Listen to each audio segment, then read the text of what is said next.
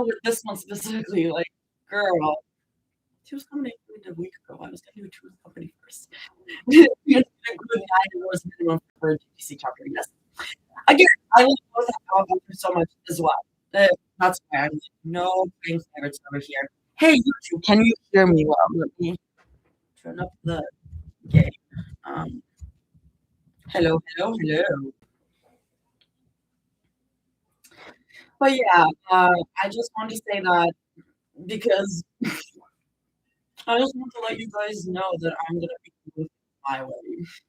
I'm gonna be doing things my way, and I'm not gonna prioritize stuff.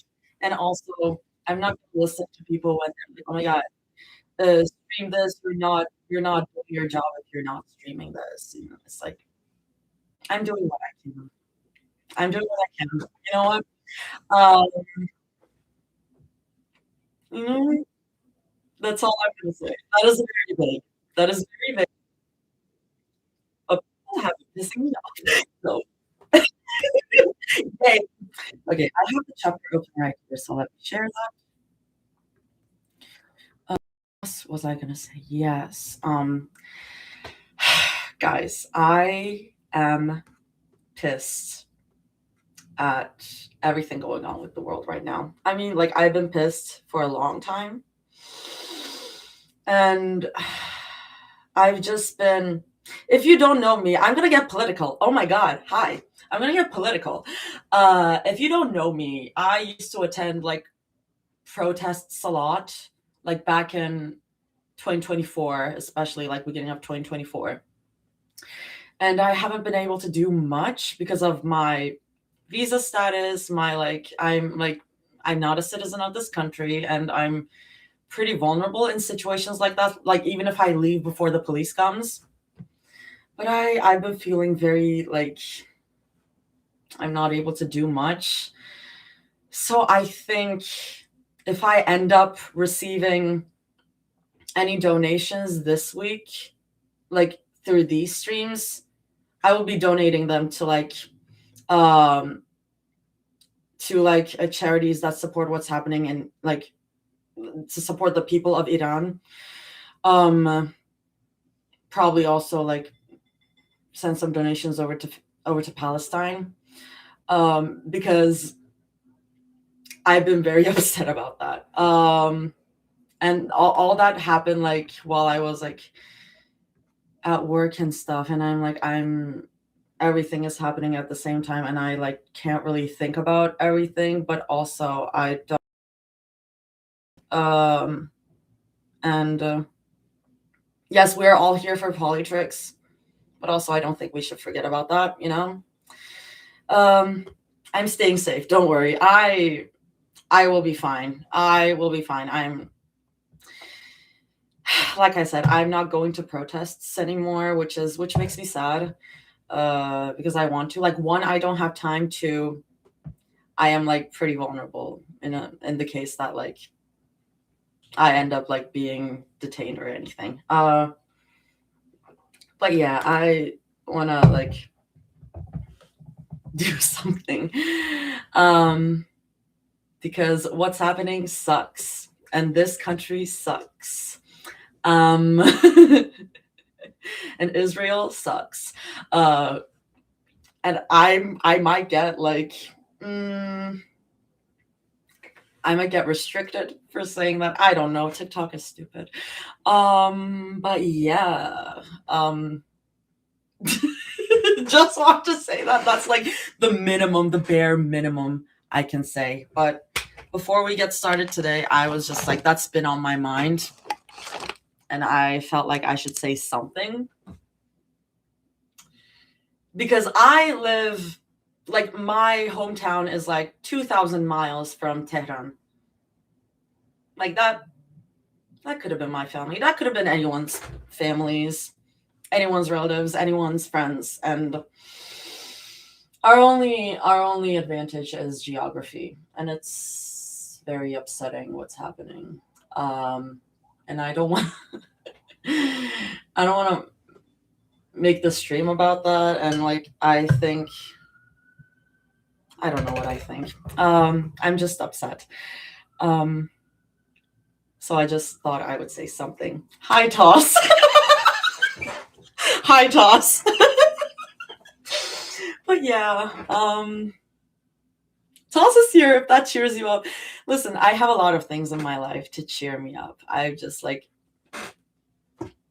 emotions can exist at the same time, you know, multiple emotions. I mean, I've been pissed at the world for like a long time.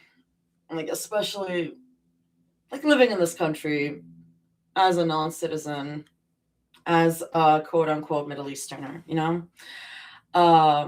Like I said, I'm from Turkey. Iran is our neighbor country. It sucks. So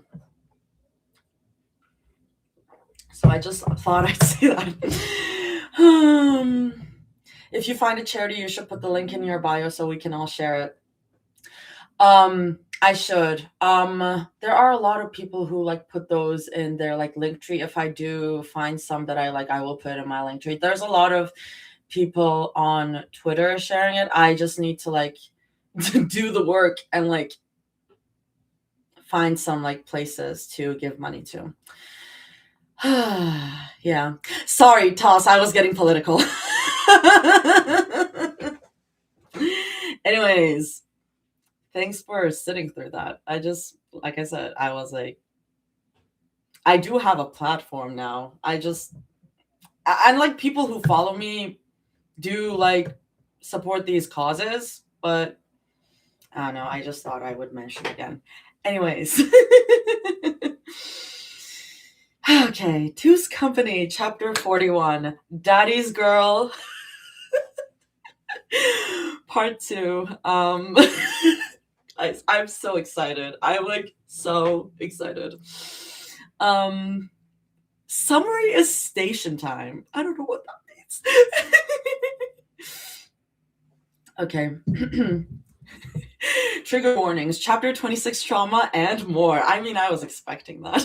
Good luck. The title literally got me sweating when it came out. I am like, what does that mean? Does that mean that like if there's some like manipulation shit going on, I'm like, anyways, let's just freaking get into it. What a not at all terrifying title. Okay. The chain shifted before he did. Great! Right into it! A small metallic drag across the steel ring bolted to the table. The sound echoed too loudly in the narrow room, like it had more space than it should have. Incessant buzzing seeped into his ears, becoming more clearer the more he acknowledged it. The overhead light flickered again, a tired, electrical hum that never quite settled. It made the air feel thinner, or maybe that was just him. Across the table, the detective's pen tapped in uneven rhythms against a legal pad. Tap, tap, tap, tap. The sound burrowed under his skin. Jihoon kept his head lowered, eyes unfocused on the gray smear of tabletop beneath him. There were scratches carved into it, faint initials, lines, grooves worn by other hands that had sat here before him. How many of them had left? The chair scraped. A sigh. This would be a lot easier if you just cooperate with me here. The detective's voice wasn't loud. That almost made it worse. It was calm, measured. Jihoon watched the pen instead of the man holding it. To get your side of the story, the detective continued, impatience creeping in around the edges now, because right now it isn't looking too good for you. Looking, as if this were a matter of perspective. So if you have any evidence you want to say on what your motive was for stabbing Mira Hong, Jihoon blinked slowly. This fucking crime drama, it's so good. Jihoon blinked slowly. The name echoed louder than the rest of the sentence. Mira Hong. So that was her name. He rolled it around silently, testing the weight of it in his head like something foreign. The realization didn't come with guilt or fear or anything sharp at all. Just information. filed away too late to matter. Huh. The detective kept talking, his mouth moving steadily, but the words began to smear together. Witnesses, about security footage, about intent and premeditation. It all dissolved into a low, indistinct static, the same frequency as the light overhead, the same rhythm as the pen tapping again. Oh my God, toss, at it again, toss, at it again. God, the writing. Motive, motive, motive. Jihoon leaned back slowly until the cold metal of the chair pressed flat against his spine. The chill seeped through the thin fabric of his shirt, grounding him in a way. The cuffs shifted with him. Another clink, a reminder. He lifted his hands slightly, studying the way the steel circled his wrists. What was his motive? The question almost felt funny. He let out the smallest breath through his nose, not quite a laugh. Motive implied purpose. It implied planning, choice. And that was the problem, wasn't it? Because there had been a choice. He closed his eyes for half a second, searching his memory of that night, and only found fragments. Red. Not everywhere, just sudden, bright, shocking against fabric. The smell came next, sharp and metallic, filling his lungs before he realized he was breathing it in. Her eyes. No, not her. The other ones. Rumi's. He saw them first every time. Wide. Not in pain, in shock. Not because she'd been hurt. Because she hadn't. He scoffed lightly. His motive? Such a good beginning. Oh my God, that's so good. Can I just keep going, yo? I'm gonna check comments real quick. Toss's writing is so good. It's so good. Yeah, his POV is so good. Oh my God, Toss, I love you. I'm just gonna keep going, y'all. Jihoon's hand was still curved as if the phone were there. His fingers twitched slightly, muscle memory clinging to the shape of it, the faint heat of the screen against his palm, the tremor of Mi-young's voice vibrating through the speaker and into his bones. Even now, even after his mother had removed it from him with that quiet, decisive motion, he could feel it. Phantom weight, phantom warmth. He could still hear her. You don't mean that. You're just scared. We can be scared together, please. The word please had cracked. That was the worst part. No anger, no resentment, just raw desperation. His mother had plucked the phone from his hand with clinical calm, long nails grazing his knuckles like he was a child refusing medicine. She'd spoken in that polished tone she used in public, controlled, elegant, lethal. And then she'd ended the call, just like that. The silence afterward was obscene. Jihoon stared at his empty hand as if it might accuse him. He should have taken it back. He should have said something. He should have... Coward. The word echoed in his skull, heavy and sharp, lodging somewhere beneath his ribs, a sharp and persistent reminder of his betrayal to the one he loved. He wished, violently, stupidly, that he could rewind time. Long enough to grab the phone back, long enough to tell Mi-young he didn't care about any of it. The name, the reputation, the expectations. He would have told her they'd figure it out. But he had seen the flicker in his mother's eyes before she even spoke, and he had folded.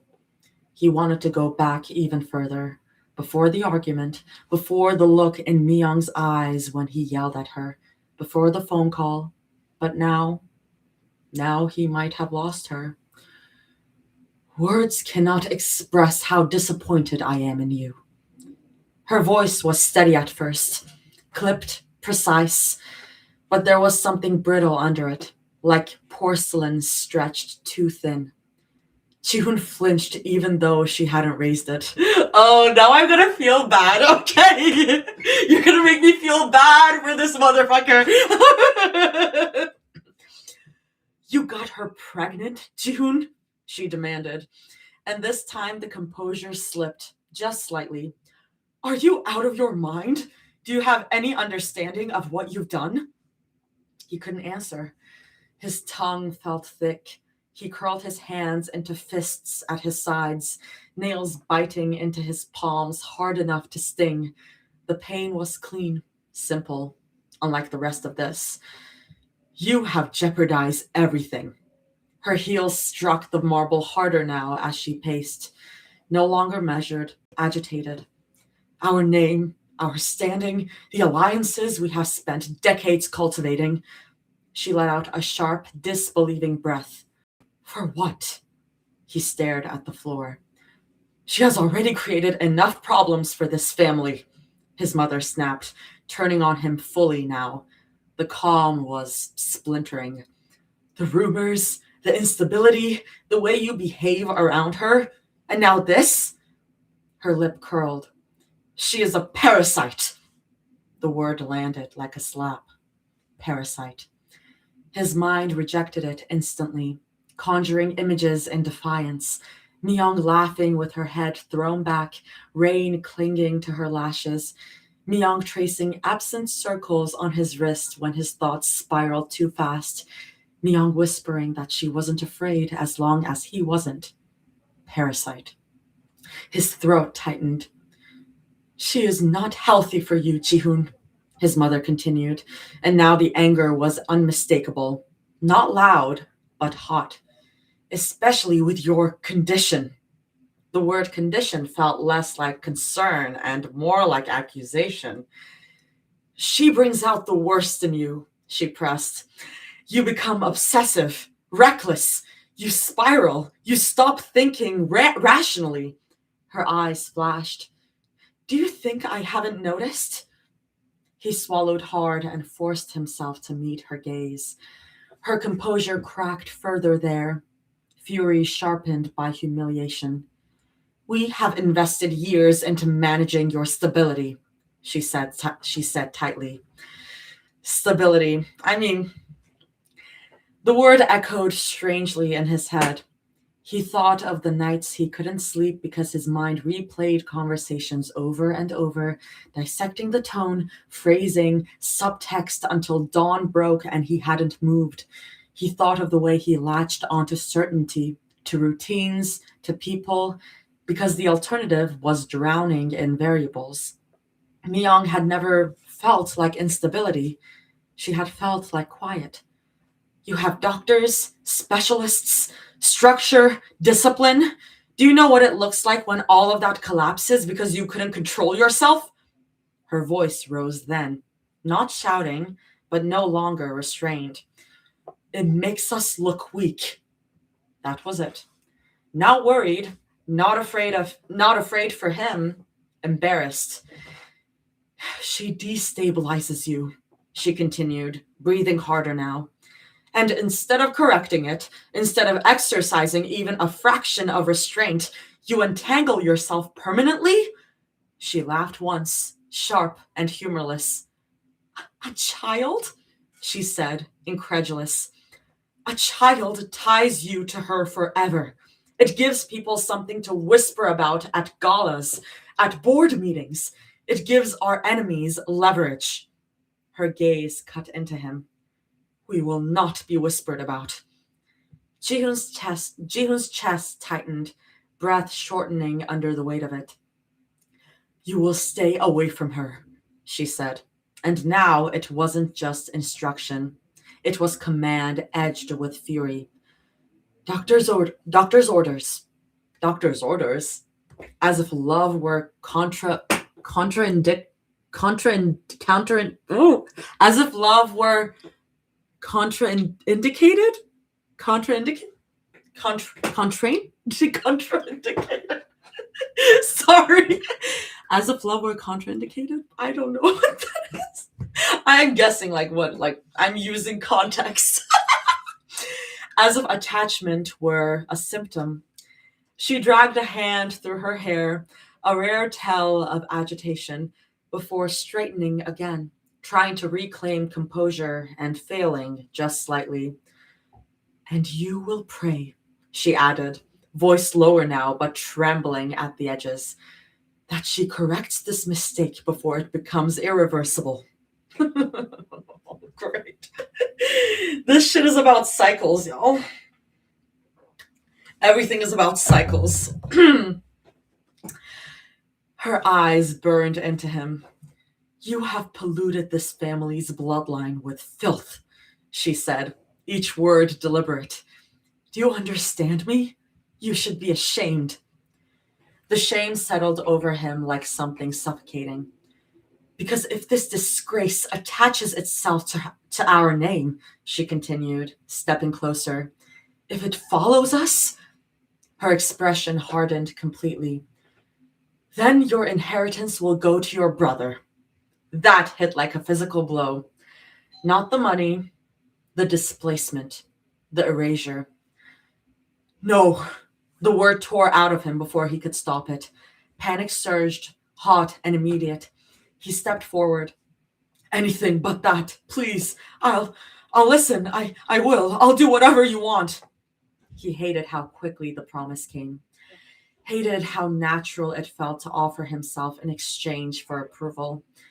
His mother studied him, weighing compliance against defiance the way she might evaluate a contract.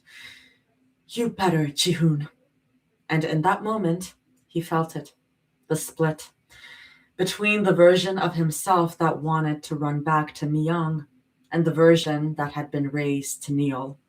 Oh! The version that had been raised to kneel is such a phrase. Oh! That's really good. God, hell fucking yeah.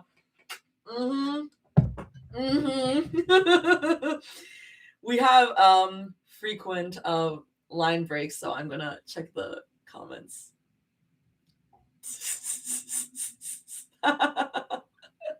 I will admit I had moments where I felt bad, but nah. Yeah. Listen, it is possible to hate someone and feel bad for them. That is true. Yeah. This woman is yapping. You will not feel bad for this man. That's good. I mean, at the end of the day, it's about cycles. Like, he is the victim of like his own like cycle of abuse with like his parents. But again, cycles of abuse don't justify the abuse that you cause, like that you do to another person. Yeah. Okay, but going from that to stabbing Mira. Again. We can hate someone and also realize that they're also a victim of the cycle. Anyway. Okay, I'll go back. These are like very frequent line breaks, so. "Just me and you till the end. I love you more than words can describe. Purple heart." Just as Arcane told us about cycles. Well, Jihoon stared at the caption for so long, the screen dimmed. He tapped it awake immediately. His thumb hovered over her name, or what should have been her name. The account was unfamiliar. No surname, no tags he recognized. A private username that didn't match anything she used before. Why would she change it? Why would she hide? Oh! His jaw tightened. The photo filled the screen. Myung was smiling. Not politely, not carefully. It was that wide, unguarded smile that folded her eyes into crescents and lifted her cheeks so high it made her look younger than she was. He knew that smile. He knew exactly what it felt like when it was directed at him. Warm and disarming and dangerous because it made him forget everything else. His chest physically tightened. He zoomed in.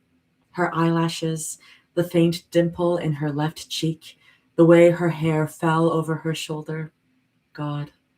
He had memorized her face once. Every angle, every expression. He could sketch it from memory if he had to. The next photo made his breath hitch.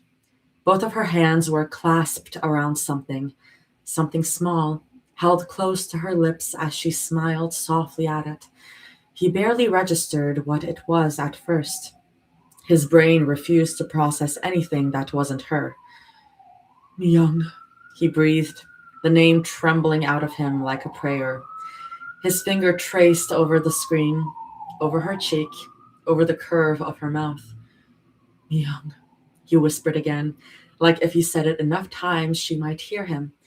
He closed his eyes and pressed the phone lightly against his lips.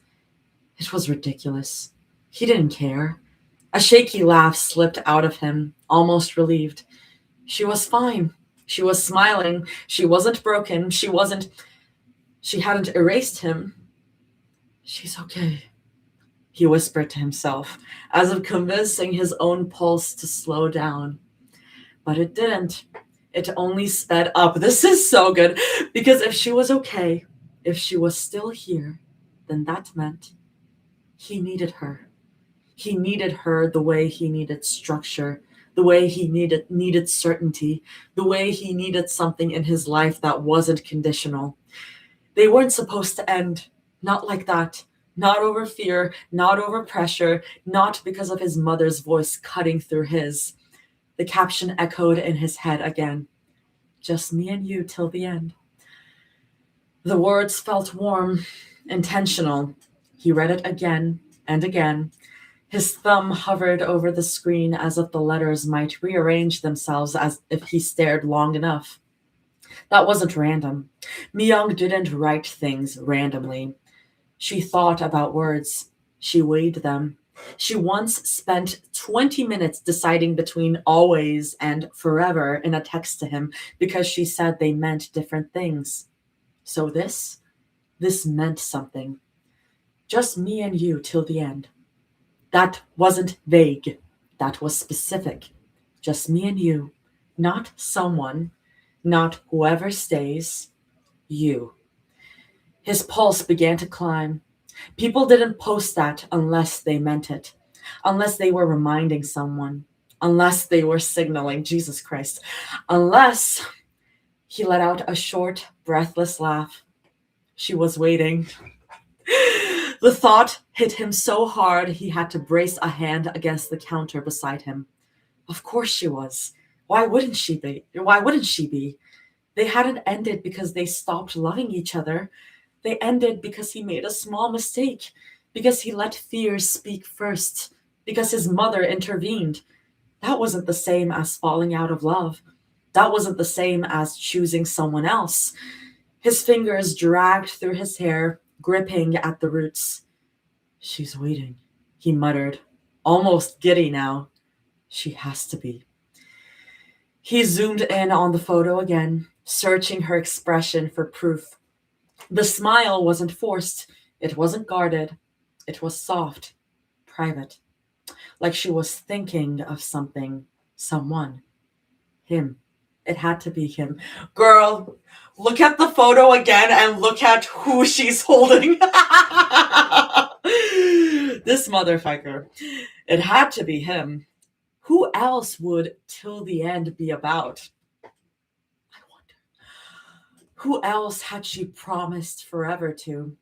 Wait, sorry, it just clicked that we're probably gonna learn about how Myung died, like more details. The poison theory is still on. It's still on. This is so great. Who else had she promised forever to? Hush, Artie. Listen, that was from the last stream. I'm not spoiling anything. He laughed again, this time sharper, a little unsteady, and pressed the heel of his palm against his mouth to contain it. Can I just say something? This is the type of character that I would love to play. I love characters like this. It's like, I love a villain that like you can like justify the actions of in their head. Like you can understand how they justified their actions when you like get into their head, but they're also like just so bad. Like, oh, it's, oh, man, I love good villains. She still loves me, he whispered, and the words sent a rush through him so intense it made his knees feel weak. Of course she did. You don't just untangle something like that. You don't just erase months, years of knowing someone down to the smallest detail, of memorizing their breathing patterns, of learning exactly how they take their coffee, how they look when they're trying not to cry. She knew him, and he knew her. People like that didn't just disappear from each other. His breathing grew shallow. All this time, he thought she'd left, thought she'd moved on, thought she'd erased him the way his parents insisted she would. But she hadn't. She stayed. She posted. She wrote till the end. He started pacing without realizing it, running both hands through his hair now, heart racing so fast it bordered on painful. The certainty felt good, solid, anchoring. It drowned out the quieter voice, the one that asked why she hadn't contacted him directly. That didn't matter. If she wanted him gone, she wouldn't post that. If she hated him, she wouldn't write something so intimate. No, this was a sign. This was her reaching. And he was finally reaching back. He dialed before the thought had fully formed, urgency overriding everything else. He wasn't chasing. He wasn't intruding. He was correcting a mistake. He was finishing something that was never supposed to break. Jihoon dialed before the thought had fully formed. The ringing felt too loud against his ear, too slow. Each tone stretched and distorted. He picked at the skin around his fingernails absent-mindedly, tearing at it until it stung. The line clicked. Hello? Hello? I need you to find the location where this post came from. Jihoon cut in immediately, voice tight. Right now. I already sent it to you. Oh, okay. I thought it was Myung at first. Oh, he's not calling Myung. Okay. Right now. I already sent it to you. A chuckle filled the other end. Jeez. No hello? No how are you? Just straight to business? Yo. All right. Relax. Give me a second. Interesting. Relax. He couldn't. The sound of typing filled his ear, rapid keys, mouse clicks, faint humming from Neo's computer setup. Is that supposed to be a Matrix reference? This is crazy. Jihoon began pacing without realizing it. Back and forth, his free hand running through his hair, then gripping at the back of his neck. She didn't leave, he muttered under his breath. What if she thought he didn't look for her? What if she thought he gave up? His stomach twisted. I can't get an exact pin, Neo finally said. That's weird. But she's local. Area looks like... He named it. Jihoon's heart stuttered. Local. The word detonated inside him. She was here. She hadn't gone far. She hadn't escaped. After everything his parents told him, after months of being told she'd moved away, that she wanted nothing to do with him, that she'd chosen distance, she had been here, under his feet, breathing the same air, existing in the same city. All this time. His pulse roared in his ears. What about her phone? He demanded. Track that. Okay, chill. You're intense today. More typing, a pause. Somewhere near that market with the massage place everyone loves. You know the one. I know it, Jihoon said immediately. Sending it now. The second the location appeared, he was already moving. The drive felt endless. Every red light an insult. Every slow driver an obstruction between him and something that felt inevitable. She was meant to be his. I'm going to play Meant to Be Yours at the end of this chapter. I was meant to be yours. You were meant to be mine. This is so JD vibes.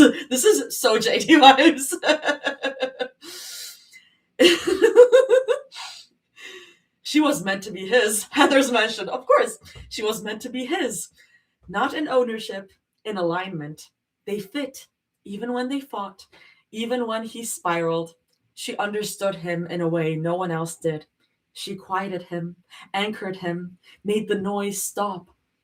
And if she was still here, still posting about forever, then maybe she understood that too. Maybe she was waiting for him to come back. He parked too quickly, barely registering whether the car was straight. The market buzzed with ordinary life, conversations, carts rolling, automatic doors sliding open and shut. Where was she? He checked his phone again, gripping it so tightly his knuckles ached. Then, there. Myung stepped into the grocery store, hands on the cart, moving like she belonged to the world, like nothing had ever gone wrong. His body reacted before his mind did, breath punching out of him so hard he nearly stumbled. For a split second, he genuinely thought he was hallucinating. She looked exactly the same, and not at the same time. There was something softer in her posture, something steadier. His heart began pounding so violently, he felt it in his throat. She was real. She was here. He took a step forward, another. The world around him blurred, voices fading into static, colors dulling until only she remained sharp. Of course he found her. Of course. They were never meant to sever completely. People like them didn't just end. They circled. They returned. He tightened his grip around his phone, knuckles whitening. Myung, he whispered under his breath as he started walking toward her. But it didn't go the way he imagined it. Not even close. She was supposed to soften the second she saw him. He had replayed that moment in his head on the drive over, the shock on her face melting into relief, the tears, maybe, but forgiving ones. The kind where she would hit his chest weakly and tell him he was an idiot. The kind where he would pull her into him and promise he would never hesitate again. That was how it was supposed to happen. Instead, she was yelling. Her voice wasn't soft. It wasn't trembling with love. It was sharp, defensive, panicked. And the look in her eyes, he had never seen her look at him like that. Wide, frightened, like he was unpredictable, like he might do something. It made his stomach twist violently. He reached for her instinctively. Myung, wait, I'm sorry. I'm sorry, I was wrong, I didn't mean. He apologized. He said it clearly. He said it more than once. What more did she want from him? He had come here. He had found her. He was willing to fix it. Wasn't that what she wanted? But then, the baby. His breath caught. She had kept it. For a second, his mind struggled to reconcile the image in front of him with the one he had built over months. He had told himself she wouldn't go through with it, that she couldn't, that it would be too hard, there was nothing to worry about. But there she was, a small body pressed against her chest, tiny fingers gripping fabric. He blinked several times as if the image would rearrange itself into something more reasonable. The child had his hair color, not exactly, but close enough that it made his pulse stutter. And her eyes, or were they his? He couldn't tell. He didn't know how to feel about it. He didn't know where to look. Rumi. He heard himself say faintly, the name surfacing from memory. Myung had told him the day of the argument that started this whole thing. Don't touch her! Myung's voice cut through him like something physical. She recoiled sharply when he moved closer, turning her entire body away from him as if shielding the child from impact. Rumi clutched tighter to her, and when she began to cry, the sound pierced him in a way he wasn't prepared for. His fingers twitched midair. He hadn't even touched her. Why was she acting like he would hurt her? A store employee approached quickly. Is there a problem here? Myung didn't hesitate. Yes, she said immediately, stepping back. Not just stepping back, but positioning herself behind the employee, using him as a barrier. This man is harassing me and my child. Ringing filled Jihoon's ears so loudly it drowned out the rest of the sentence. This man. He stared at her. This man? After everything, after the nights she traced shapes on his wrist to calm him down, after the promises, after till the end, he wasn't this man. He was he was hers, wasn't he? He watched her rock Rumi gently, pressing her cheek against the child's hair. It's okay, baby.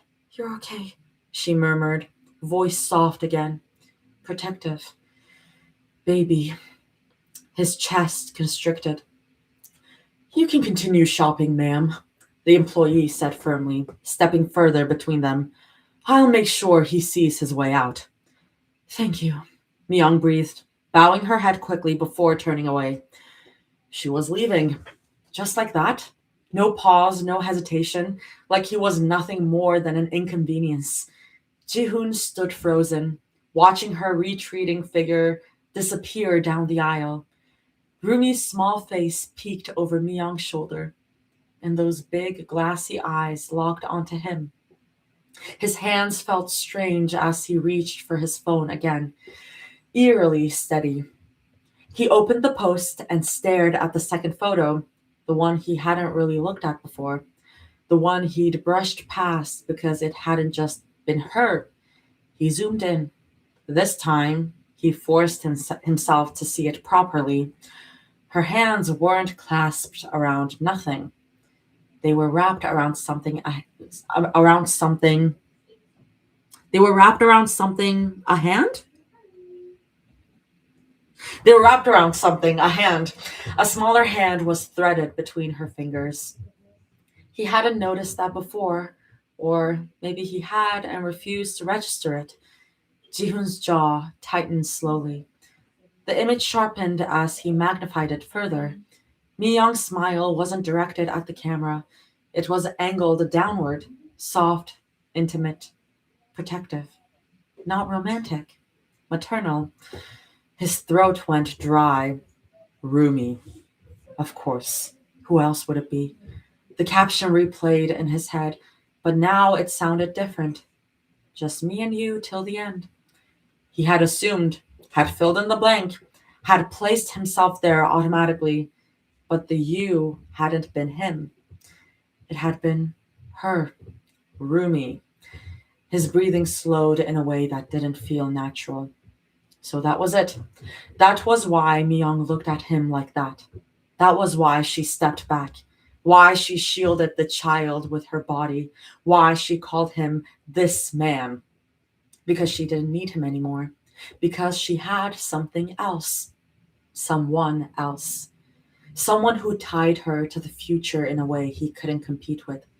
His grip tightened around the phone until his knuckles paled. Rumi. He whispered the name under his breath, testing it like something bitter. She had his hair, his features, proof that he had been there, and yet somehow she stood between them like a wall. If she hadn't been born, Mi-young wouldn't be divided, wouldn't be split between protecting and loving, wouldn't be looking at him like he was an intruder. His mother's voice drifted back into his thoughts, uninvited but sharp. A mistake. It fitted accurately. A mistake that complicated everything. A mistake that rewrote the ending.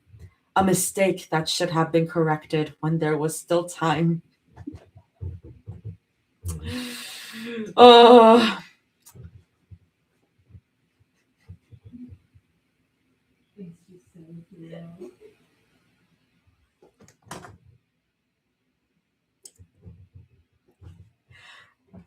Anyway, parallels.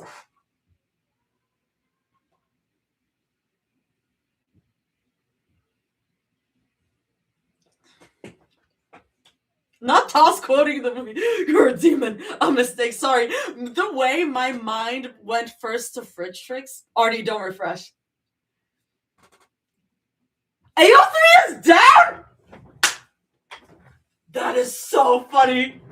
That is so funny. I'm so sorry, Jaime. Jaime crashed it. That is so funny. I'm sorry. I shouldn't be laughing. But that's crazy. That's crazy. AO3 goes down 3 times.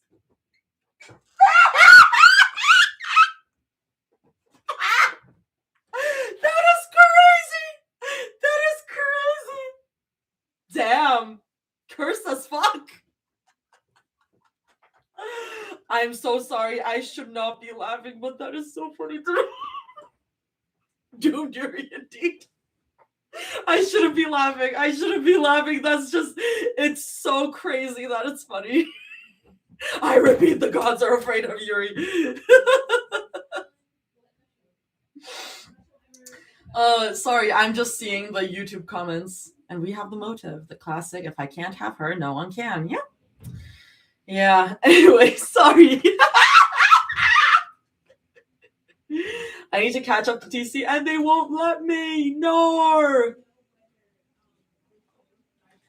The incident reports make it seem like it's a targeted attack stopping the servers from working. Wait, sorry, it's so funny. I literally joked about this yesterday on Twitter, being like, I'll stream tomorrow unless AO3 is still crashed. Sorry, y'all, it was actually my fault. Homophobes are attacking. No, it's kind of crazy. Well,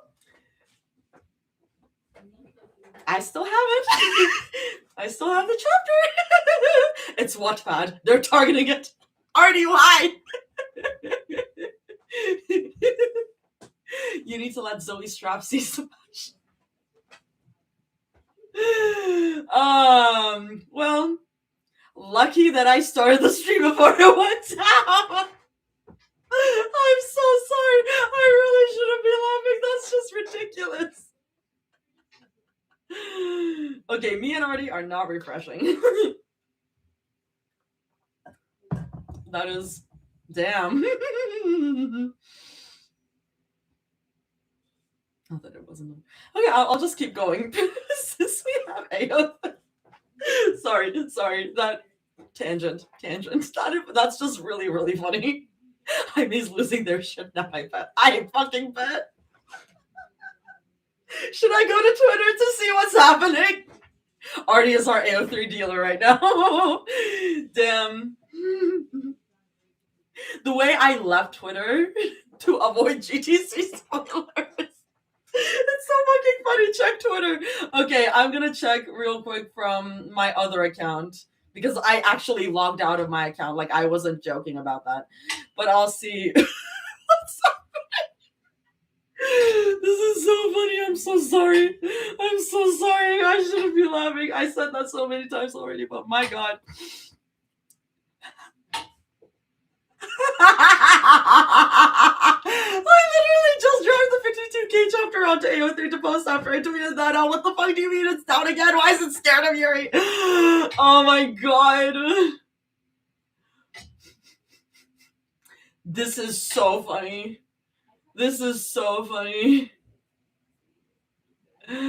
Well, at the end of the day, you'll always have me, that your AO3 dealer. Listen, we still have TC. We still have Two's company. Anyway. Back at it again. Okay, I'm back. I'm actually reading. It always comes back to TC. Yeah. Anyway, sorry, what was I saying? You're an oven! A mistake! Chris! Hi, Chris! The stream feels like a blessing now. Hell yeah, let's go. Anyways, A mistake that complicated everything. Sorry, Chris. You're just joining. Toss is legit quoting the movie right now because we're talking about Rumi's dad. We're having a lot of fun. No, I'm actually having a lot of fun. It's great. Back to trauma. A mistake that complicated everything. A mistake that rewrote the ending. A mistake that should have been corrected when there was still time. He zoomed out slowly, staring at the photo as a whole now. Myung's smile wasn't wide and bright like he first thought.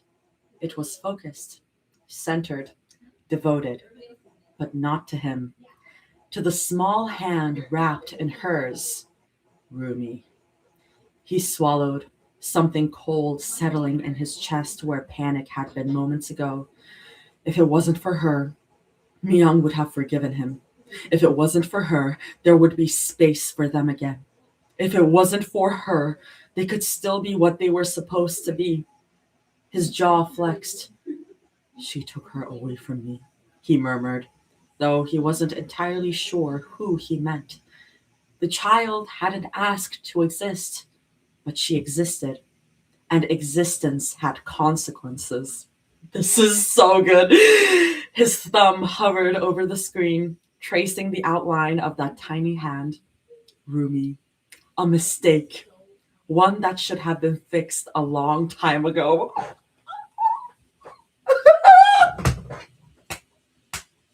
Damn! Ooh, why did Selena and Rumi's dad switch roles in the backstory? Well, because Celine is better now in Two's company. That's why. That's why. This, dang, what did she do to him in her past life?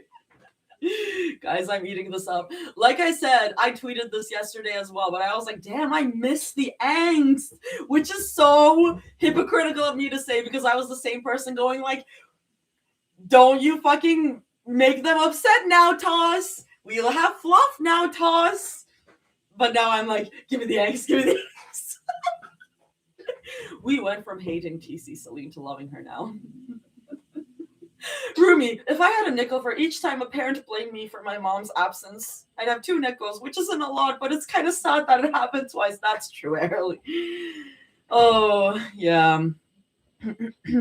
I've been so busy I haven't been reading, so I'm relying on Arty for my fanfic needs. She really is my AO3 dealer for me right now. Honestly, I'm kind of in the same boat. Like, I'm not reading much fanfic except for this, like, except for the streams, so my mind does not have the space right now. Love is a strong word. It's complicated. It's complicated. Us emotional masochists love the angst. Ain't that the truth? Let's keep going, or else we'll be here forever. And I need to get up early tomorrow. Rumi's thoughts refused to line up. They tangled over each other, tightening and tightening until it felt like something physical behind her eyes. Every time she tried to focus on one thing, what she would say, where she would be, how she would look at him if she had to, another memory shoved its way in. The sound of that night, the smell, the way the air felt wrong. Her stomach twisted violently, and she pressed a hand to it, bracing herself against the edge of her bed with the other. The mattress dipped slightly under her weight. Deep breaths. Inhale. The air caught halfway down. Exhale. Too fast. She shut her eyes. Again. Inhale. Hold. Exhale slower this time. She could not fall apart before she even stepped outside. She refused to give him that kind of power over her, even in theory. Celine was already waiting in the car, probably checking the clock, probably pretending not to be worried. I'm fine, Rumi muttered to herself, even though her pulse was skittering unevenly under her skin. She needed to hurry. She forced herself to move, pulling the clean gray shirt and jeans she had laid out across the bed earlier. The fabric felt cool against her skin as she changed, grounding in its simplicity. Neutral colors, nothing attention-grabbing. Nothing that would make her feel exposed. Normal. She wanted to look normal. After dressing, she crossed the room to her dresser, tugging open the top drawer. Her fingers brushed over soft cotton until she pulled out one of her hoodies, the worn one she reached for without thinking. She lifted the hoodie and pressed her face into it before she could stop herself, scent hitting her instantly. Lavender. Soft, clean, familiar. I wonder where that's gonna go. Her shoulders loosened a fraction. The tension in her neck eased just slightly. The smell wrapped around her like something protective, something constant. Home. She inhaled again, deeper this time, and then her skin prickled. That faint tightness along her forearms, subtle but unmistakable. The dryness she always noticed right before she put lotion on. Habit kicked in before thought did. She glanced at the top of her dresser where she always left it. Nothing. Her eyes lingered there for a second, confused. Maybe she moved it? She patted the surface, pushing aside a hair tie and an old folded receipt, checked behind the lamp, ran her fingers along the edge of the wood as if the bottle might be hiding in plain sight. It wasn't.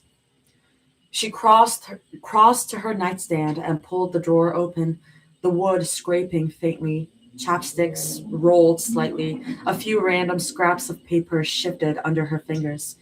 She searched between them carefully. Still nothing.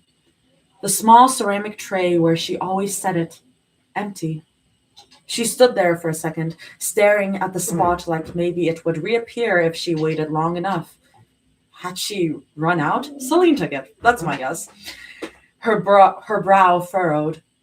That didn't make sense. She was careful with it, always. One pump in the morning, maybe another at night if her hands felt tight. She never wasted it, never overused it. It wasn't the kind of thing you could just pick up at any store, and it wasn't cheap. And more than that, it was hers, her mom's. The bottle had lasted months before. The scent alone made her slow down when she used it, made her pause and breathe like she just had with the hoodie. There was no way she'd gone through it that quickly. Her chest tightened again. Not the sharp panic from earlier, but something quieter, uneasy. She stepped back toward the dresser and searched again, slower this time. Checked the floor beside it, looked under the bed, kneeling briefly, fingers brushing against dust and a stray sock. She checked under the stack of books on her desk, lifting each one carefully as if the bottle might have flattened itself beneath the weight. Nothing. She stepped into the bathroom, flicking on the light even though she knew she hadn't left it in there. The counter was clean, toothbrush, face wash, but no lavender bottle. Sorry, this is not related, but this is me all the time because of ADHD.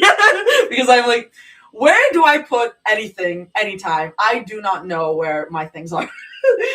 It is unrelated. Unrelated. She stood there for a moment longer than necessary, staring at the sink like it might confess something.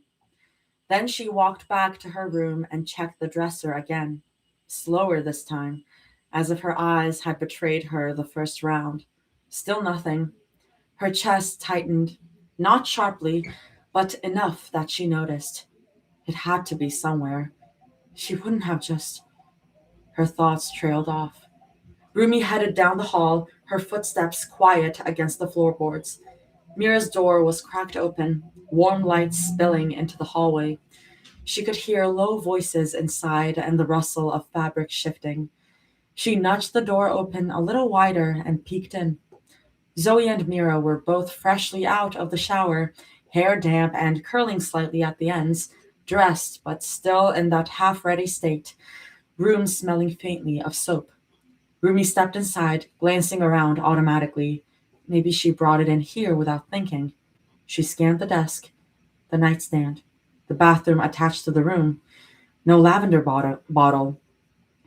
What you looking for? Mira asked softly, catching the way Rumi paced around. My lotion, Rumi replied, trying to keep her voice light, casual. Have you seen it? Both of them straightened. It was subtle, but she saw it. Okay, so it wasn't Celine. For some reason, my head was like, oh, Celine was just there. Maybe she saw it. Nah. It's not Celine. Zoe's shoulders stiffened. Mira's hand paused mid-motion. That alone made something inside Rumi still. Slowly, she raised a brow. There was a beat of silence. Mira glanced at Zoe. Zoe glanced back at Mira. Mira sighed, dragging a hand through her damp hair. Zoe used it all. Hey! Zoe yelled instantly, shooting Mira an offended look before turning back to Rumi, already gesturing wildly. Okay. First of all, there wasn't that much left when I used it, so technically I did not use all of it, just most of it, which, now that I'm saying it out loud, sounds bad, but I know, but listen. She barely paused for air. I ran out of mine like 2 days ago and I kept forgetting to buy more, and yours was just sitting there on the counter, and you always smell so good and your skin is always so soft, and I want to smell like you, okay? But I know it's special and I should have asked and I was going to replace it, I swear. Mira was literally supposed to go get another one before you noticed. Me? Mira squawked. Rumi, she was the one who practically emptied the bottle. You literally used it too! Zoe shot back, shoving Mira lightly toward her closet. Don't start lying now. Just get the other one. Mira grumbled under her breath, but disappeared into the closet anyway. I should have seen this coming. I mean, Two's company is nothing without the emotional whiplash. I love this. Rumi stood there, blinking. Mira returned a moment later, holding a new bottle. Zoe snatched it quickly and extended it toward Rumi like an offering to a deity she had mildly offended. They both looked at her then, heads slightly bowed, eyes hopeful, guilty. Couldn't find the exact one you always get, Mira said more quietly now. I hope it's okay. Sorry again for using your stuff. I should have asked. I'm sorry, Zoe added quickly, eyes wide and painfully sincere. Please don't be mad. Rumi's gaze dropped to the bottle. Different label, different font. Still lavender, but not hers. For a second, something small twisted in her chest.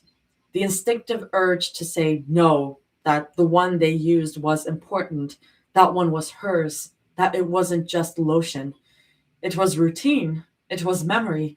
It was the scent her mom used to wear. It was the thing she reached for when her skin felt too tight and the world felt too loud. It was comfort she could control. Her fingers tightened around the new bottle. But then she looked up. Zoe was practically vibrating with anxious guilt. Mira stood beside her, quieter but just as watchful, like she was bracing for Rumi to shut down. They hadn't known. They weren't trying to take something from her. They just wanted to smell like her. The thought softened something. Rumi let out a quiet huff through her nose and ran a hand through her hair, releasing the tension out of her body. I'm not mad, she said gently. But next time, please just ask me. But I'm glad you got me a new one. A beat. A slow smile tugged the corners of Rumi's lips. And apparently appreciate how I smell. We do, Zoe said immediately, stepping forward and wrapping her arms around Rumi. She inhaled deeply, content. So lavendery. I love it. Mira followed more quietly, resting her head against Rumi's shoulder and slipping an arm around her waist. Mm-hmm. The contact was warm, solid. Rumi laughed softly, the sound coming easier than it had all morning. She wrapped her arms around them both, pulling them in without thinking. The warmth of them seeped into her. That's really sweet, but I would not have blamed her if she broke down right there, because I probably would. Oh my god, bye Taz. Thank you for the chapter. I'm literally not even that much into it, but loving what I'm reading. Bye. I'll see you later. Rumi laughed softly, the sound coming easier than it had all morning. She wrapped her arms around them both, pulling them in without thinking.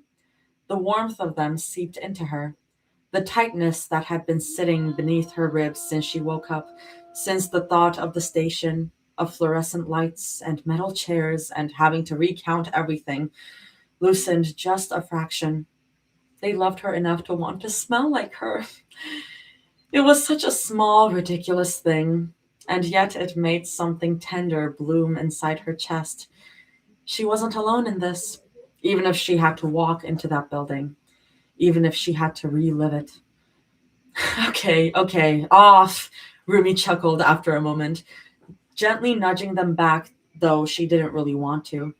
I need to lotion my arms. I can help you with that, Zoe chirped instantly, already plucking the bottle from Rumi's hands like she'd been waiting for permission.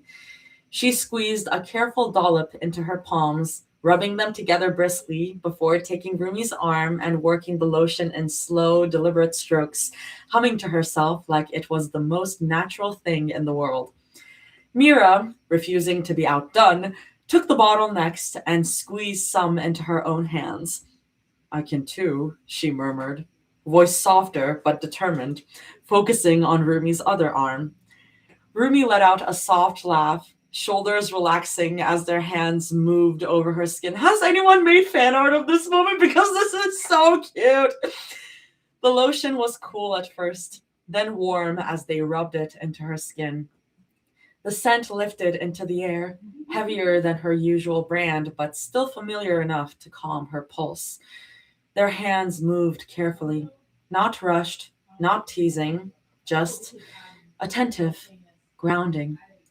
Rumi exhaled slowly.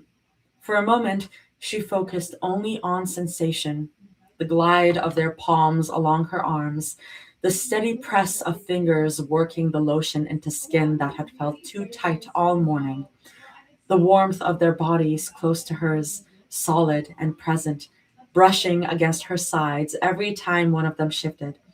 Her pulse, which had been skittering erratically since this morning, began to slow. Her breathing evened out. The tightness beneath her ribs didn't disappear completely. She wasn't naive enough to expect that, but it softened, became manageable, something she could carry instead of something that carried her.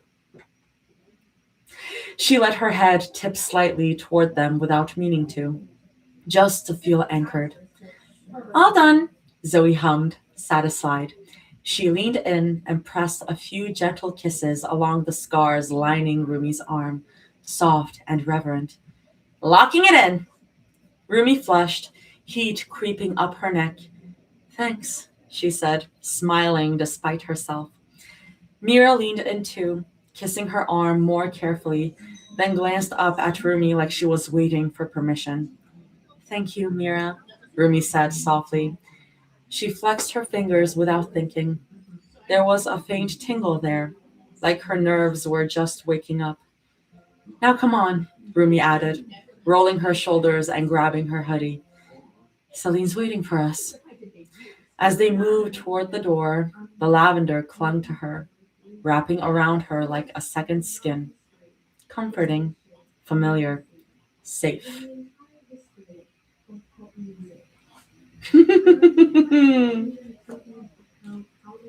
Do y'all hear the TV that my roommates just turned on? I can ask them to turn it down, but let me check the comments real quick. Oh my god, good luck on your exam. Getting to watch Artie crash out like we just did. YouTube is up. YouTube is up. Comforting. Yeah, we're gonna need that because it's not gonna be comforting in a bit. Oh my god, hi Ma. Oh my god. By the way, I had missed seeing you on Twitter. I was so happy when you came back. Check Jaime's plus Monarch has got cuckoo. Give me a second. Let me ask them to turn it down just a little bit.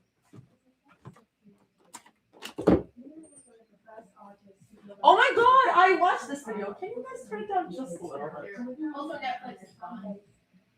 Are you serious? Yeah, we lost it in the war. Ooh. But yeah, good video. Long ass video. Anyway, I'm back. They are watching the there's a video essay on Luna, like Luna, the girl group, the K-pop group. It's a long video. It's like 4 hours or something. They're watching that. Okay, let me check Twitter real quick because okay, let me see. Wow. I love you, AO3. I love you so much that I will do as you wish. I will stand with you between the heavens and earth. I will tell you where you are. Do you love me? I love you. From the moment I saw you trying to over the wall. I have loved you just what? What is this? Oh, it's Bridgerton. He's quoting Bridgerton. This is so funny. Isn't it lonely? Isn't it lonely? Please, won't you stay? Please, won't you stay a little longer? I love that song. Babe, don't walk away when I'm here calling your name. This is great. This is so funny.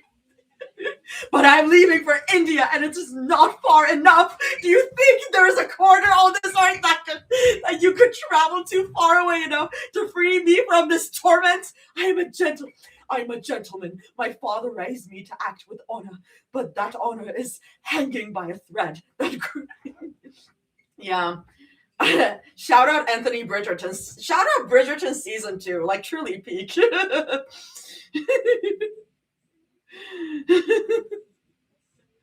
From the moment I saw you trying to get over the wall, I have loved you desperately. I'm doing a dramatic reading of Jaime's tweets. This is so funny. But I am leaving for India, and it is not far enough. Oh, I've been reposting them and realized that I've been reposting them to my private. Sorry, y'all. I'll get back to Two's Company. This is just the funniest thing that has ever happened.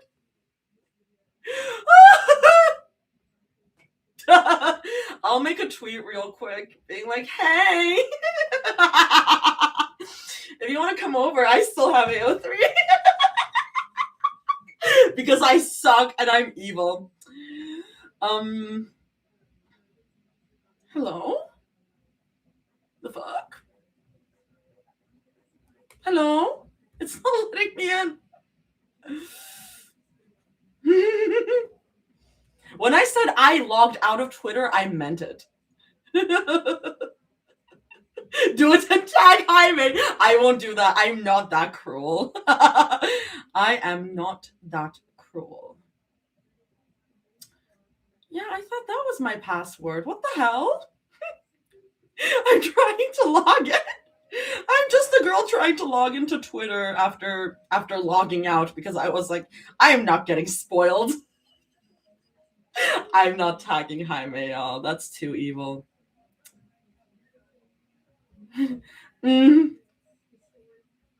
Welp. I'll just say, welp. Apparently, AO3 is down.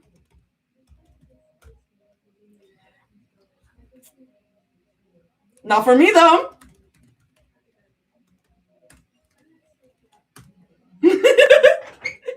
TC, save me, TC.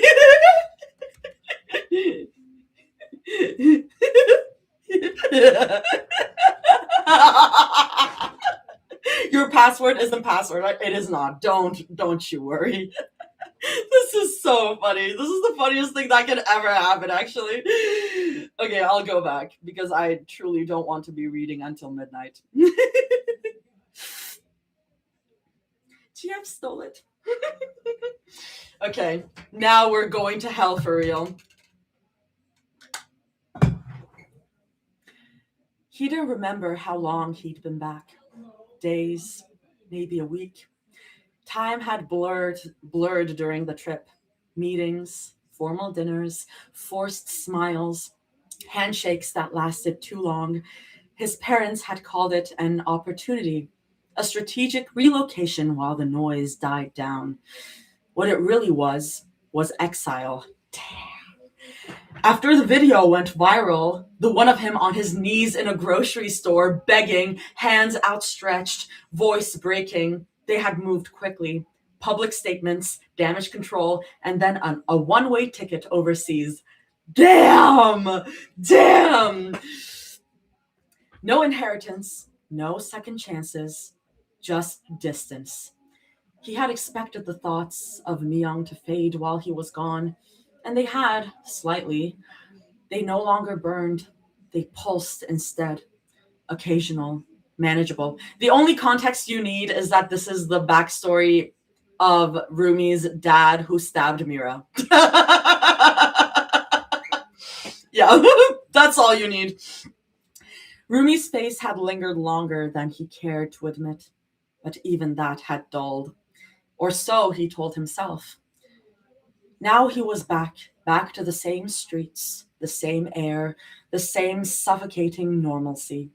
He sat at a small corner table inside a cafe he hadn't bothered learning the name of. It didn't matter. None of it did. He had been told to meet someone, a son of one of his father's associates, something about rebuilding connections, reassuring investors. Is it going to be someone we know? He ordered coffee and waited. The guy arrived a few minutes later, slightly out of breath. Sorry, I'm late, he muttered sheepishly as he slid into the seat across from him. I never know what voice to do for the male characters. Ji-hoon glanced up and blinked. The man's nose was swollen, purplish yellow bruising blooming across the bridge and under one eye. Ji-hoon tilted his head slightly. What happened to your face? The guy groaned dramatically, pressing a hand to his forehead. Tried to hit on some chick a few days ago, and this random woman, I'm guessing her friend or something. Yup! Let's go! He's back! He's back! Oh, shit! I should be quiet. He is back! Oh my god! Oh my god! Wait.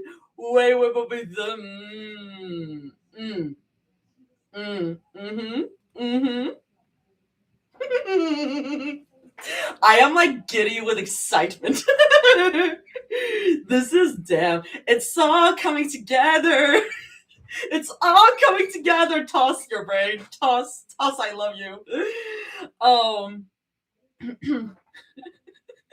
Tried to hit on some chick a few days ago, and this random woman, I'm guessing her friend or something, stepped in between us, and the bitch had the nerve to hit me in the fucking face. Ji-hoon stared at him for a beat, then let out a small, humorless snort as he lifted his cup. Pathetic. Not funny, the guy muttered bitterly. Fist tightening on the table. Sorry, I just got a text. I just got a DM from, Hi, Reef. Hi, Reef, I just got your DM. Hey, I'm reading Two's Company. But I'll get back to you. And yes, it is 52,000 words. I was updating Reef on GTC. I'm a constant disruption. What of it? Everyone say, Hi, Reef. Hi, Reef. Hi, Reef. I'm going to go back to reading, though, because it is really good right now, Reef. It's really good. Not funny, the guy muttered bitterly, fist tightening on the table. If I wasn't caught off guard, I swear I would have knocked her out so fast. Ji-hoon took a slow sip of his coffee. He doubted it. And the girl I was after was a total hottie, too. The guy continued, pulling out his phone with lingering indignation. Like, unreal. It still makes my blood boil how I fumbled her. Ji-hoon's attention drifted.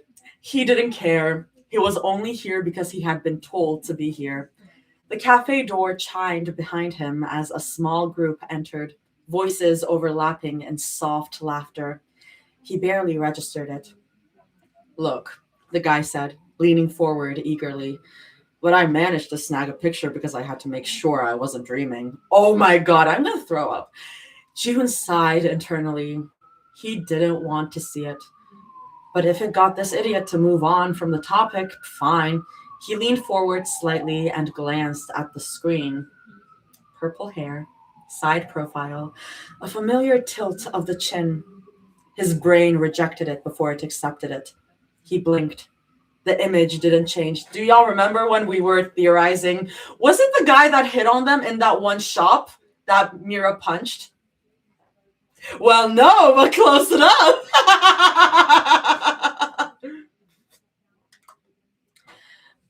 Bro called his friend's daughter hot. Still pretty disgusting. The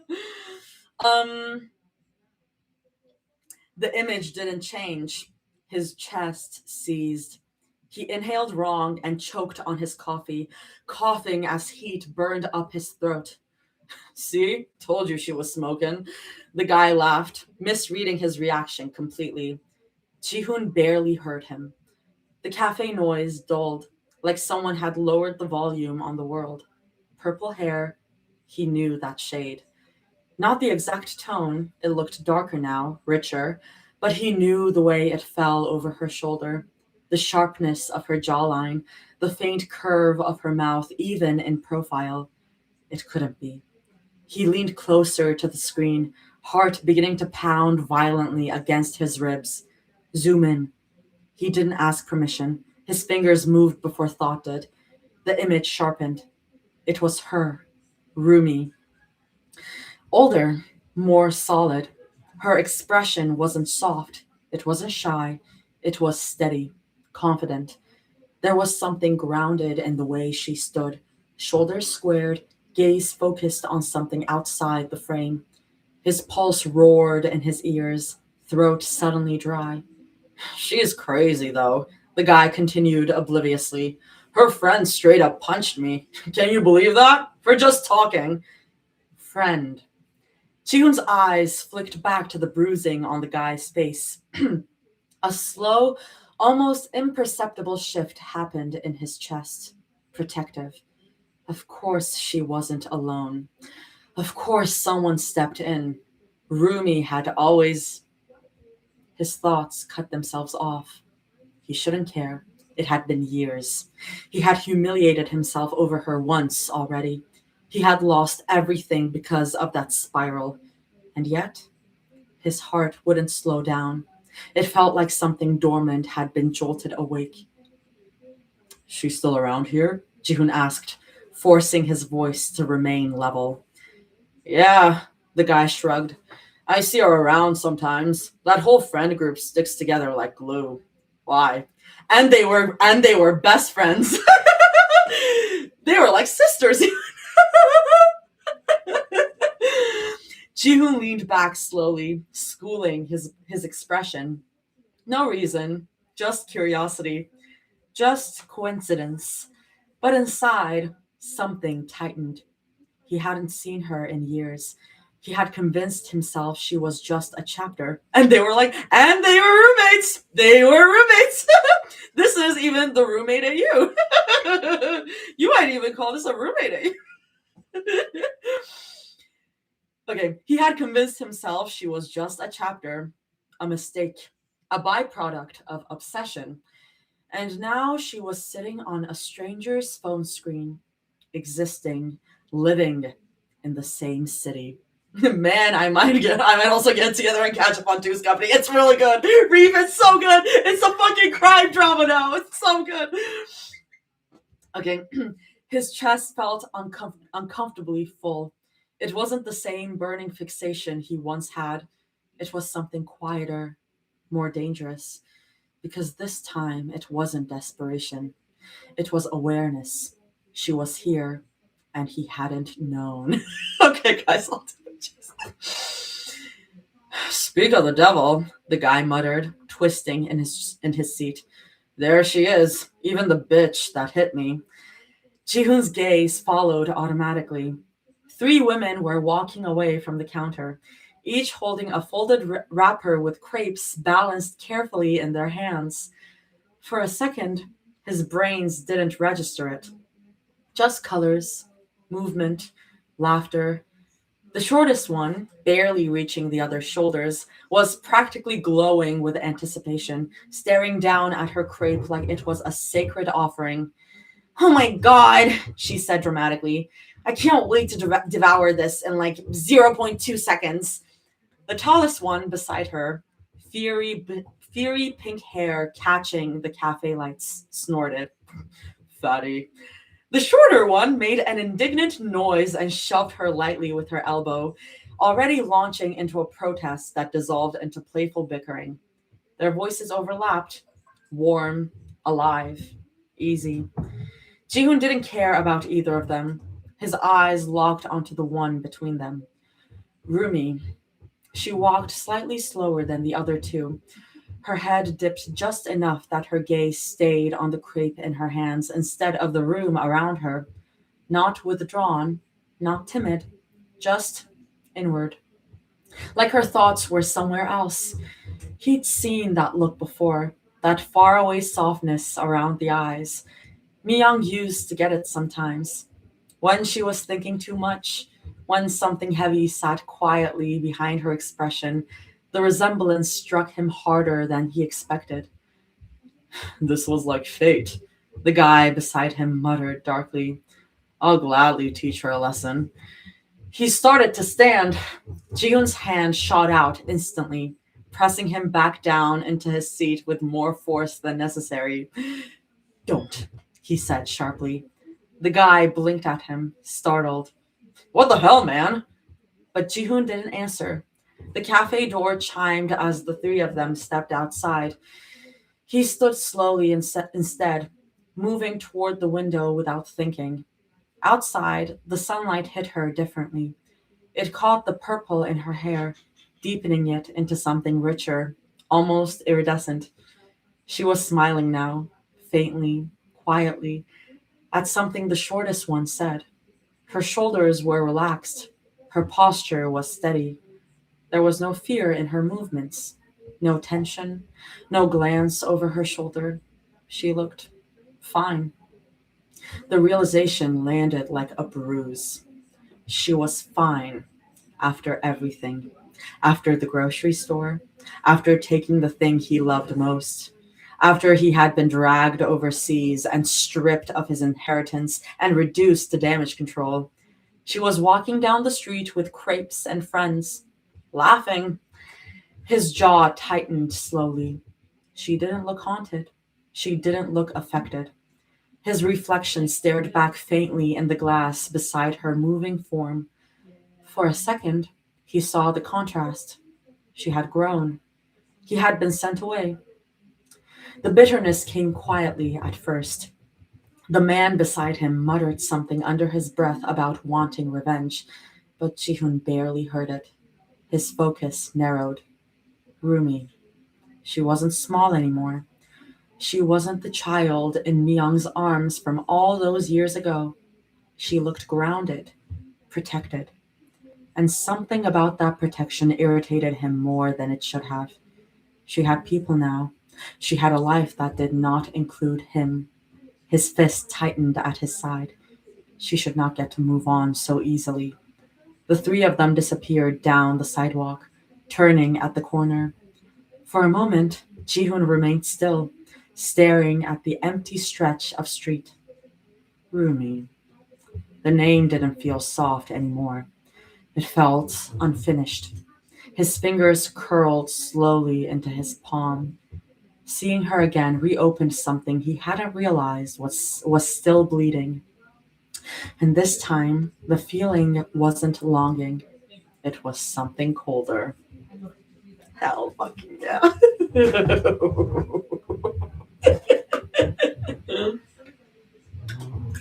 June's friend is just like, I don't know what you're so going on about. So bleed. Bro saying that like it's not his fault. So real.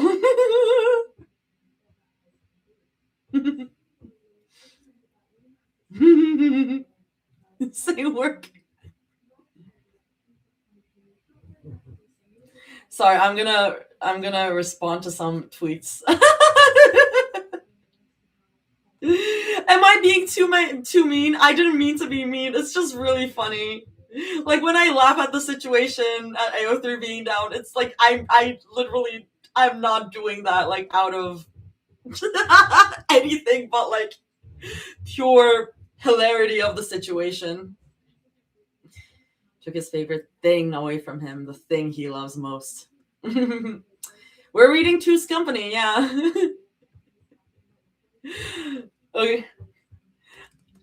Okay, I am making a quote retweet because I don't want that to come off as like mean. I'm just poking fun.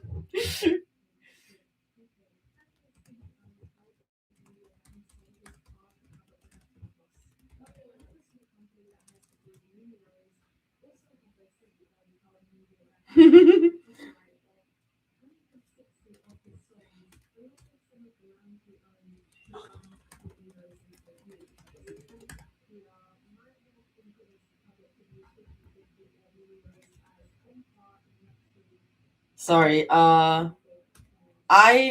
get very in my head about this.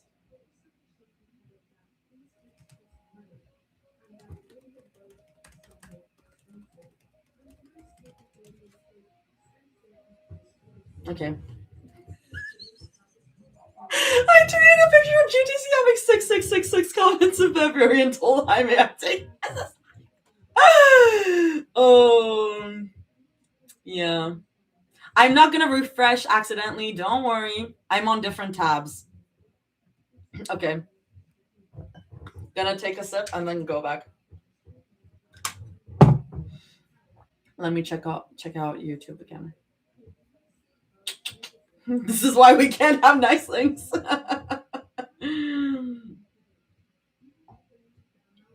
Hello, how much did I miss? I mean, we are like a fourth of the way through the chapter, I would say.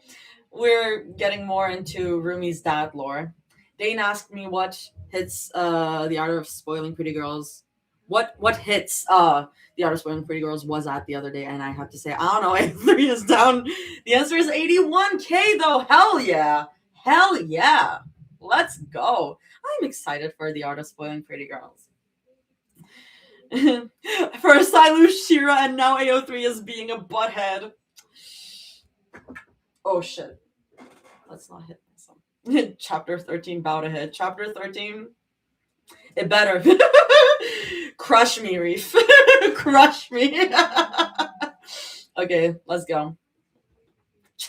26. His heart battered itself against his ribs as he watched them walk a few feet ahead of him. The sound of it so loud in his ears, he was sure it had to be audible, that they would turn around at any second and see it written plainly on his face. They were only a few feet ahead of him. Let's go. Let's go. We're back in the building, y'all. We're back in the chapter 26 building. I get it. Gotcha, Reef.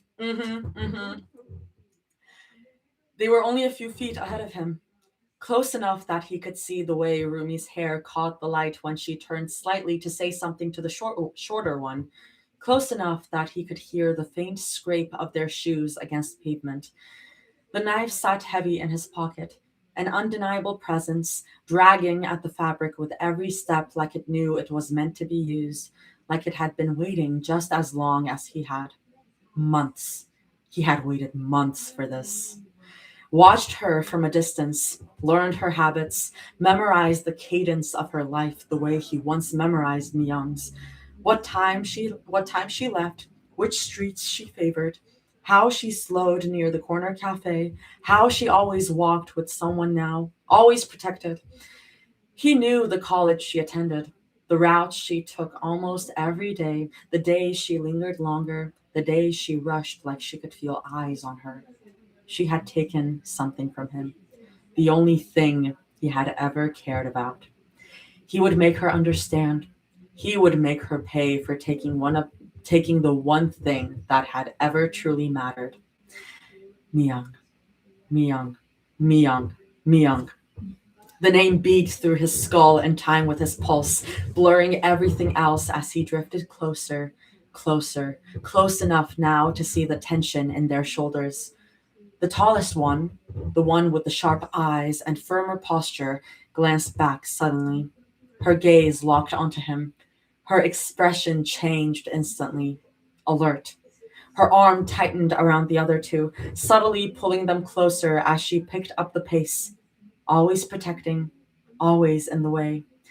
His steps slowed, hesitation clawing up his spine, his courage faltering just long enough for him to pass them by, heart hammering, fingers curling tight around the knife through the fabric like it might ground him if he held on hard enough. Coward. The word flickered briefly, but not with shame, with irritation. He inhaled slowly, forcing his pulse down. No, not like that. It needed to be controlled, intentional. He exhaled, shallow and unsteady, then turned. He turned because he hadn't come this far to keep walking away. Hey, the word fell heavier than it meant to. They froze. All three pairs of eyes lifted toward him. He took them in fully now. The shortest one, wary but confused. The tall, pink-haired one, already bristling. And Rumi. Rumi looked at him directly. No recognition, no flicker, just guarded politeness. The world narrowed until there was only her, only the familiar shape of her face, the echo of something that made his chest ache violently. Do you guys have any money I can borrow? He asked, keeping his voice low, steady, practiced. The tall one stepped forward immediately, body angling protectively, jaw set. No. The others echoed her, quick and nervous. No, sorry. They had something he wanted. He stared at them, really stared, cataloging every detail, every closeness, every way they clustered around her, like she was something precious, something worth guarding. You sure? He asked, because he deserved to ask at least once more. Just once. He would only ask once. The pink-haired one's irritation flared visibly. She took a step forward, jaw set, clearly ready to escalate. But before she could speak, Rumi's hand shot out, gently pressing against her front. We really don't have anything, sir, Rumi said softly, offering him an apologetic smile. Myung, Myung, Myung. The smile twisted something hot and rotten inside him. That wasn't hers. It couldn't be. The curve of the lips, that softness. It belonged to someone else, someone she had no right to mimic, no right to wear like a borrowed coat. She guided the others around him, polite, dismissive, already done with him. Sorry again. The nerve she had to excuse herself like that, polite, apologetic, like she wasn't. My roommate's laughing while this is going on. To excuse herself like that, polite, apologetic, like she wasn't the root of everything that had gone wrong in his life. Like she wasn't the reason his inheritance had been stripped from him. Like she wasn't the one who had fractured his family. Like she hadn't stolen Myung and worn her face without permission. Like she hadn't stolen her. His hand tightened around the knife.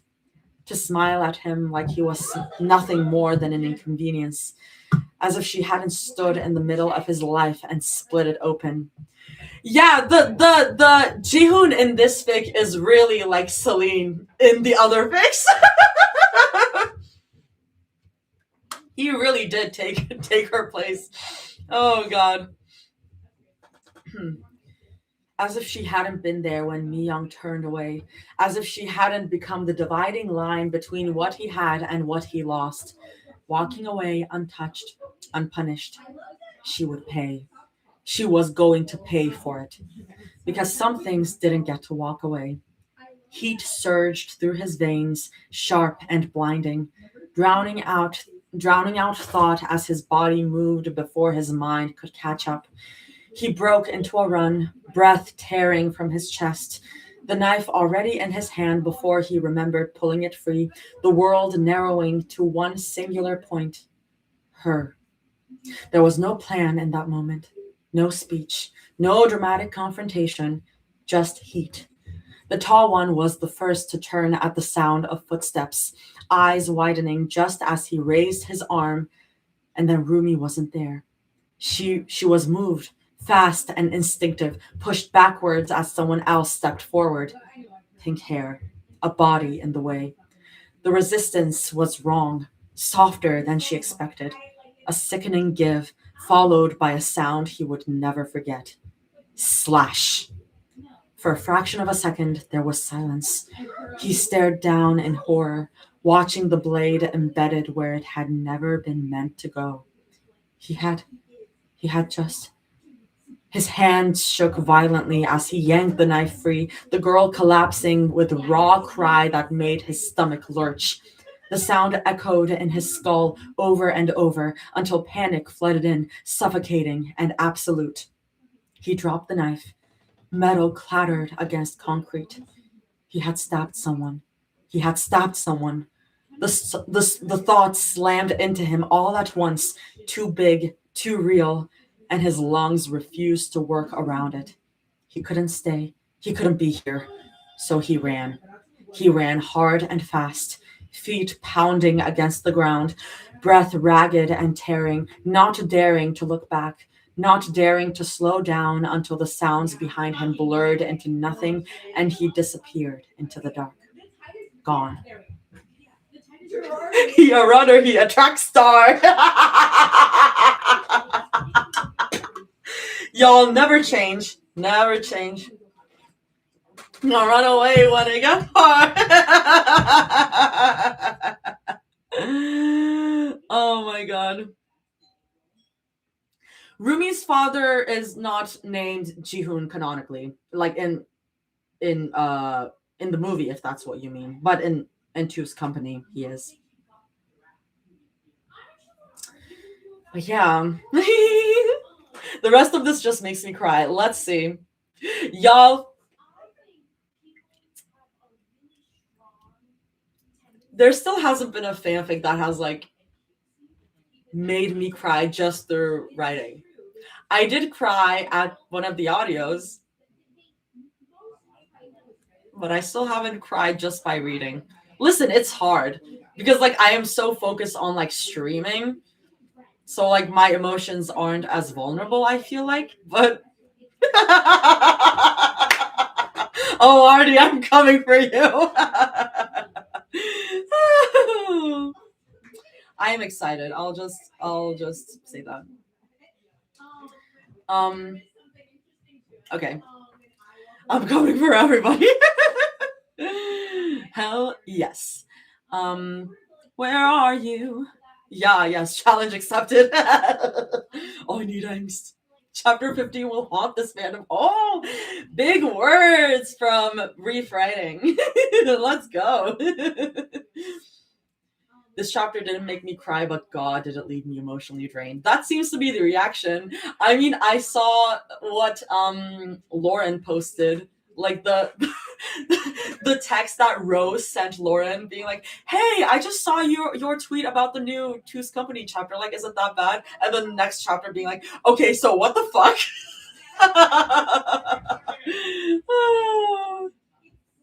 Guys, my cat's disrupting emotional polytrix writing.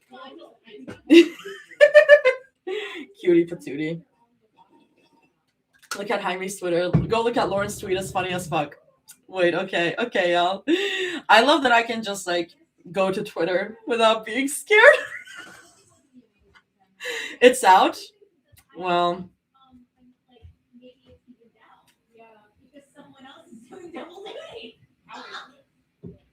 Oh, he released it as its own thing. Okay.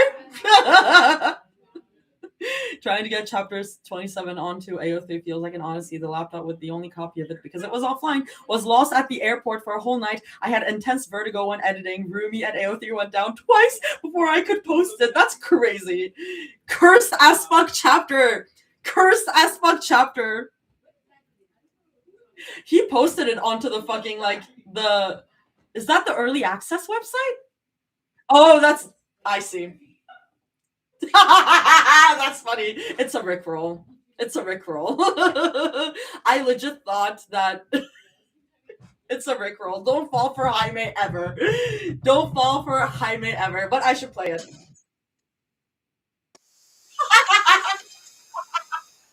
Okay, that's it.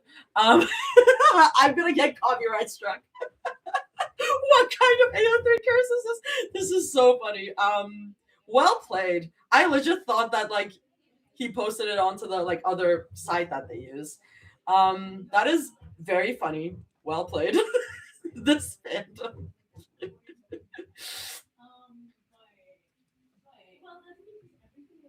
My phone. Lauren is so funny. Lauren is so funny. I don't think she's here right now, but like, man, love Lauren to death. She is so funny. Okay, we're back.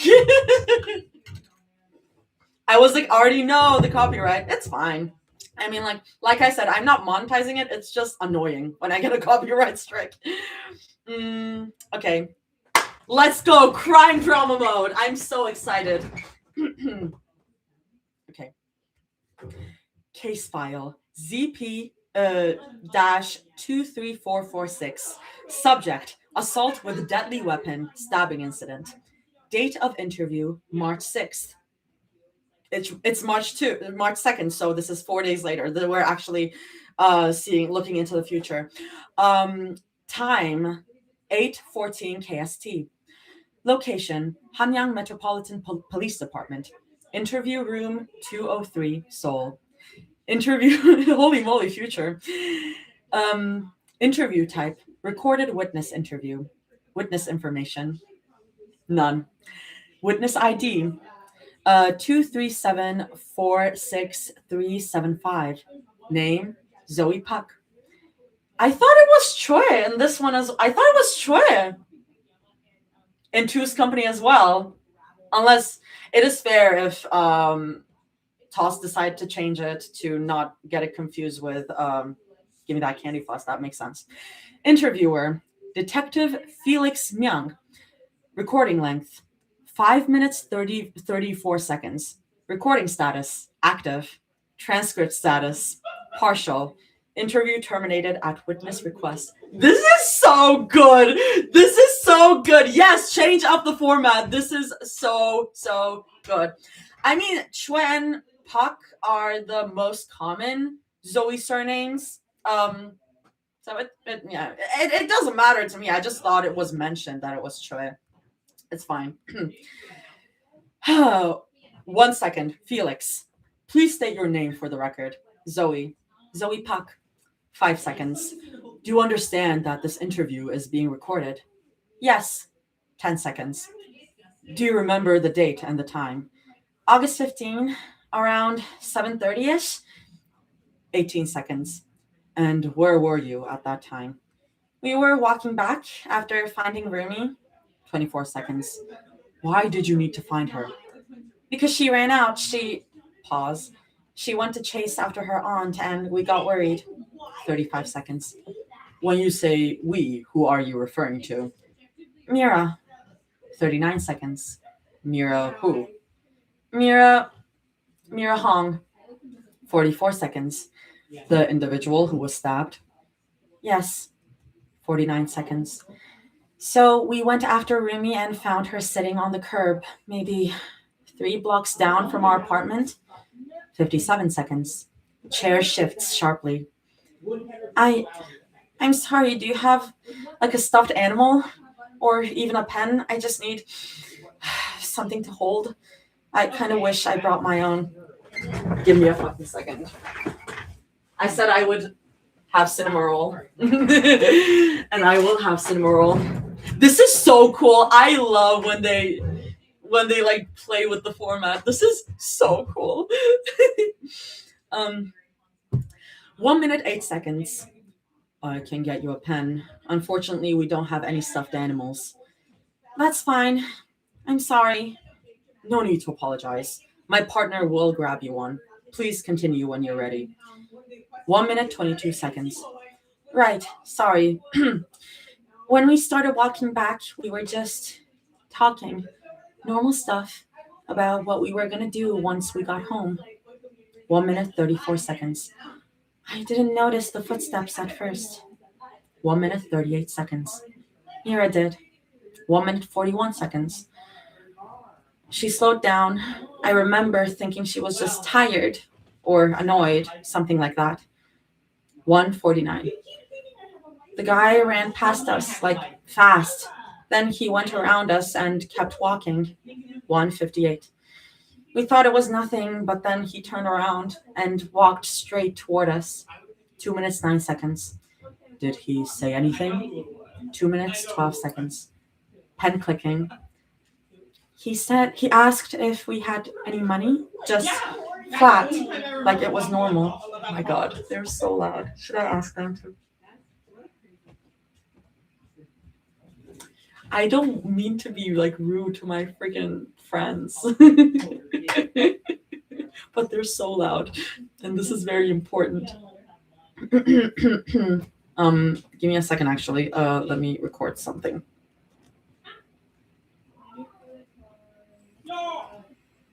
Hell yeah. Okay. 2 minutes 18 seconds. We said no, we didn't, and he just stared at us. Did you catch a glimpse of his face? 2 minutes 24 seconds. He had a hood on, so I couldn't see his whole face. Only like the bottom half, his mouth. 2 minutes 31 seconds. Did he say anything else?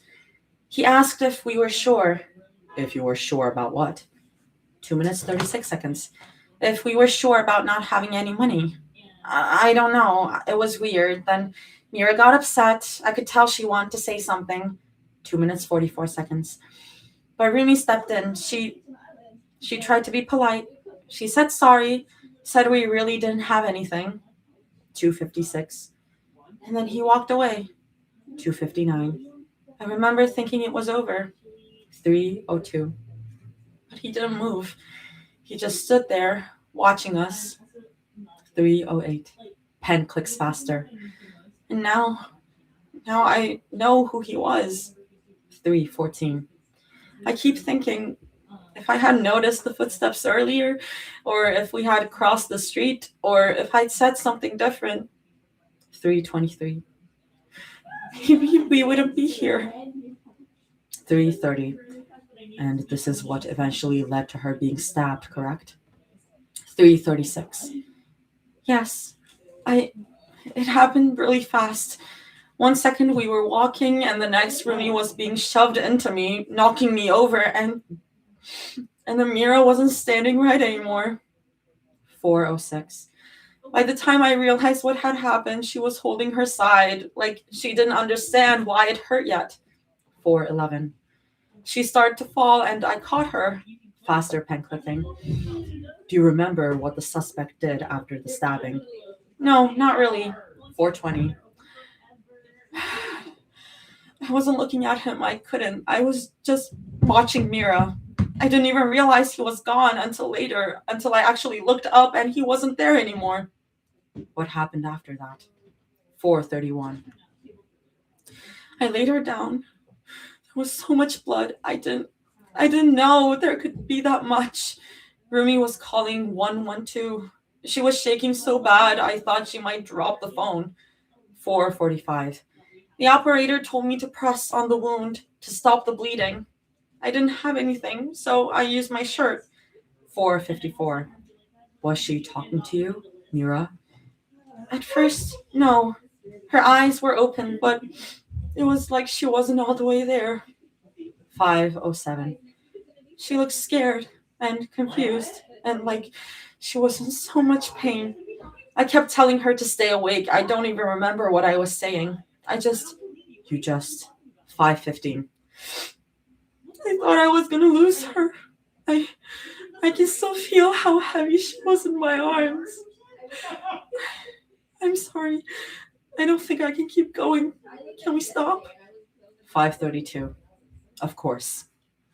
Audio tape ends at 5 minutes 34 seconds. That's so good. That's so good. I can't.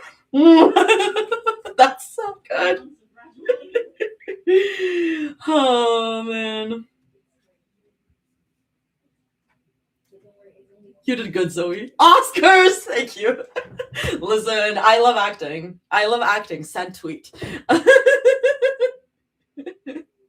I had to look down at my phone to see if you were actually crying. I'm just really good at doing a crying voice. Squishmallow, please make the sadness end. Everyone, take your plushies. Everyone, take your plushies. Oh, thank you, Reef. You're so sweet. Y'all are so sweet. Good. Hold a pillow right now. Squeeze your pillow tight. Oh, God. Toss. Toss. Toss. God, I love you. It's just so good. It's just so, so good. Good girl, Zoe. You did a good job. I have my mushroom plush. Hell fucking yeah. I have no pillow, but I can squish my cat. You know what? Even better. But wait, there's more. We'll get there. Zoe walked out of the room on unsteady legs. The door shut softly behind her, the click of it sounding too loud in the hallway. She made it only a few steps before she dropped into one of the plastic chairs lining the wall, the kind that were never meant to be comfortable. Her hands shook as she pressed them against her thighs, like that might keep the rest of her from unraveling. She exhaled, a small, broken breath, and tipped her head back until it rested against the cool wall. The chill seeped through her hair, grounding in the way pain sometimes did. Her eyes burned. She wiped at them anyway, even though the tears kept coming. It was always that part, not the moment before, not even the sound of Mira's voice when they were still walking, still laughing, still alive in the way that mattered. It was what came after. The split second where Zoe's brain caught up to reality, the weight of Mira going limp in her arms, the blood, too much, too fast, soaking into fabric like it was never going to stop. That was the part that clawed at her chest. She swallowed hard, staring at the ceiling, trying to slow her breathing the way her therapist had told her to. In through the nose, out through the mouth. Rumi and Mira were still inside somewhere, different rooms, different versions of the same story being pulled out of them piece by piece. Zoe tried not to picture Mira sitting alone under fluorescent lights, tried not to imagine Rumi having to say the words out loud. She didn't know where Celine was. That thought flickered briefly, dull and distant, before sinking beneath the weight of everything else. Zoe stayed where she was, fingers curling into the sleeves of her jacket as if she needed something to hold on to. The chair creaked softly when she shifted, and she froze, half expecting someone to tell her to sit still. No one did. So she waited, let the memory roll over her again, ugly, sharp, unstoppable, and hoped that if she stayed still long enough, it would pass. There's another line break, but I'm just going to keep going. Mira's interview is going to hurt. I mean, both Rumi and Mira's are going to hurt. Like, Zoe is the most, I can't even say most detached from the situation because that's like her girlfriend still, but like at least it wasn't her dad who did the stabbing and she wasn't the one who got stabbed. Rumi's is going to make you scream. Oh shit. Oh shit. Man, can someone make an audio of this? Can someone make an audio of this, please? Can I even have a voice in one of the audios if someone makes an audio? Can someone please make an audio of these? Rumi's pissed me off. Good. Yeah. Mm-hmm. Okay. Zoe pressed both hands hard against Mira's side, palms slick and shaking, blood seeping between her fingers no matter how hard she pushed. Too much. There was too much. Her vision blurred, tears spilling down her face and dripping onto Mira's shirt. She didn't even bother wiping them away. Sorry, my roommate just screamed. That's so fucking good. Tell us, can I audition for the audio? I low-key might be like, I'm gonna make one. I don't have the time right now, but I would love for these to be audios. Well, your roommate is screaming too early. Oh, they're so funny. It's our roommate hangout day, and I'm doing this, so I heard. Okay. We're talking about blood. We're talking about Mira bleeding out. Her vision blurred, tears spilling down her face and dripping onto Mira's shirt. Proving ambient background noise for the police station. She didn't even bother wiping them away. She couldn't take a hand off her. If she did, if she stopped pressing, something awful would happen. She knew it. Then Rumi's voice cut through the fog, sharp and broken. Zoe? Zoe's head snapped up so fast her neck ached. She looked straight at Rumi, eyes wide, chest heaving, like she was drowning and Rumi was the last thing she could see above water. Help me, Zoe wanted to say. I don't know what to do.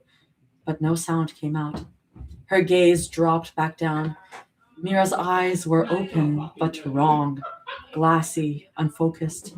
Zoe watched, horrified, as they rolled back just a little. The light in them dimmed, like someone slowly turning down a switch. No,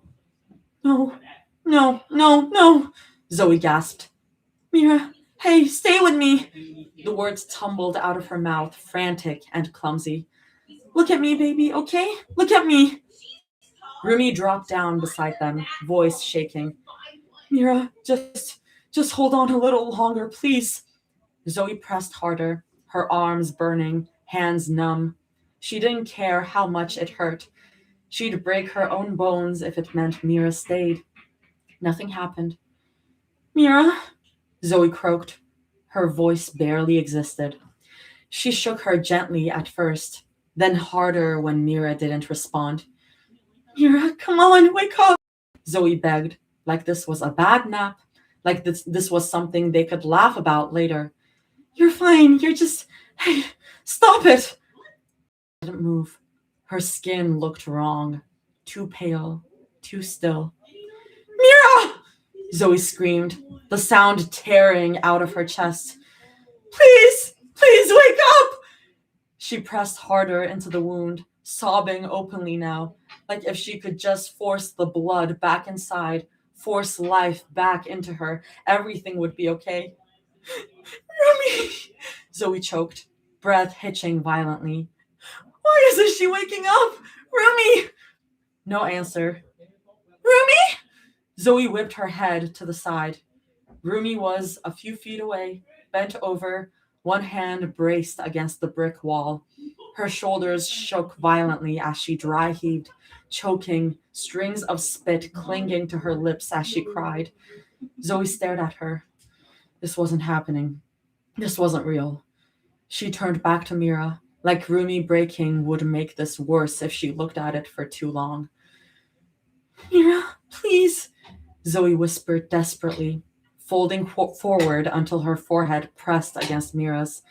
She rocked slightly. Don't go, she sobbed. Please. Sirens wailed somewhere down the street. Too far, too slow. Zoe clung to Mira, arms wrapped around her, rocking her gently.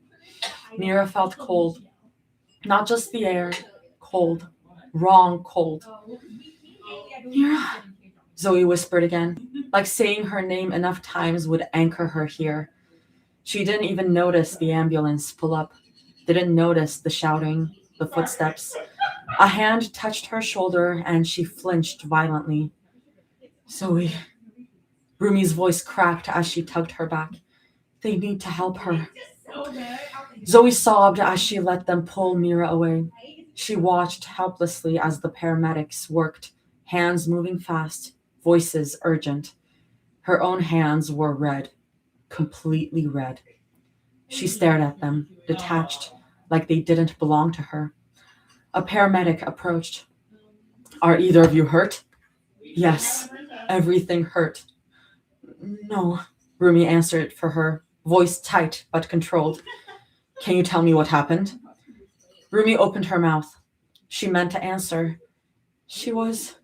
Her gaze dropped, just for a second, to the blood on Zoe's hands, to the blood on her own hands, her clothes, to Mira's dim eyes. Her breath hitched, sharp, involuntary. Rumi swallowed hard, forcing the words out anyway. She was stabbed, she said, each word clipped, precise. A man. He came up behind us. Her vision swam. The smell hit her next. Iron. Something burnt. Wrong. Her stomach rolled violently. Rumi stopped mid-sentence, one hand flying to the wall as she bent forward, gagging. She choked, but the rest never came.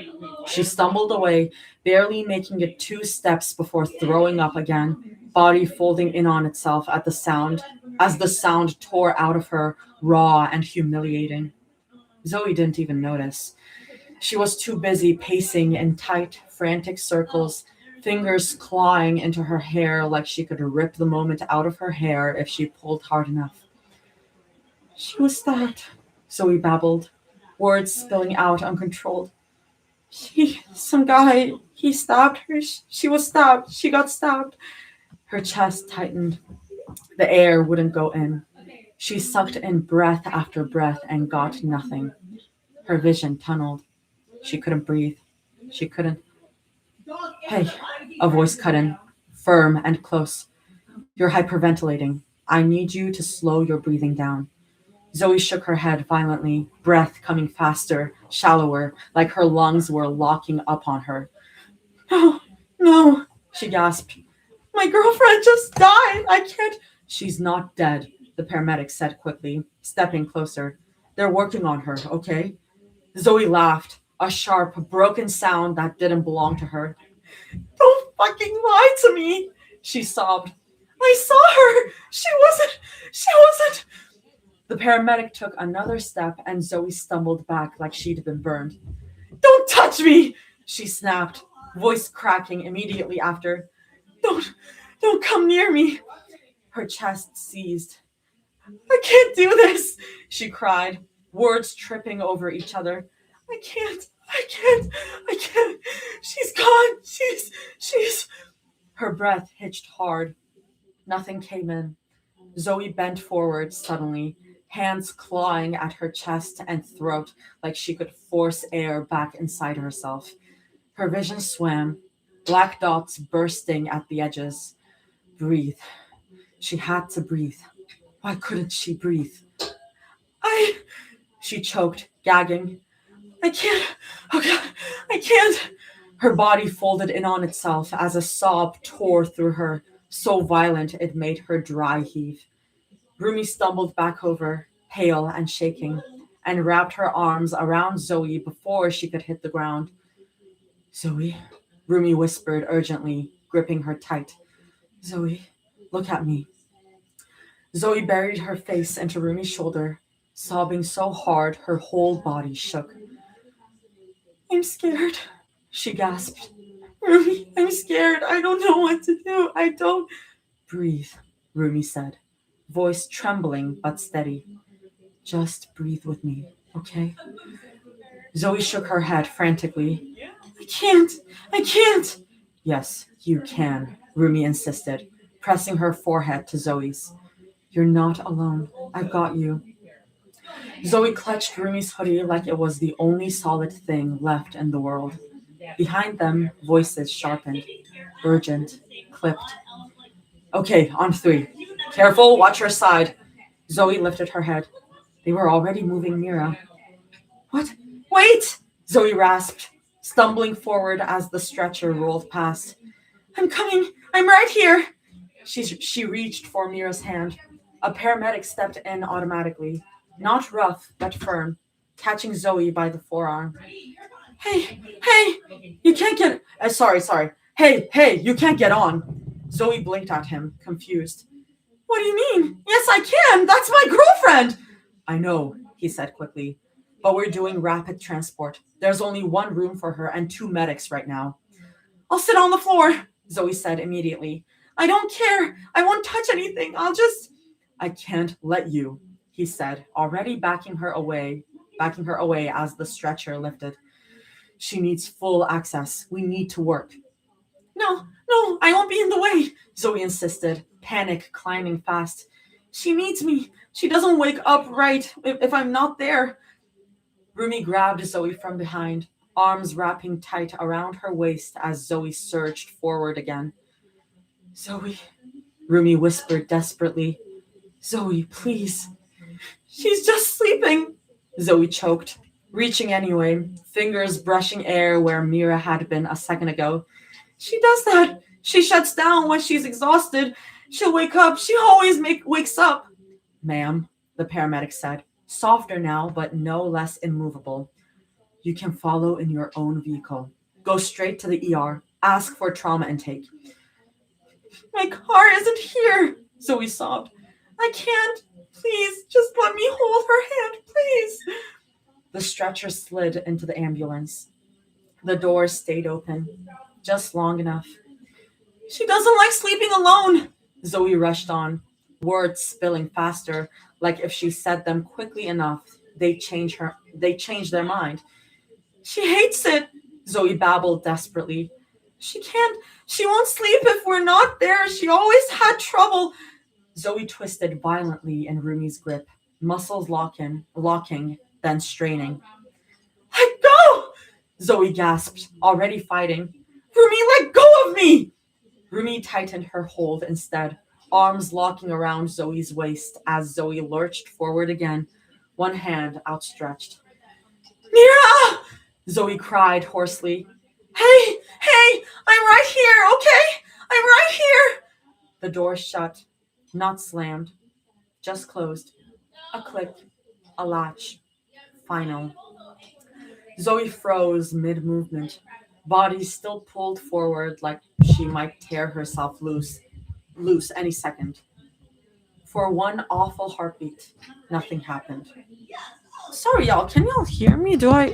I've been speaking to the wrong side of the mic all this time, and I didn't notice. I'm so sorry. This should be better. You should be able to hear me better. Artie reads about a stabbing, her roommate screaming. Can y'all hear me better, YouTube? Sorry, I had to turn it around. I was like, I don't think this is the right side, and this is a condenser mic, so okay. Okay. The door shut, not slammed, just closed. A click, a latch. Final. Zoe froze mid-movement, body still pulled forward like she might tear herself loose any second. For one awful heartbeat, nothing happened. Then her breath hitched, hard, sharp. No, she whispered. Then louder. No. She surged again, wild and sudden. Let me go! Zoe sobbed, twisting hard enough that it knocked the air from Rumi's lungs. Rumi, please, I have to. Rumi dug her heels into the pavement, arms burning, heart tearing in two. Zoe, she cried, voice breaking. I can't. If you run out there, they won't let you near her. Please. I don't care, Zoe screamed. I don't care. She needs me. The sirens wailed to life. The sound sliced straight through her. Zoe went utterly still, like something inside her finally snapped. She made a sound then, thin, broken, animal, and bent inward, knees buckling as her weight collapsed fully into Rumi's arms. Just gonna move this here. Rumi barely caught her in time. Zoe's fists knotted violently in Rumi's hoodie, fingers clutching like she was drowning. They didn't let me go, Zoe choked. I was supposed to go with her. I always go with her. I always. The ambulance pulled away, red lights washing over them once, twice, then gone. Gone. They didn't even let me say goodnight, Zoe whispered, voice empty. I always say goodnight. Always. Her body shook harder now, grief tearing through her in violent waves. Rumi held her tighter, even as it hurt, arms aching, chest breaking, as tears spilled freely down her own face. I know, she sobbed, pressing her cheek into Zoe's hair. I know, Zoe, I know. Zoe shook in her arms, still fighting even as she broke, still trying to pull forward like part of her hadn't accepted it yet. We should be with her, Zoe whispered. We should be there. She'll wake up and we won't be. She'll look for us and we won't be. Rumi squeezed her eyes shut. Every instinct in her screamed to let go, to chase the ambulance, to run after Mira too. But she didn't. She stayed. She locked her arms around Zoe and held on, even as it hurt, even as it felt like choosing one impossible loss over another. Because if she let go, Zoe would shatter completely. And that is a line break, which means I need to get water. I screamed a lot and I don't have water left. So keep hugging your stuffed animals and your plushies. I'll be back. Oh, god damn it. I joined in the wrong time. Hi, Zoe. Hi, admin. Water time. Everyone hydrate. I should also bring like snackies. I'll have a cookie.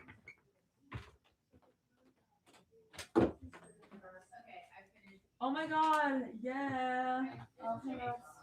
Yes, I am, yeah. Crazy shit is going down. I bet. It's so GSMK? Do we want? What is it? It's something. Stop looking at stupid things. Explain GSMK. It's it's an anime about a girl who confesses her love for a boy, and for the sake of argument, a boy, and he misinterprets it as her being a fan because he is secretly a prominent shoujo author under a pen name. It's a comedy. It's a comedy. It's both. And it's actually, I would say, quite funny. And I don't remember anything about it other than I love Mizaki and Horikoshi. Yeah. And Green, of course, we could forget. Horikoshi is the main thing. and also the visual novel episode. Well, yeah. Yes. Well, yes. What's her name? Tomoya? Yeah, Hey, hope y'all enjoyed my friend's ambient noise. Oh my god, are y'all talking about artists spoiling pretty girls? Intermission time. I got crackers because I need to eat something. Like I did eat before this, but not recently enough that like I'm a little jittery, so I'm gonna have a cracker and then I'll move on. Ah yes, fun with roommates. Okay. Welcome back. I was trying to figure out what the anime is. My friend Bugs was talking about something, yeah.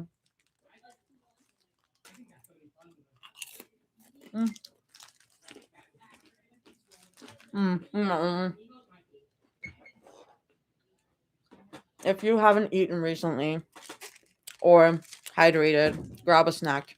Hi, Chris. Your voice acting will go amazing with Rumi's interview. I'm betting on it. I'm really excited. And thank you. Mira's not beating Lover Girl allegations in chapter 13. Good. Fine, I'll go make dinner. Yes, Chris. That includes you. You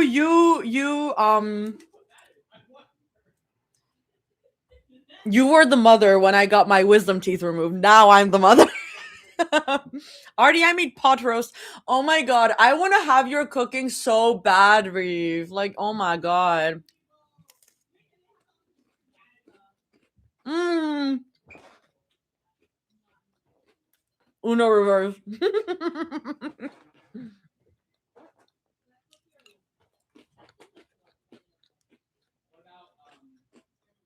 Shoot, Rex. Ask your question. Yeah, this is intermission because like I need food, and I'm like willing to do like Q&A shit. Come visit all Artie. I'll make you so many goodies. Hey, I'm still coming to Florida. End of this month. End of this month. Kidnap me, guys. Kidnap me. Theft and Artie. Kidnap me. Kidnap me from my parents. They were talking about anime. I have water, but dinner isn't ready yet. Kidnapping! Demo is also crashing out over the AO3 outage again. Yeah, I saw. But Demo at least got to update her fic. Jaime wasn't able to. Everyone, group kidnapping.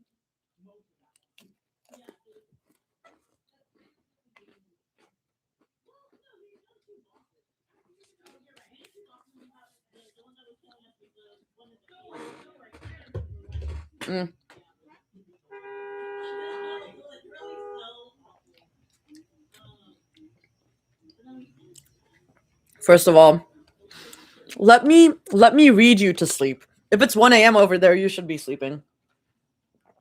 I'm not one to say anything. I go to sleep at like 2 a.m. or something, but like you should sleep. Please prioritize sleep.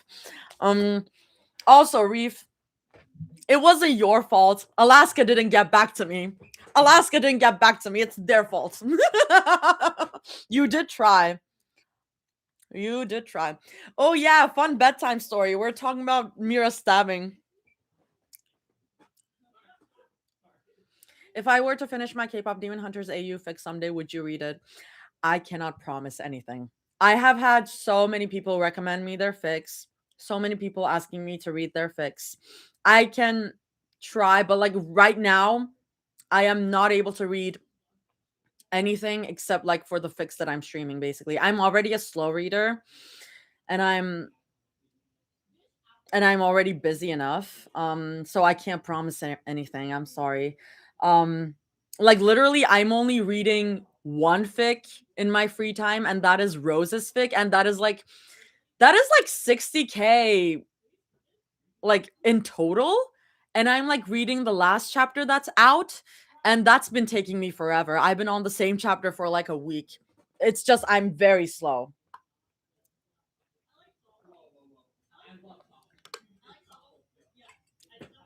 But please like share still. Yeah. Please do share. The GTCRP account's posting like if we can. So thank God my chapters are shorter for your convenience already. Wait, sorry, I just got the fucking AI summary. A dramatic anime-style voice acting read of a heartbreaking chapter. We need to destroy AI. Like, that is... You are dumb. You are dumb, AI. That is not what's happening. I wish I could stop the AI overviews. I can't. It just automatically does that. But yeah. Let me check out Twitter real quick and then I'll go back, I promise.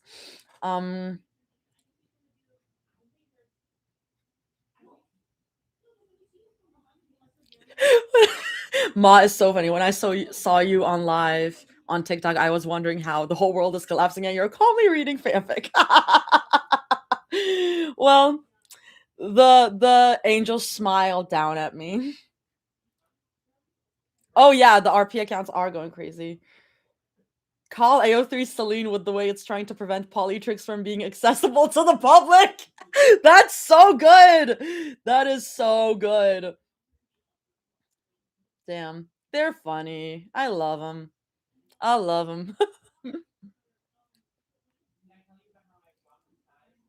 don't like seeing you run, Rumi. You know that? What the fuck?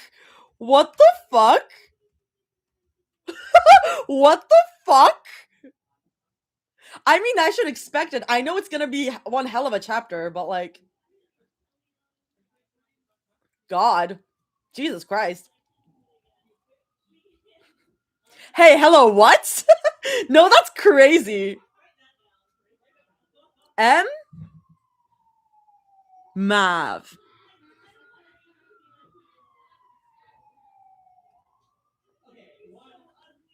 Mav. Dude, you can't just say that. You can't just say that. I'm using full real name. Ours account too. Yeah, they're being crazy. Guys, maybe Ruby's just doing a track meet. LMAO. I should translate the Korean that R is tweeting. Let me see. Not the full government name, just because I called him Mav.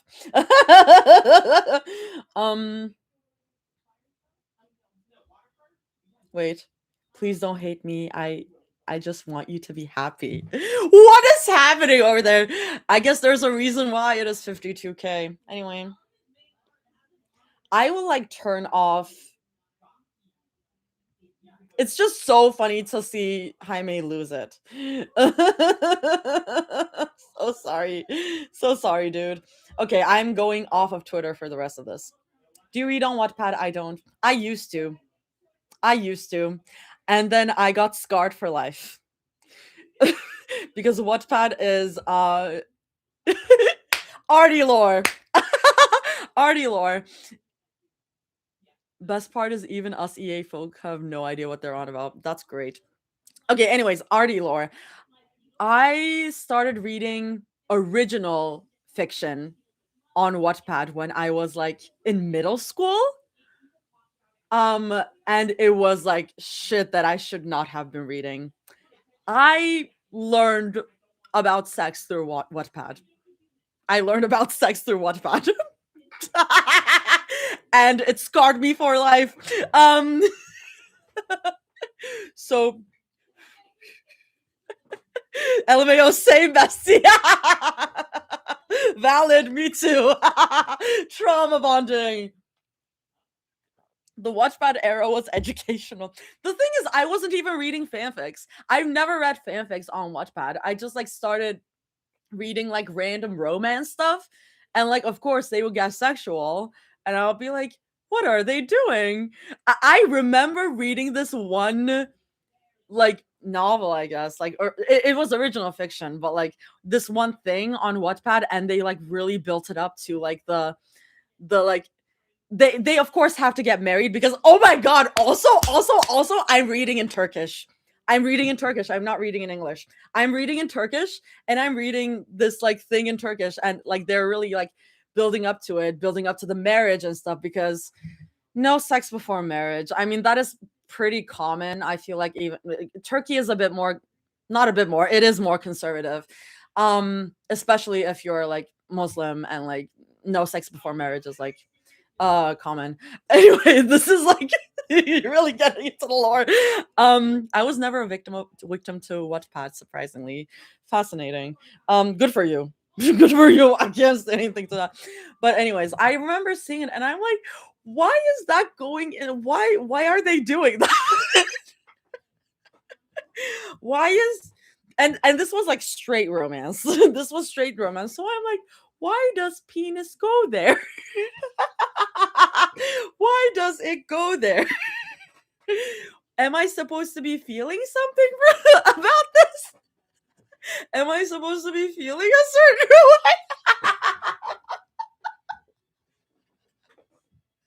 way? In Turkish, I had an iPad. I have like an iPad mini that like my parents bought me, that I would like play games on and stuff. I had an iPad mini before I had a phone.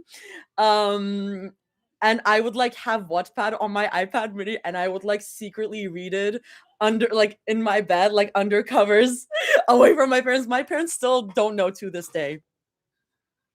My parents still don't know to this day.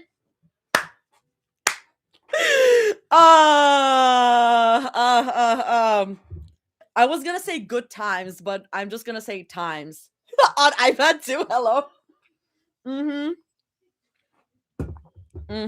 Times. Times they are a changin'.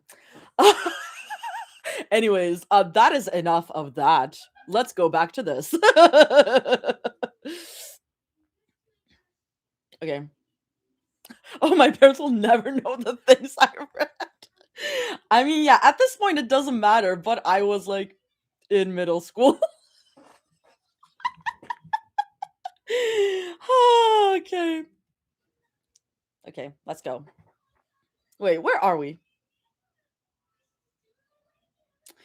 Yeah, we were right right at like where. Okay, let's go back. Let's go back. Was it hard to make an AO3 account? No. It wasn't hard for me. I don't even remember when I made it. My dad will lose his shit when he finds out what I'm writing. If he finds out. He doesn't have to. Anyways, let's go. Zoe's fingers tapped lightly against her knee. Once, twice, again, before she realized she was doing it. She forced herself to stop, curling her hands together in her lap and letting out a shaky exhale. It didn't help. The room still felt too loud, too quiet, too everything.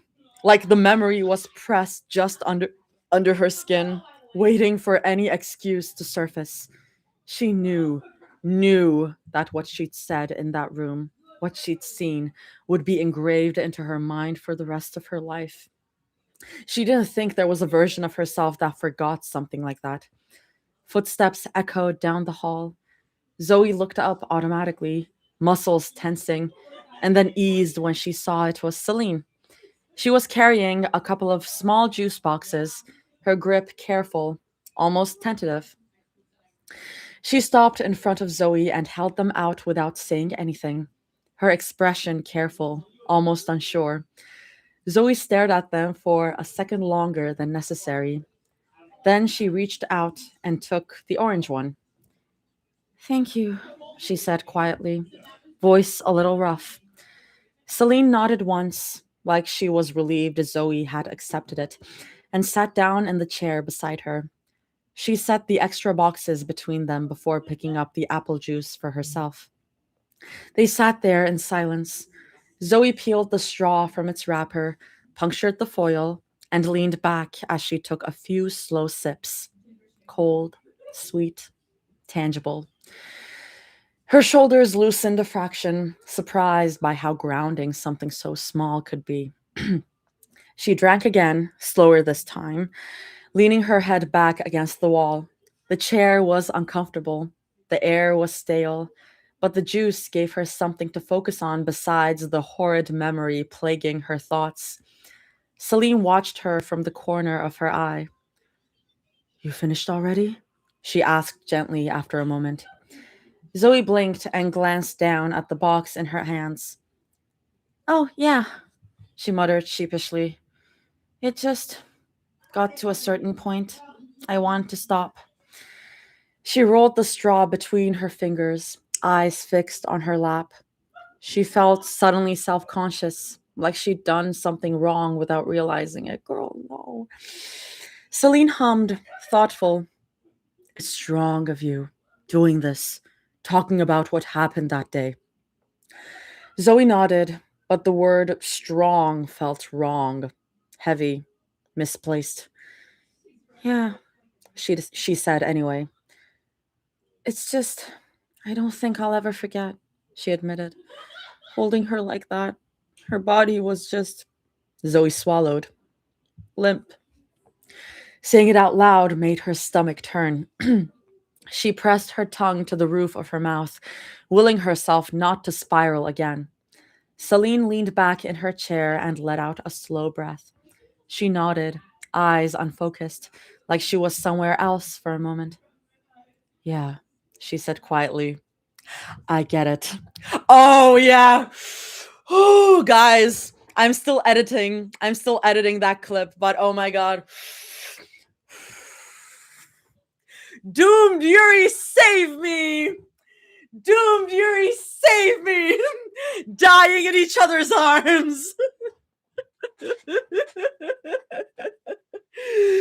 Oh, Celine.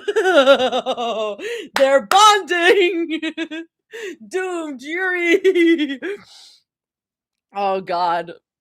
I'm gonna release that clip sometime, either like tonight or like tomorrow, probably, because I need to sleep. But if I can't sleep, I might just put it out tonight. Yeah. Anyway, that's coming.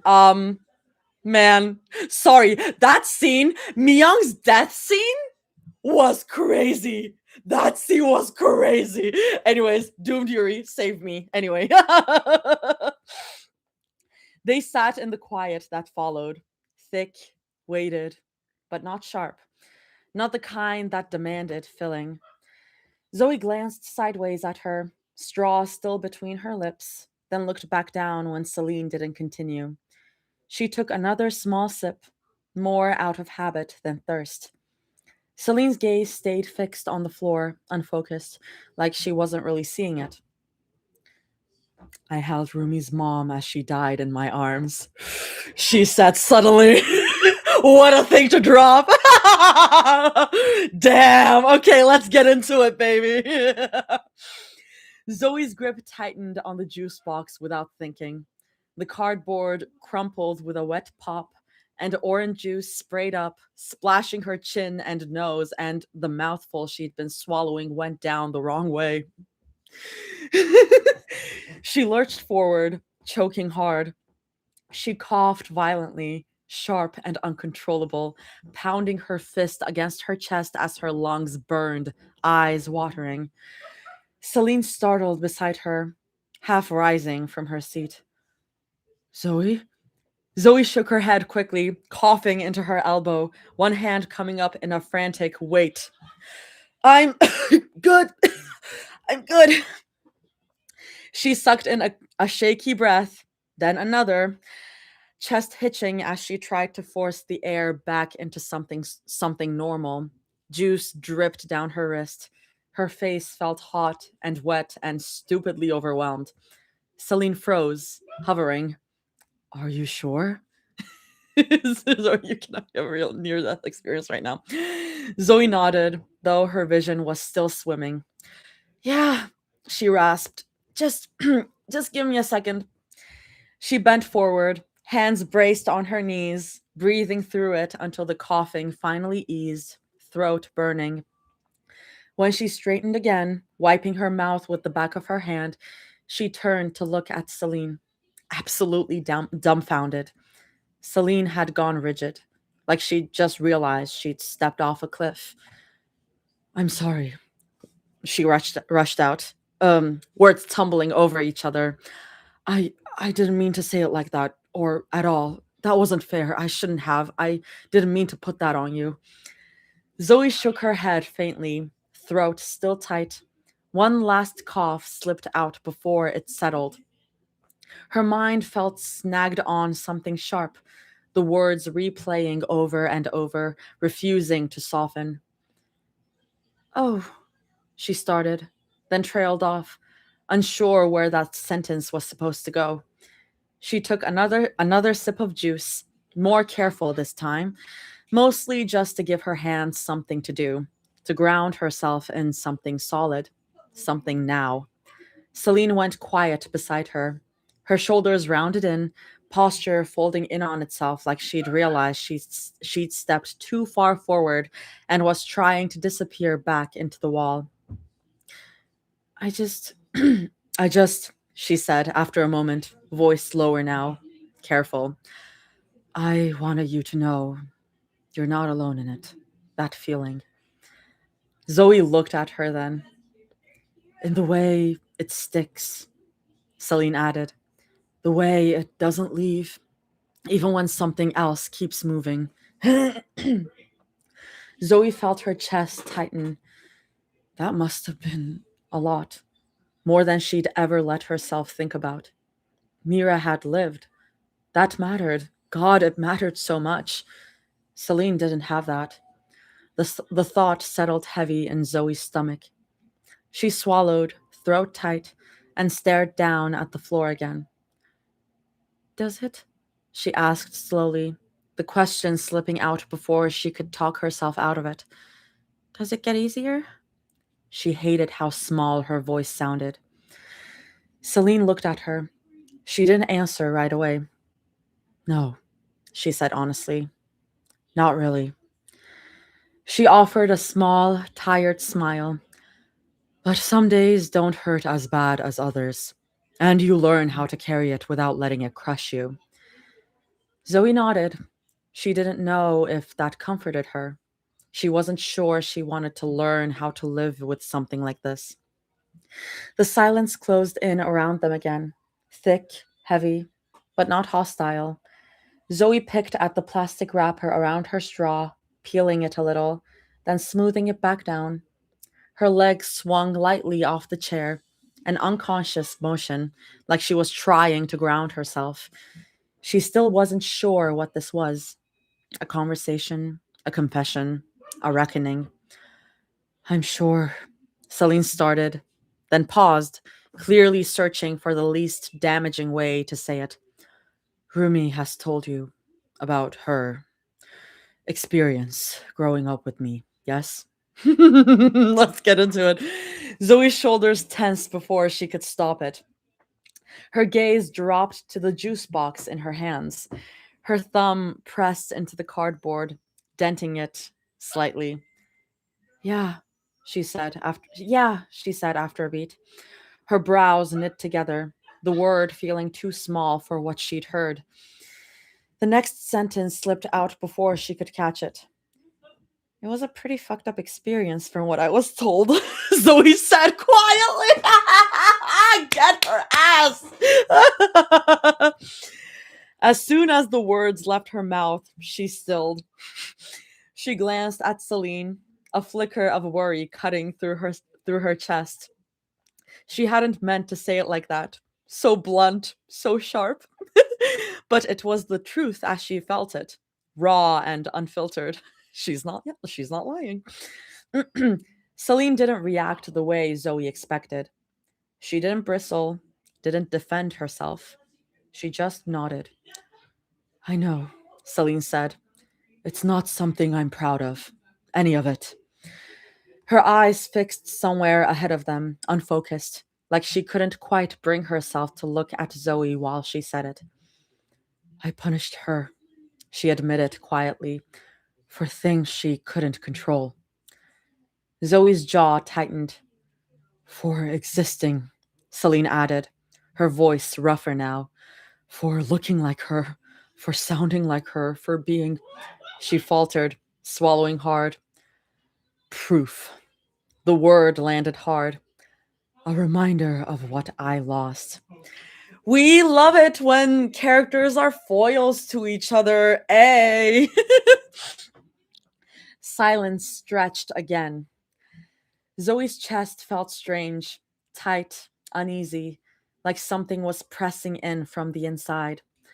She thought of Rumi flinching when voices got too sharp, the way she apologized automatically, even when nothing was her fault, the way she braced herself always, like the ground might drop from under her at any second. She had grown up learning how to take up less space, how to be quiet, how to make herself small enough to survive someone else's grief. It made Zoe's throat burn, a childhood stolen, not by cruelty born of hatred, but by grief that went untreated, uncontained, and spilled over onto a kid who never asked to be burdened with it. Celine rubbed her thumb along the edge of her own juice box, frowning like she was trying to loosen something that had been knotted tight for years.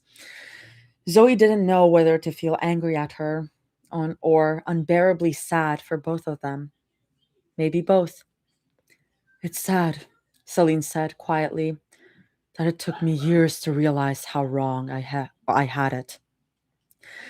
Zoe glanced at her, brow lifting before she could stop herself. Her first instinct was defensive. Yeah, no shit. But she swallowed it down.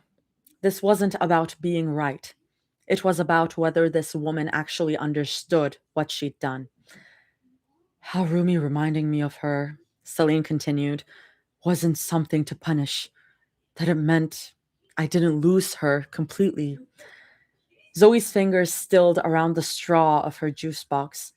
Celine spoke again, slower now, like she was afraid if she rushed, the words might fall apart.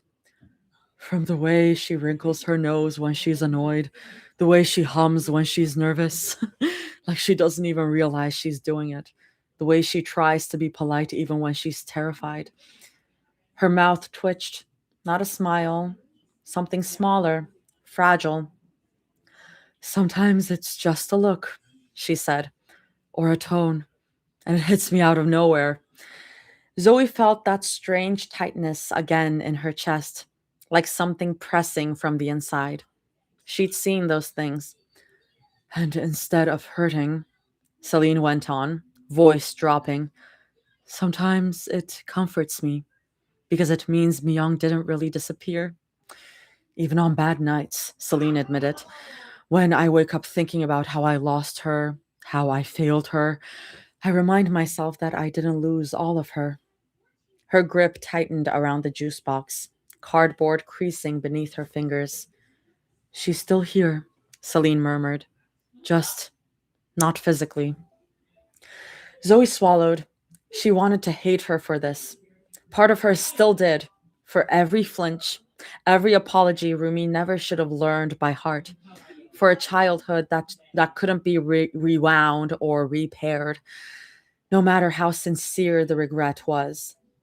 But Celine wasn't looking at the past right now. She was looking forward.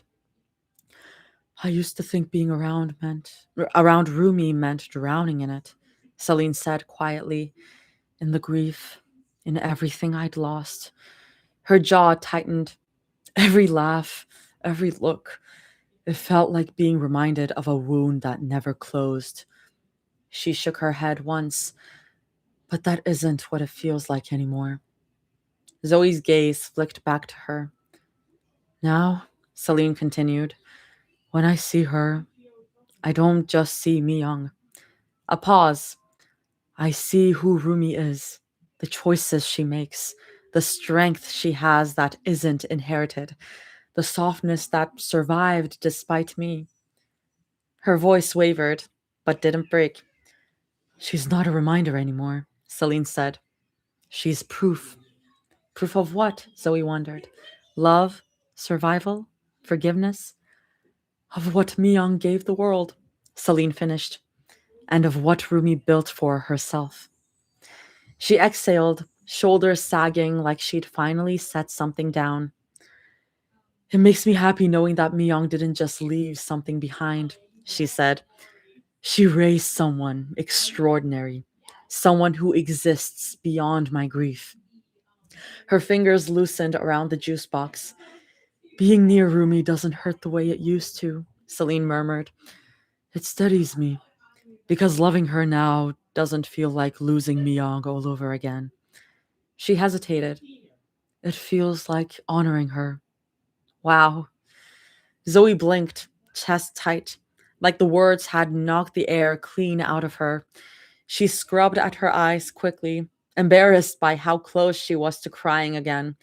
She hadn't expected this, to cry because of the woman who had hurt Rumi so deeply, to hear grief reshaped into something gentler instead of sharper.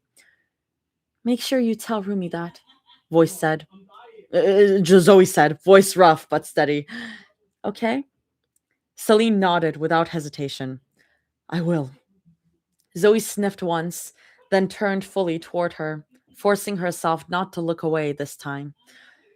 For what it's worth, she said slowly, choosing each word like it mattered, because it did. I'm glad you're trying now. Celine looked genuinely aback. Looked genuinely taken aback.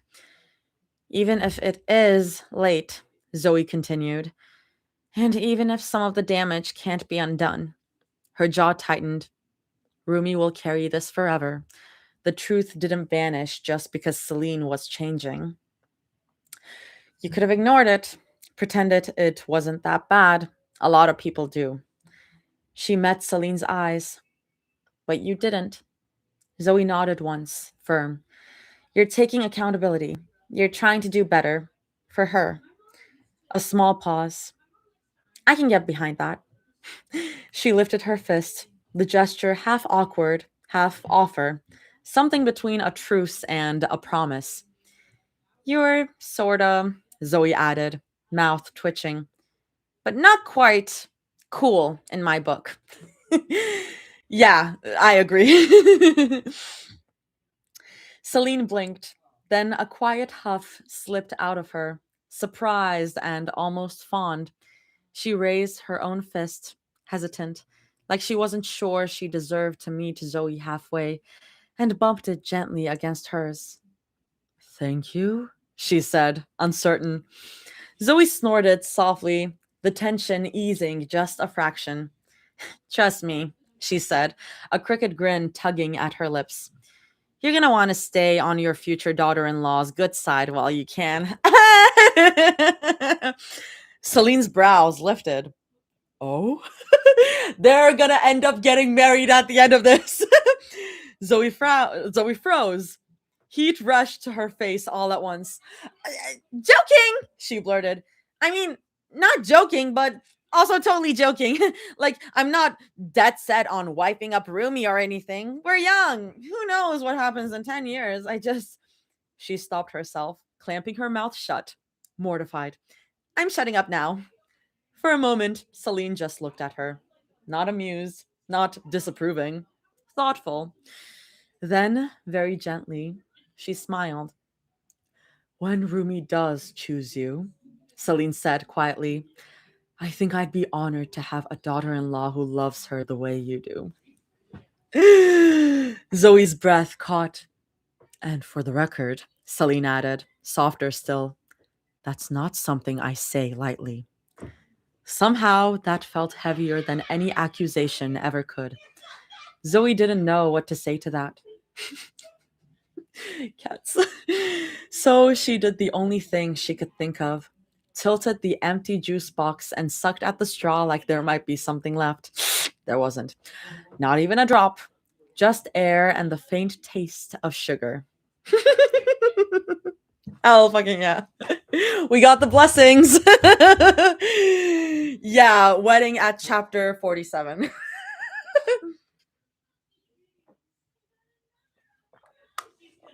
I kind of want a sequel where Celine falls in love again. Hey, there's a fic about that. There's a fic about that. Read Demo's fic. Read Demo's fic where Celine falls in love with Zoe's mom. It's so good. It's so good. It is so good. One down, one to go. Yo, what? Celine x Zoe's moms, guys. You wouldn't even think that it would be that peak. It's so peak. You should check it out. Demo's fic, yeah. Oh, I already read that. Oh, well. I mean, then you just have to ask Toss. Ask Toss and be like, pull a demo. Celine be like, if you don't marry her after all this, I swear to God. I meant this, Celine. That's fair. That's fair. In case you hadn't read it. Anyways, if anyone hasn't read Demo's fic, it's really good. Cracker time.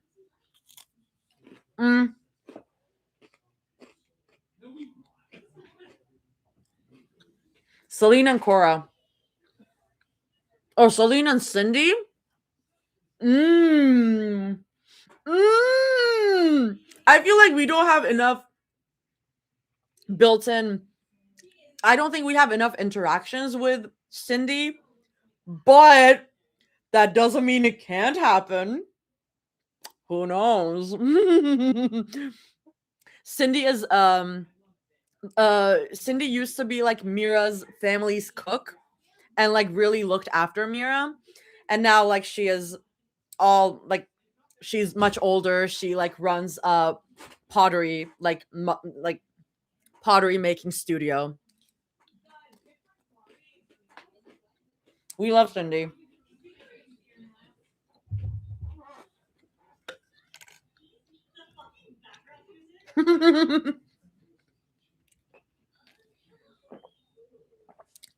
It's gonna be so fun to read the Mira Mira Celine scene if that ends up happening. The Mira Celine dynamic is one of my favorites. It's one of my favorites in fics, and even in like what I imagine it to be in the movie. Celine X Cindy real canon 8K HD. Say that to Toss. Tell Toss to write it. And perhaps she will. Okay.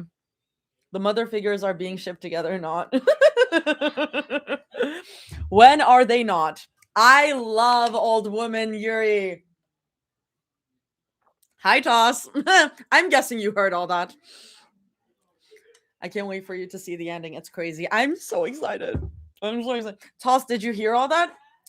Middle-aged Yuri. I mean, I say old woman Yuri. I don't actually mean they're old.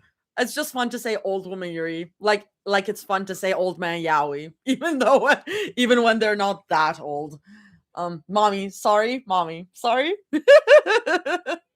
Yes. Toss came like the bat signal. Oh my god, Tom is here. Hello. Hi, bestie. Anyways, yeah, I support it. I support it. Okay, let's keep going. Do I have another cracker? Or just keep going?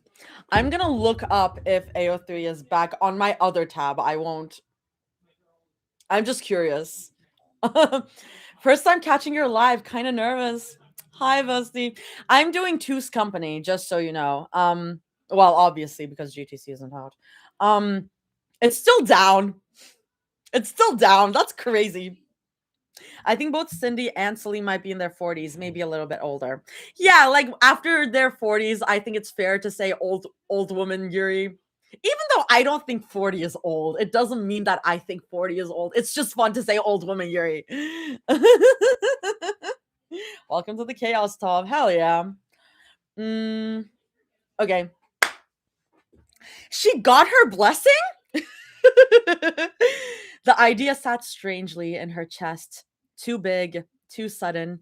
She wasn't sure whether to feel relieved, overwhelmed, or vaguely terrified by how much it meant coming from someone she had conflicted feelings with. Before she could spiral further, footsteps echoed down the hall. Zoe looked up. Mira was coming toward them, shoulders slightly slumped, one hand still cradling the opposite arm like she was holding herself together by habit. She looked tired, wrung out in that quiet, internal way, but upright. Zoe's chest loosened just a little. Mira's steps slowed when her gaze flicked between Zoe's still reddened face and the faint, lingering smile on Celine's lips.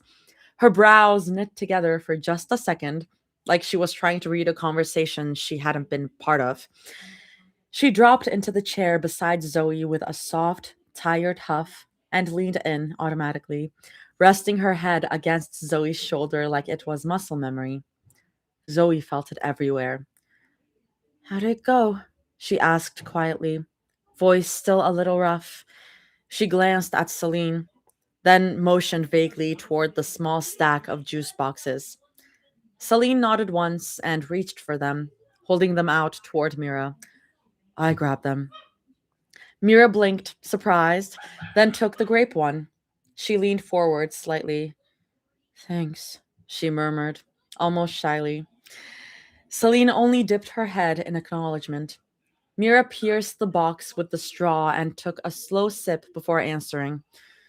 It was fine, she said after a moment. Recounted what I could. Some of it was blurry, but I managed. She glanced sideways at Zoe. You? Zoe huffed softly and leaned into her, arms sliding around Mira's arm, clinging tighter than she meant to. Wait, does this mean that we're not getting Mira's thing transcript? I want to see it. I want to see them all. Got to a point where it was too much, she admitted. So I stopped. Don't say it. Mira's expression softened immediately. She shifted closer, pressed a gentle kiss to Zoe's cheek, lingering just long enough to ground her. Zoe smiled despite herself, leaning into the touch like she'd been waiting for permission to relax. I'm still proud of you, Mira murmured. She lifted a finger under Zoe's chin and kissed her properly this time, soft, unhurried, full of reassurance. Zoe melted into it, grinning into the kiss before finally pulling back, forehead resting against Mira's for a brief second longer than necessary. We're okay, right? Mira hummed, smiling faintly. Zoe nodded, mirroring it without thinking. The words settled into her chest like something fragile but real. We are, she agreed. She pulled back just enough to get comfortable, resting her head against Mira's shoulder. The weight of her there, warm, steady, felt grounding in a way Zoe hadn't realized she'd been craving this badly. Zoe pulled out her phone then, without overthinking it, typed out a quick message and tilted the screen toward Mira. Also, I somehow got Celine's blessing on marrying Rumi. Mira choked immediately. Juice sprayed out as she coughed hard, twisting towards Zoe with wide eyes. I'm sorry, what? I love the tonal whiplashes. It's so good. Exactly.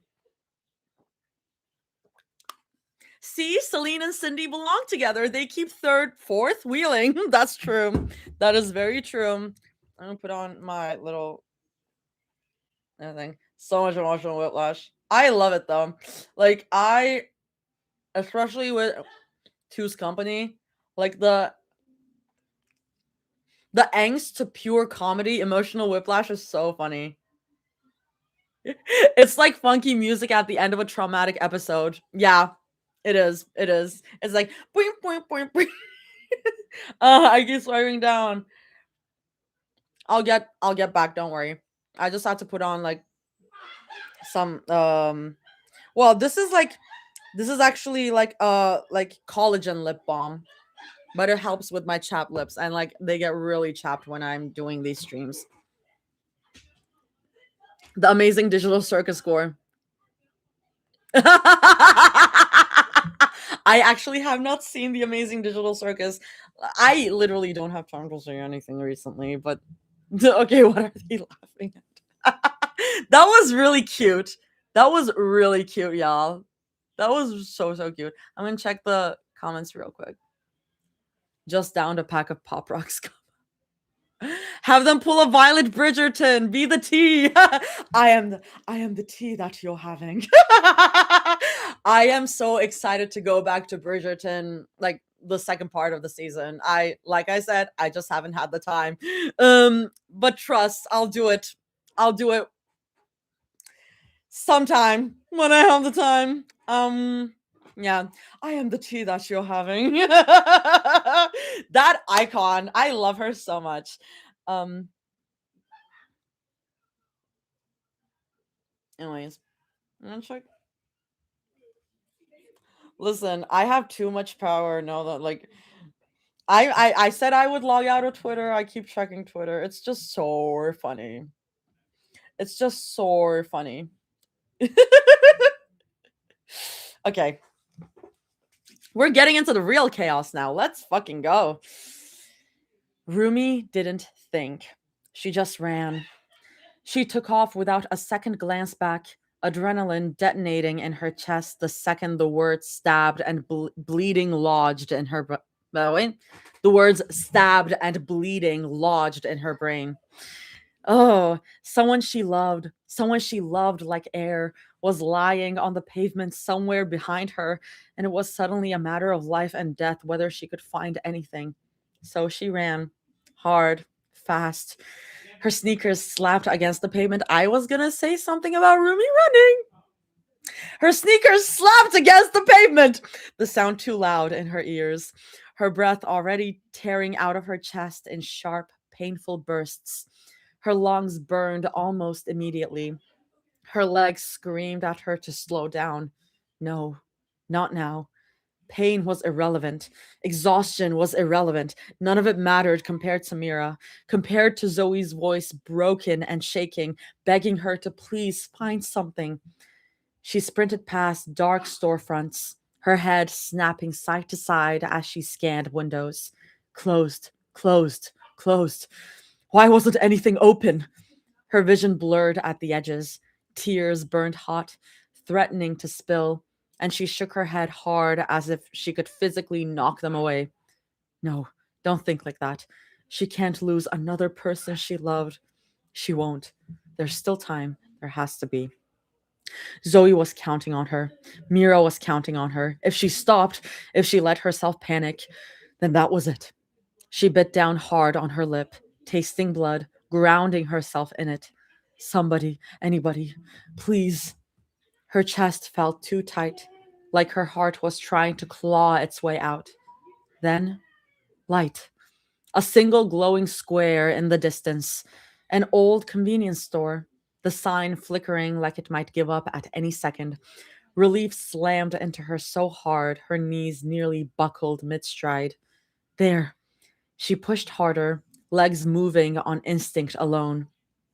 The bell above the door jingled violently as she burst inside, breath wrecked, hands braced on her knees for half a second before she forced herself upright. An older man sat behind the counter, newspaper folded in one hand, cigarette burning between his fingers. He looked up, startled. Rumi gasped, words tumbling over each other. I'm sorry, do you have a med kit? Or bandages? Or anything, please? Her chest hitched. My girlfriend just got stabbed. The words felt unreal even as she said them. The man didn't ask questions. He didn't hesitate. He bent down beneath the counter and slid a med kit across to her, eyes sharp and serious now. Rumi grabbed it like it might disappear if she didn't. Thank you, I promise I'll... The words died in her throat as she was already turning, already running back out the door, the bell ringing uselessly behind her. She ran, again, faster than before, even though her body was screaming now. Her breaths came out ragged, uneven. Her arms felt heavy. Her legs felt like they might give out at any second. Please be okay. Please be okay. Please. She rounded the familiar corner and there, Zoe, Mira. Guys! Rumi shouted, her voice cracking as she waved the kit. I got one! She didn't even slow down properly, skidded to a stop and dropped to her knees on the concrete, skin scraping painfully, but she didn't feel it. She didn't feel anything except blood. Too much blood. Her stomach lurched violently. Oh God, was I gone too long? Her hands shook as she ripped the medkit open, fingers clumsy, useless, betraying her at the worst possible moment. Supplies spilled everywhere as she dumped it out in a frantic mess. Zoe snatched the gauze first, pressing it hard against Mira's side, hands already slick and red. Shit, it's not enough, Zoe choked, her voice cracking so badly it barely sounded like her. Rumi's chest caved in at the sound, at the way Mira looked. Too still, too pale. No, no, no, no. She forced herself closer, hands hovering uselessly for half a second before she made them move. Think, do something, anything. She had to do something. Zoe layered more gauze over the wound, head bowed, shoulders tense as she pressed harder, harder, like pressure alone could rewind time. She didn't see it. She didn't see the way Mira's eyes had gone distant. Rumi did. At first, she thought it was shock. It had to be. That blank, unfocused look. She'd seen it before. People got like that when they were hurt, when their bodies were trying to protect them. Right? Rumi blinked rapidly, trying to clear the sting in her eyes, trying to force herself back into motion. She hovered uselessly at Mira's side, hands shaking, heart hammering so loud it drowned out everything else. Then Mira looked at her, really looked at her. Tears slipped silently down her temples, catching in her hair, her lips trembling as they parted. I'm so sorry. The words were barely a whisper. They shouldn't have sounded like that. Rumi's breath hitched violently. No, no, don't say that. Don't talk like that. Her stomach dropped, cold and hollow all at once, like the ground had vanished beneath her feet. That wasn't shock. That was goodbye. Something inside Rumi cracked open. Her vision tunneled, her ears ringing as panic slammed into her chest so hard it stole the air from her lungs. She shook her head once, sharply, like she could physically reject the moment. No, she whispered, though she wasn't sure who she was talking to. No, no. Zoe was still pressing down, still fighting, still believing. She doesn't know. She can't see it. She can't. Zoe. Zoe. Nice. Nice. Nice. We love. I really like the way that this is structured. I love that we got Zoe's point of view first. Nice. Oh my god. Hi, Ruby.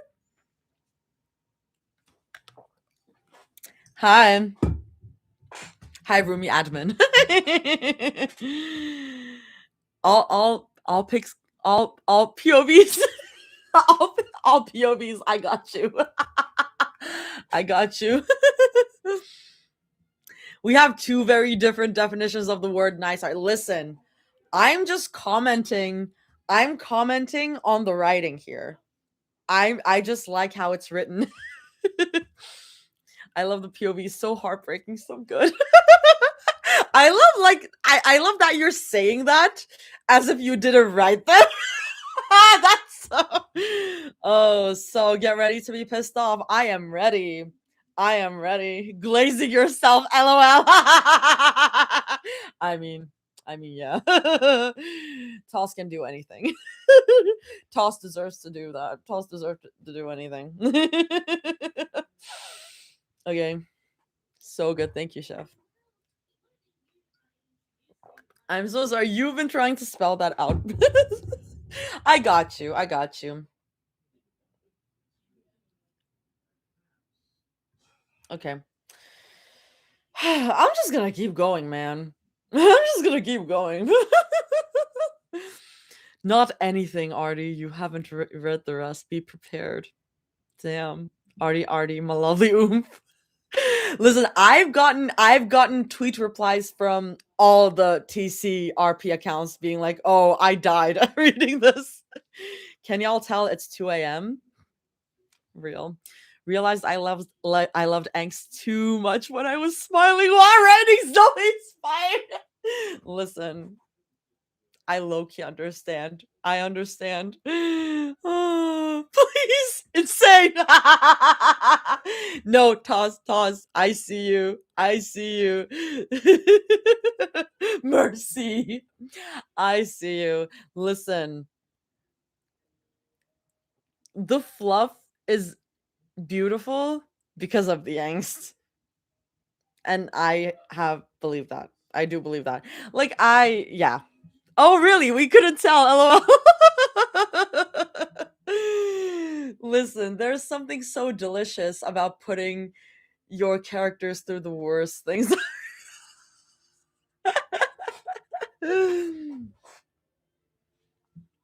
But yeah, the balance is what makes it so good. Like, there is nothing like a hit of fluff after a bunch of angst, and there's nothing like a hit of angst after a bunch of fluff.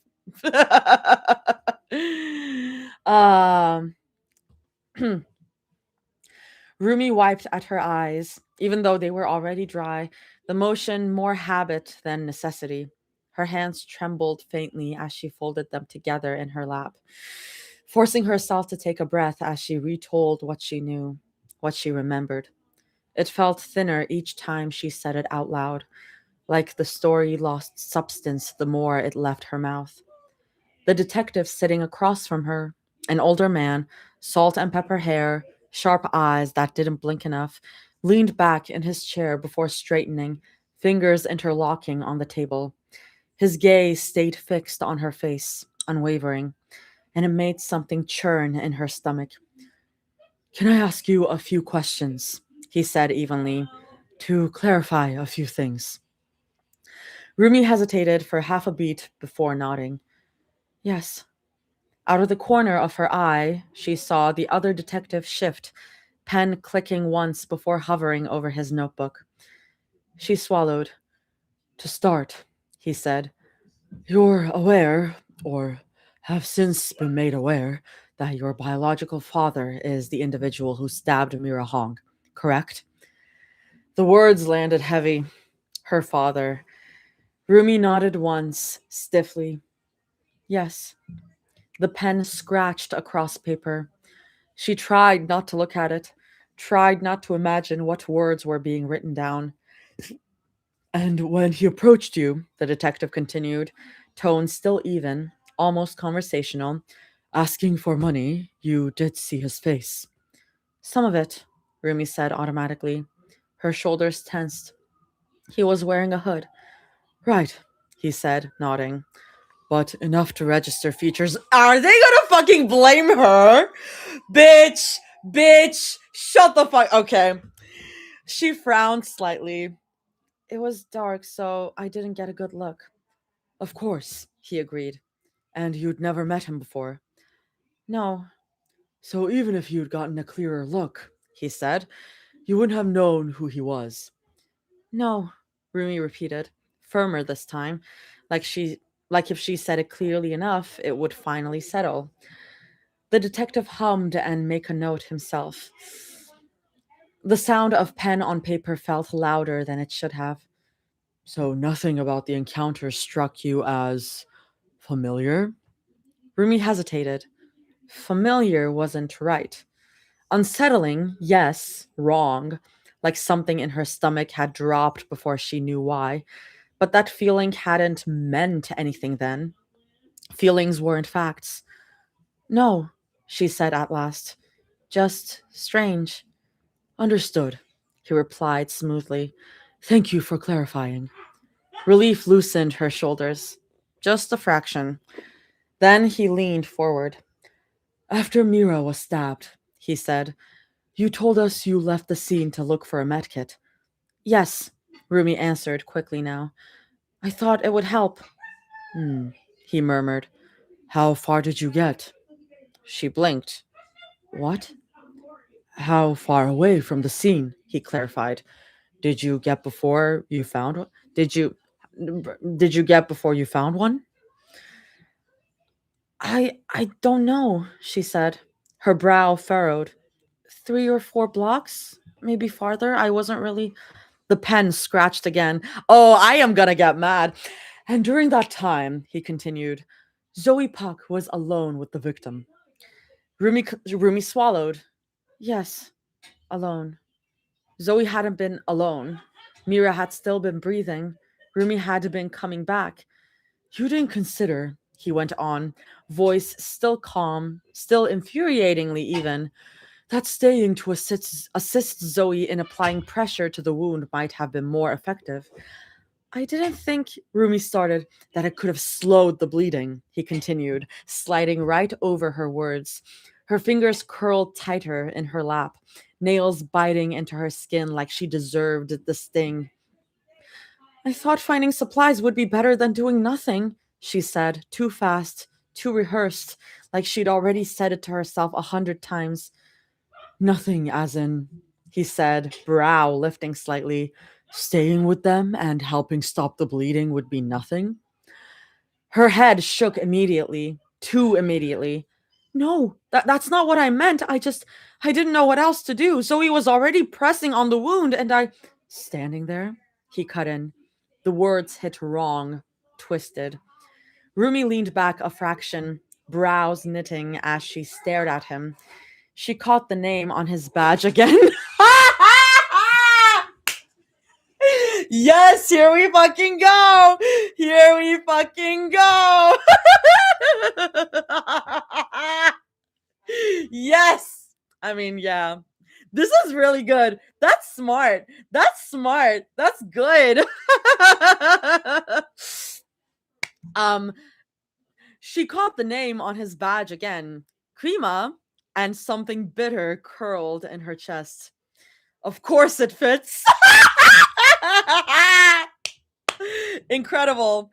In fucking credible. Wow. I love that so much. How fucking yeah. Okay. I'm sorry, she said, slower now, more careful. But I don't understand why you're asking these questions. Her fingernails dug into her palm, grounding. You eventually. So I should do a Grima voice. You eventually. I should make.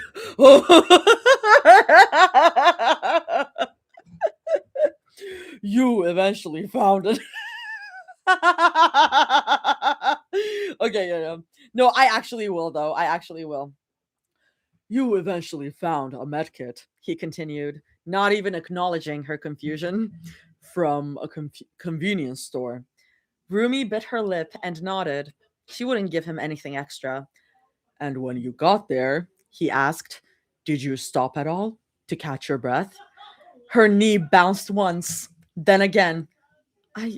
Maybe for a second, she muttered. I asked the owner right away. And after that? I ran back. Immediately? Yes, she said, frowning. I didn't want to waste time. Klima glanced down at his notes. The pause stretched, long enough for her to start filling it with worst-case scenarios. From the footage we reviewed, he said at last, it took you approximately 15 minutes to return to the scene. Ruby blinked. 15? The number didn't make sense. It felt wrong in her mouth, like trying to say a word in the wrong language. Her throat went dry. That can't be right. I was running. 15 minutes, he repeated mildly, as if they were discussing the weather. From the moment you left until the moment you returned. Her chest tightened, sharp and sudden, like something snapping into place that she didn't want to look at. 15 minutes. 15 minutes while Mira was bleeding. 15 minutes while Zoe... I didn't know how long it was, Rumi said quickly, the words tumbling over each other before she could organize them. I wasn't checking the time. I was trying to get back as fast as I could. She heard how frantic she sounded and hated it. Forced herself to inhale slower. Normal people breathed slower. Of course, he said mildly. But during that time, Mira Hong continued bleeding. Something in her chest clenched hard. Her fingers curled into her palms, nails digging in like she could anchor herself there. And Zoe Pak, he added, almost as an afterthought, was alone with her. The room felt smaller, the air thicker, like the walls had leaned in when he said Zoe's name. I didn't think it would take that long, Rumi said, words speeding up again despite herself. I thought I'd find something fast. I thought it would help. You did help, she told herself. You came back with supplies. You didn't freeze. You didn't run away. You thought, he echoed. Yes, she snapped, sharper than she meant to be. Her heart was racing now, each beat loud in her ears. I wasn't thinking clearly. The pen scratched against paper, steady, unbothered. So you left, he said, despite knowing how serious the injury was. Rumi's breath hitched. No, she said. I left because of it. He hummed. Yet you were gone for 15 minutes. Her pulse started pounding in her ears. 15 minutes. The number slammed back into her, heavier this time. Too long. Long enough for... No, don't. I was running the entire time, she insisted, voice tightening. I didn't stop. Did she? She pictured the convenience store again, the bell, the man behind the counter, the way her chest had burned like it might tear itself open. Had she paused, even for a second, to breathe, to speak? To not pass out on the floor? Her stomach twisted. Did she slow down after she got the med kit? Had she stood there for a heartbeat too long, lungs screaming, vision tunneling? The memory felt wrong now, blurry at the edges, like someone had smeared it with their thumb. Her thoughts slid against each other, refusing to line up. No, no, she hadn't stopped. She shook her head sharply, like she could physically dislodge the doubt from the air between them, and forced herself to look at him. Yeah, no, I didn't stop at all. The words felt brittle on her tongue. And still, he said, lifting his gaze to meet hers, maddeningly composed. 15 minutes passed. That number again. Something hot crawled up her spine, slow and nauseating. You, you keep saying that, Rumi huffed once, breathless, the sound scraping out of her throat. She blinked hard, again and again, like repetition might make it make sense. Why do you keep saying it like that? Like it means something. His partner, who had been silent until now, paused his pen and glanced up. I think we got enough, Guima. Guima didn't even look at him. Did you take a detour? Rumi frowned. What? What does that even have to do with because the route was excessively longer. A scoff, almost not, tore out of her before she could stop it. You're serious? Like actually serious? Um yeah. She pressed a hand to her forehead, fingers fingers digging in as if she could physically hold her thoughts still. A thin, humorless laugh followed, brittle and disbelieving.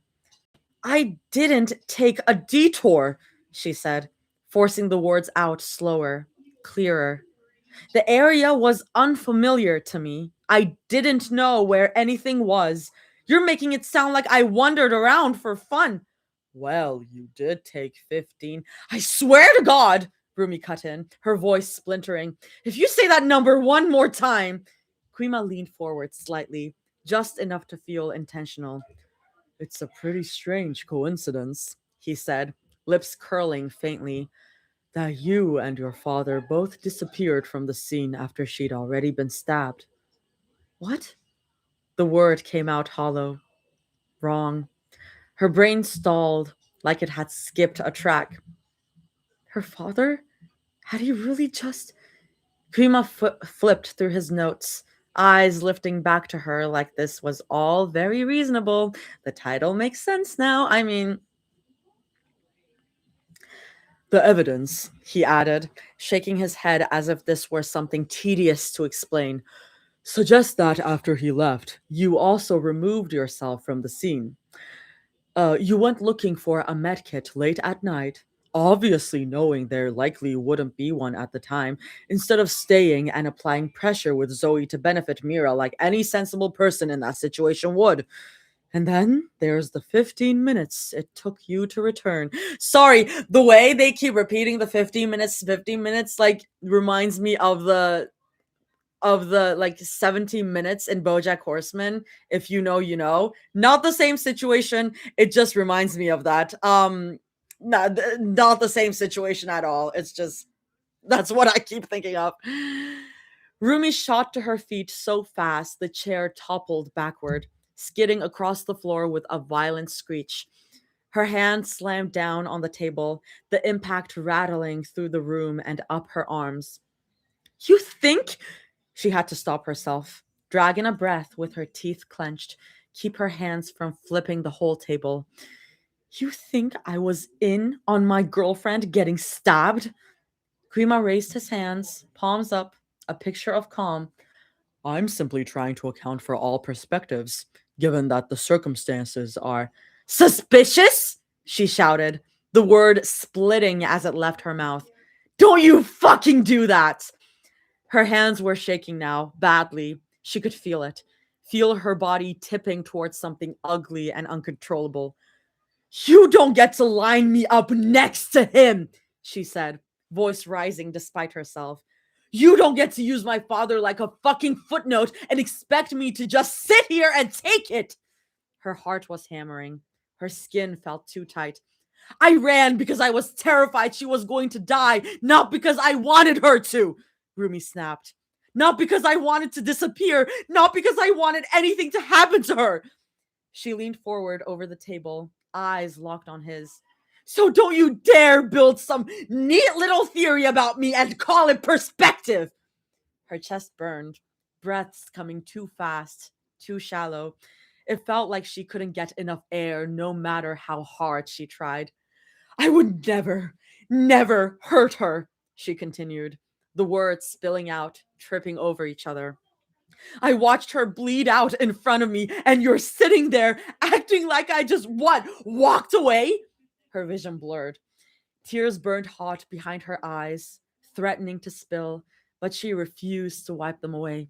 If she did, she was afraid she wouldn't stop, afraid she'd look small, afraid he'd take it as proof of something else. That's sick, she said hoarsely, voice scraped raw with pure rage. That's fucking sick! The room felt like it was shrinking, walls inching closer with every breath.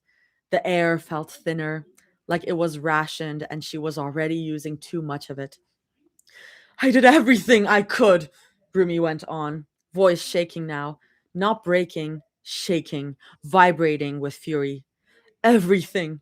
So don't you dare sit here and tell me otherwise. Her mind kept circling back to one thing, one name, her father. The way Krima had said it, so casually, like it was just another data point, like that man and her belonged anywhere near the same sentence. Her hands curled into fists so tight her nails bit into her palms. You don't get to compare me to him, she snapped, the words tearing out of her. You don't get to say his name and look at me like I'm capable of that. Her throat burned. He's a monster, Rumi said, voice rising. He hurt people. He chose to hurt people. I ran because I was trying to save someone I love. Her voice cracked on the last word, and that only made her angrier. She shook her head, a sharp, disbelieving motion. You weren't there, she said. You didn't see her. You didn't hear her. You don't know what it felt to think she might die while you were running back to them. The room was dead silent now. The other detective shifted, unease flickering across his face. Miss Rumi, he didn't mean to imply. Save it, she cut in immediately. Kuima cleared his throat, pushing his chair back, one hand lifting like he could physically steer her back into place. I'm sorry if that came across. I'm sorry if that came across as. No, she snapped, voice loud, final. You're not sorry. You said what you meant. Her chair scraped further back as she turned, the sound harsh and violent. Her hands were still shaking as she reached for the door. Fuck you, she said, pointing at Kuima, then at the other man. And fuck you too. She yanked the door open and slammed it shut behind her, hard enough that it rattled in the frame. That is my girl! That is my fucking girl! Let's fucking go! That is my girl. Hot. LMFAO. God, I love her. She is everything to me.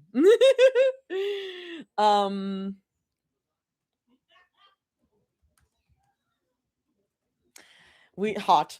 Yeah, hot. Angry Rumi, how I adore you. Me like, no, good. Listen, that's the girl that slapped Mira's mom. So, who's surprised? Hot. Hot. Attractive as fuck. Real. Again, 50 minutes is not 525,600 minutes. Yeah, that's my wife. Hell fucking yeah. Hot acting, is that insane to say? Toss! Toss! No!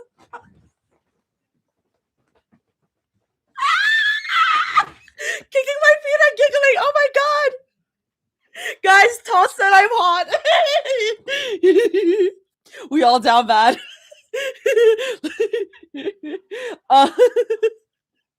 Ruru. Hashtag need her. Oh my god.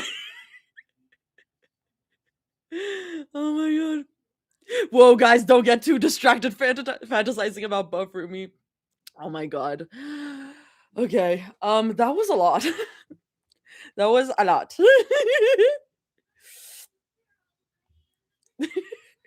Artie, you're supposed to do 15 chair spins.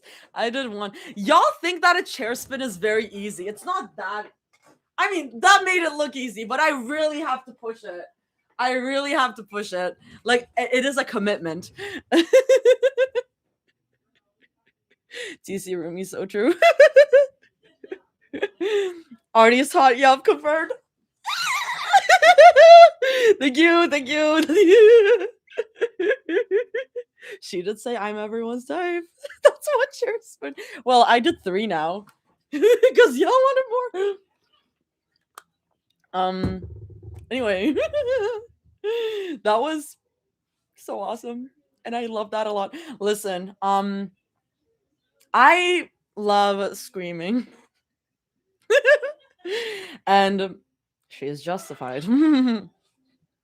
Wait, what is it? Hey guys, remember that acting video when she choked someone out?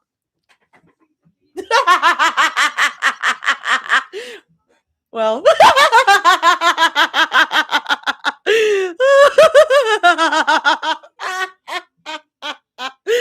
Oh my god. They're never meeting. What are we talking about? What allegations? It's getting hot in here. Anyway. Oh yeah, I remember. Oh my god.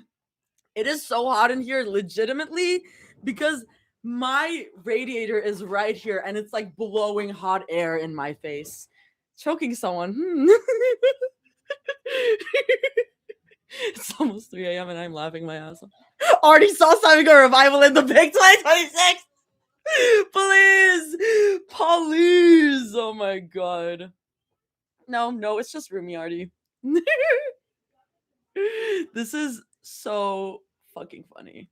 Sorry, I'm taking a screenshot because the comments will not be saved. And while we're paused, let me get my phone charger. Whee! Oh! No. Okay. Now Artie has to look at Twitter after this. Insert Claire sipping tea. What? What's going on at twitter.com? What is going on? What is going on at twitter.com?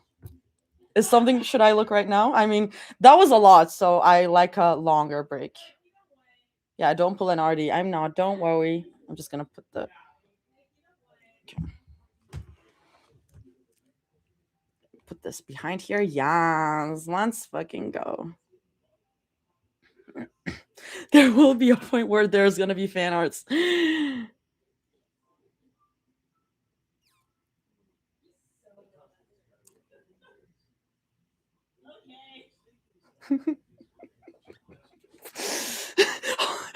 what? Are we talking about Artie sauce? I'm so confused. I'm so confused. Testimonials. Testimonials.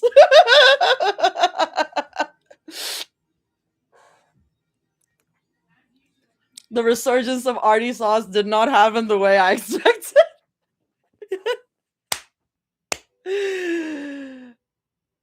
Oh, Sky, you don't know about the origins of Artie sauce. Artie sauce is a thing. It's like a crack ship. It's an actual crack ship that started back in the summer. Hi. I hate not having Twitter. I know what way I'm missing out the fun. Listen, I'm literally gonna log out of Twitter after this and gonna be on Blue Sky. But for now, I can have fun. uh, Oh, I loved you reading at Disneyland. I loved you reading that at Disneyland. I was like, I made it. I made it. The RPF gods have smiled down at me. Mm-hmm. 525,600 minutes. Okay, we're back. That was a long tangent. Anyway. Zoe, no, seriously, tell me how the sudden bang echoing down the hall made Mira jump. Zoe straightened beside her, already alert, and then the footsteps came, fast, uneven. Rumi came into view. Mira didn't need Rumi to say anything to know something was wrong. She was trembling, full body, barely contained shaking. Her eyes were glassy, unfocused, like she was staring through the hallway instead of at it. Her jaw was locked tight, muscles jumping like she was holding herself together by sheer force. Mira was on her feet before she even realized she'd moved. Rumi? Rumi? Her voice cracked despite herself. Hey, what happened? Rumi didn't answer. She crossed the room in 3 stiff steps and dropped into the chair hard, like her legs had finally stopped listening to her. She dragged her hands through her hair, then covered her face, elbows braced on her knees. Her breathing was wrong, too fast, too shallow. Mira's stomach dropped. Rumi, she said again, softer now, already moving closer. Look at me. Talk to me, baby, please. Rumi shook her head, a sharp, angry motion. When she finally looked up, her eyes were bright with tears and something feral underneath. That stupid detective, she said, the words spilling out like she couldn't hold them back anymore. He was making it seem like I was in on you getting stabbed. Mira felt something snap in her chest. What? She said sharply. Who? Celine demanded at the same time. Krima! Rumi sniffed, swiping angrily at her face and pointing down the hall. He was in the room down there. Something cold and vicious settled in Mira's chest. Her jaw tightened, heat flaring behind her eyes as she took a step forward, already imagining what she'd say, how she'd rip him apart. Celine caught her arm. You stay, she said firmly. I'll handle it. Period. Mira hesitated, anger buzzing through her veins. But Rumi made a small, broken sound, and that decided it. Celine left. The room felt too small.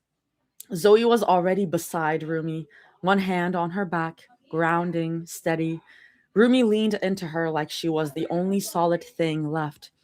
Mira sat on Rumi's other side, close enough to feel the tremor running through her. I would never do that, Rumi said desperately, voice cracking. I would never. I ran the whole time, I swear. I know, Zoe said immediately. I know you did. Rumi shook her head harder, like she couldn't hear her. But what if... Her breath hitched. What if I slowed down and I didn't realize? Mira's heart sank. Rumi's hands came up, gripping her own sleeves, twisting the fabric. I should have stayed, she whispered suddenly, panic rising. I should have helped more. I left you alone. Her gaze snapped to Zoe, wild and guilt-ridden. I'm sorry, she rushed out. I'm so sorry. I should have been faster. I should have... No, Mira said sharply, unable to stop herself. Zoe moved at the same time. She crouched in front of Rumi, right in her line of sight, hands gently but firmly gripping Rumi's knees. Rumi, she said, steady and loud enough to cut through the spiral. Is that Zoe? Yeah, I think that's Zoe. Rumi, she said, steady and loud enough to cut through the spiral. Hey, look at me. Rumi's chest was heaving now. Her breaths were shallow, frantic. I didn't mean to, she sobbed. I wasn't trying to leave. I wasn't him. I'm not like him. You're not, Zoe said immediately. You're not your father. You are nothing like him. Rumi shook her head, tears spilling freely now. He said it like I was, she whispered, like I chose it. Zoe leaned closer, lowering her voice. You ran because you were scared, she said. You ran because you love Mira. That's it. That's the truth. Mira slid her hand into Rumi's, squeezing hard. Hey, she said, voice rough with anger and emotion. You didn't hurt me. Do you hear me? Rumi's breath stuttered. You didn't abandon me, Mira continued. You didn't fail me, and you sure as hell didn't choose that monster over me. Rumi let out a broken sob, shoulders collapsing inward. Zoe stayed right there, grounding her, counting breaths with her, forehead pressed to hers. In, Zoe murmured, and out. You're safe. You're here. We've got you. Mira watched Rumi slowly start to come back into herself. The tension hadn't left her body completely, but the sharp edge was gone. Her shoulders lowered, her breathing evened out. The frantic shine in her eyes dulled into something tired and sore. Mira's chest still burned. Not at Rumi. Never at Rumi. At the man who'd put that doubt there, who'd twisted her fear until she turned it on herself. You're okay, Mira murmured, brushing her thumb gently beneath Rumi's eye, wiping away the last of the tears clinging there. Her voice stayed steady, even though her chest still ached. Hey, you want kisses? Rumi sniffed, a weak, wobbly smile tugging at her mouth. Please? Mira leaned in without hesitation, pressing soft kisses along her cheek, her jaw, the delicate skin beneath her eyes. Each one was gentle, grounding. She felt Rumi sag into her, the way her body finally gave up the fight. On Rumi's other side, Zoe did the same, peppering Rumi's temple and hairline with gentle kisses, quiet murmurs, hands steady and sure. Rumi let out a shaky breath that sounded almost like a laugh and wiped at her face. I'm okay, she said, voice rough but steadier now. I am, she sniffed. I'm really glad you guys are here. Mira felt something loosen in her chest at that. She nodded, unable to trust her voice for a second. Zoe grabbed one of the juice boxes, poked the straw through with practiced ease, and handed it to Rumi. Rumi took it with a soft, grateful thanks and drank, exhaling slowly afterward like it was the real first breath she'd taken in a while. For a few moments, everything slowed. The hum of fluorescent lights, the scuff of distant footsteps, the three of them breathing together like they were reminding each other how. Mira let herself exist in it. Then footsteps stopped in front of them. A detective, different from before, stood a few feet away, posture professional but careful, like he could sense the fragility of the moment. Mira Hong? He asked. Mira straightened instinctively. Yes? We finished questioning him, he said. He's being transferred to holding before trial. Her stomach flipped. There's an opportunity, he continued. If you'd like to speak with him or ask any questions before he's taken away. The world tilted. Mira's first instinct was no, a hard, visceral no. The thought of seeing him, of putting a real face to the shadow that lived behind her eyes when she tried to sleep, made her skin crawl. She'd spent so long imagining him as nothing but pain and motion and blood. What if seeing him made it worse? She glanced over at Zoe and Rumi. They were both watching her carefully now, not pushing, not asking, just there. Mira swallowed. She'd almost died because of him. If she didn't look at him now, would he haunt her forever?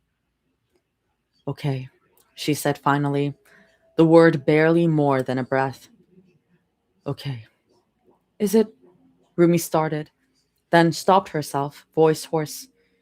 Is it okay if I... The detective shook his head gently. One at a time. Mira can come in first. Mira stood, legs unsteady but holding. She turned back to Zoe and Rumi, forcing a breath through the tightness in her chest. I'll be right back, she said quietly. Zoe stood too, immediately. You don't have to. I know, Mira said gently. She reached for Zoe's hand, then Rumi's, squeezing both like she was anchoring herself. But I want to. Rumi searched her face, worry still lingering in her eyes. We'll be right here. Mira nodded. She took one last breath with them, and then she followed the detective down the hall. Each step felt louder than the last.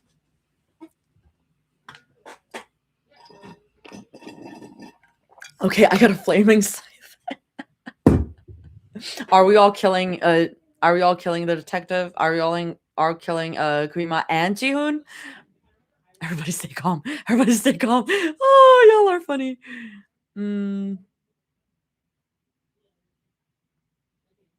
This is some real nice comfort. I sure hope nothing happens to. When was Artie's last water break? Hi, Lauren. Well, I need to get more water. But I've been doing water breaks at line breaks, which are pretty frequent. Mir would love to be here crashing out with y'all. She's asleep right now. Get more water now. You'll need it. Y'all, I'll have to go to the bathroom.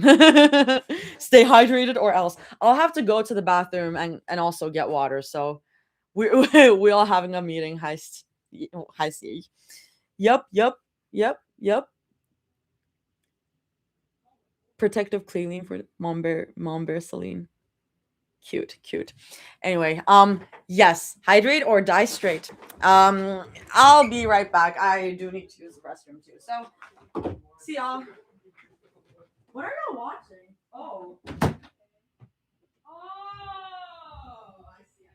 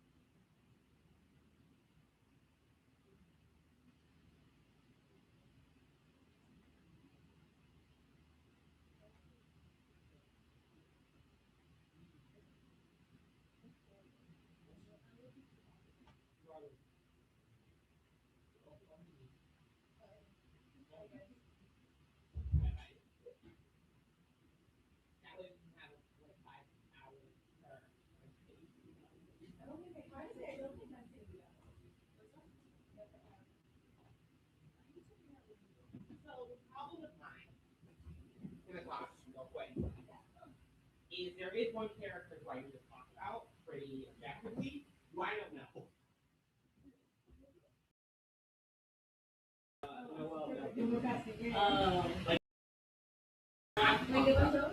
To be fair, I also don't understand. Okay. With my presentation, but I have to talk about Noel. Oh, yeah. Oh, is this for the Like I birthday sort of party? have to. Yeah. What is this? Sacrificial white village. Yeah, you do. I just have Yeah. to talk about her. We can start playing. You could. You could do through it. We can do it. Okay, I'm back. Okay. Wait. I'm back. What's up with pause? What's up with tugs? Wait, what's happening? Wait, what? What's up? Oh, so how's everyone doing? What should we stop spamming? Oh. Oh. If you're feeling bad right now, I hope at least like this stream is making you guys feel better if you're feeling bad or down. Yeah, I'm sorry, y'all. Hugs, hugs, hugs, hugs, hugs everywhere. Oh my god. But yeah, real though. Group hug, group hug. That is fair. That is fair. I just think Noelle is so. I will write devastating angst after this. And Chris is so clearly God. Oh, where y'all being like, I'm feeling bad because of this. Not good. Well, either way,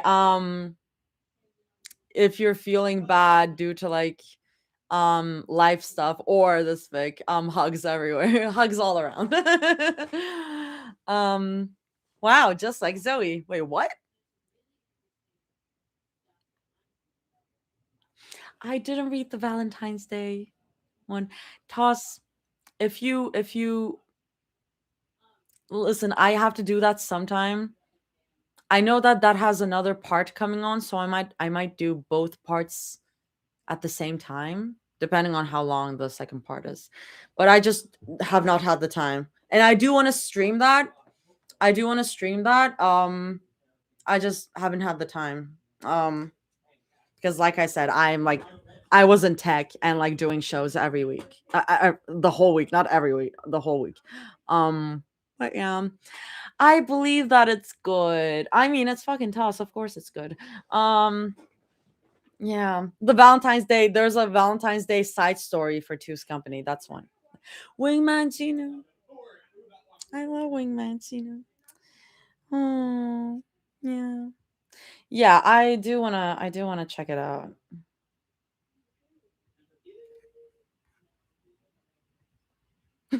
So true. I love you. Y'all are funny. Okay. I threw my phone when I read the Valentine's TC. Damn. Okay. Okay, let's get back to this. We have almost 50 people watching. That's crazy. Okay. They led her into the room that led to another room. It was smaller than she expected. A two-way mirror on one side, wide, open, impossible to ignore, that showed a table in the other room sitting dead center. He was already there. Mira kept her eyes down, not because she didn't want to look, because a part of her was terrified that if she did, he'd become real in a way she wasn't ready for. Just let us know when you're ready to leave, the detective said quietly.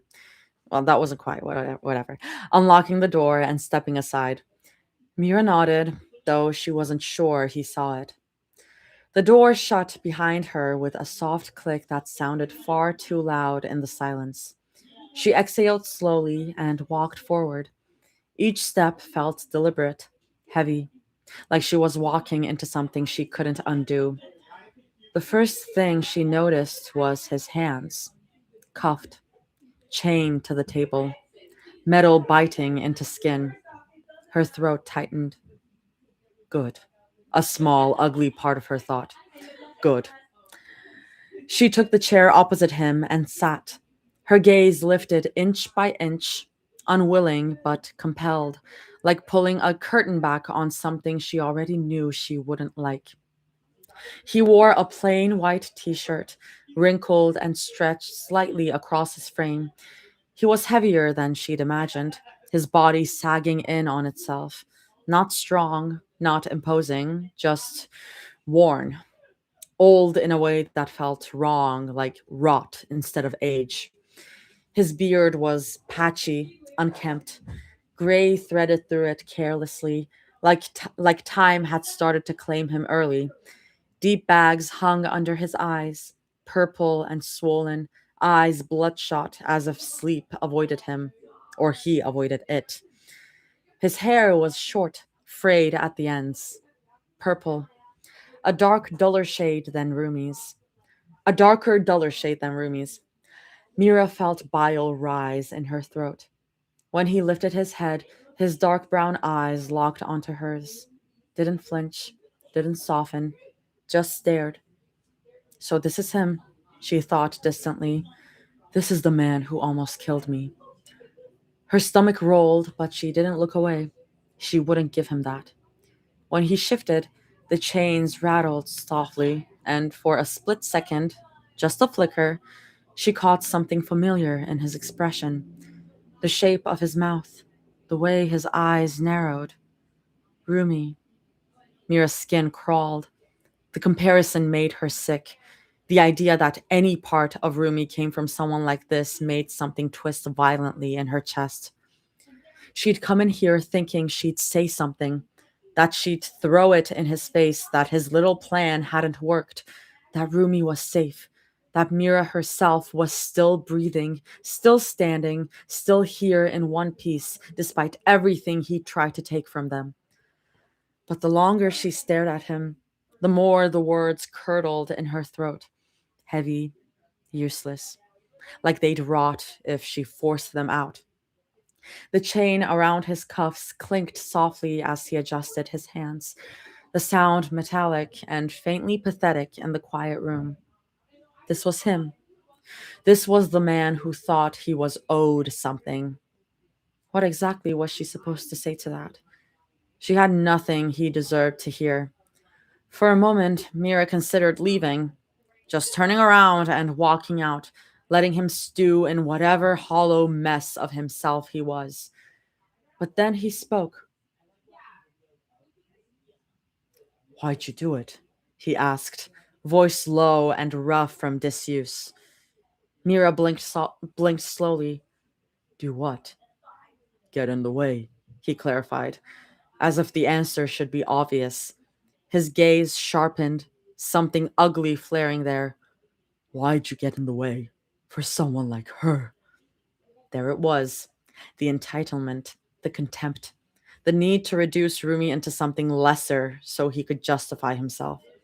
Something inside Mira snapped neatly into place. Not anger, not shock, clarity. She straightened in her chair, suddenly very aware of the kind of man sitting across from her, the kind who needed answers, needed justification, needed to believe other people existed for him. She didn't answer immediately. Instead, she just looked at him, really looked. At the tightness in his jaw, the way his hands curled involuntarily into fists despite the cuffs, the way he leaned forward slightly, hungry for a reaction. He wanted her anger. He wanted her guilt. He wanted to believe he'd been powerful enough to leave a permanent fracture. She refused him. He scowled when she didn't respond, irritation bleeding through. "What was so important that you had to almost throw your life away for a waste of space like her?" There it was again. Mira's jaw tightened. She felt a spark, hot and immediate, flare in her chest. The instinct to lean forward and spit venom. The instinct to lash out, to scream, to tear him open with words sharp enough to draw blood. To list every reason Rumi was worth 10 of him. She didn't. Instead, she inhaled.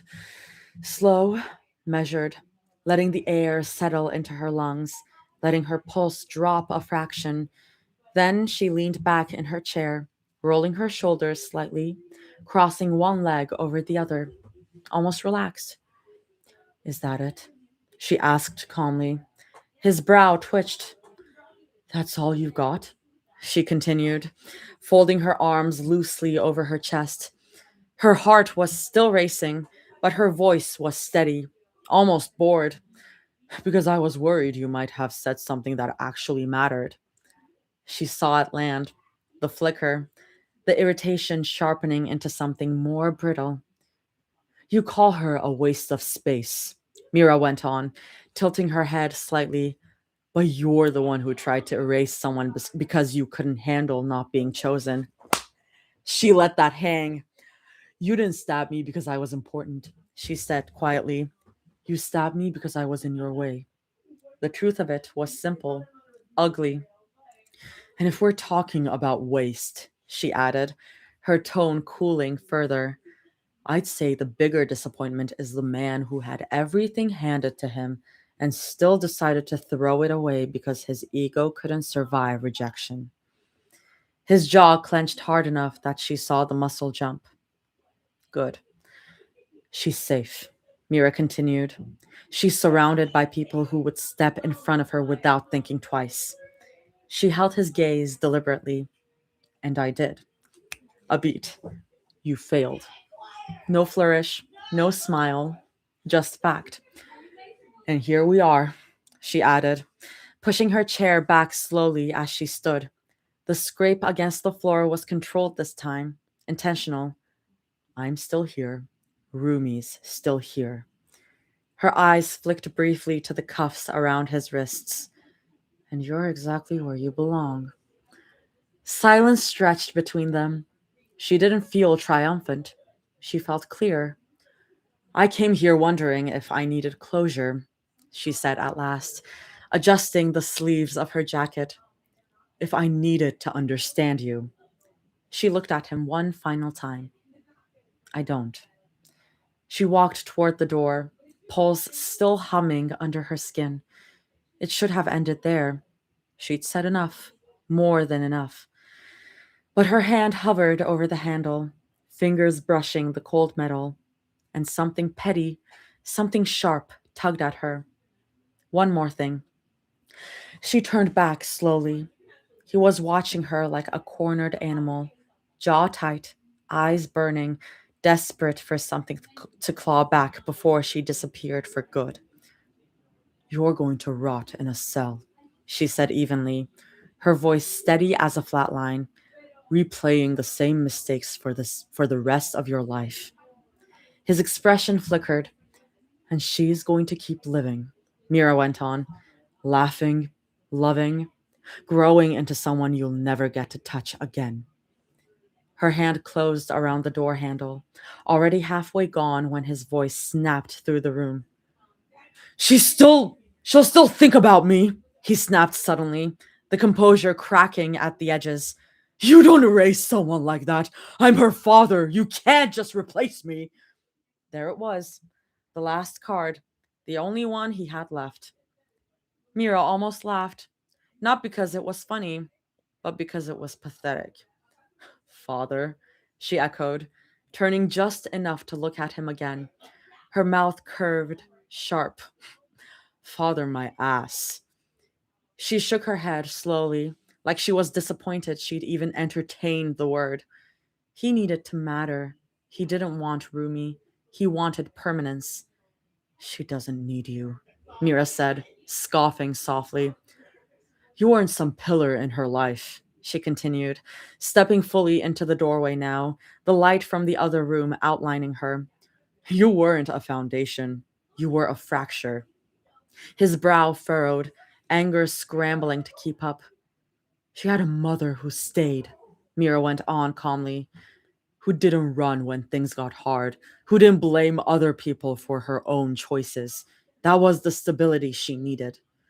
She let the silence stretch just long enough, and when that wasn't enough, she built the rest. You were a placeholder, a role she outgrew before she ever learned to miss it. That one landed. She saw it. The subtle recoil, his mouth opened slightly. What? They built a family from the wreckage you left, she said, cutting him off. You don't get to claim credit for surviving something you caused. She met his eyes fully now, unflinching. She calls me family. She calls me home. She calls me what matters. The quiet in her tone made it worse. And you'll never be that. Mira left the room. She didn't look back, didn't want to hear him shout, didn't need proof that it landed. The door clicked shut behind her, soft but final.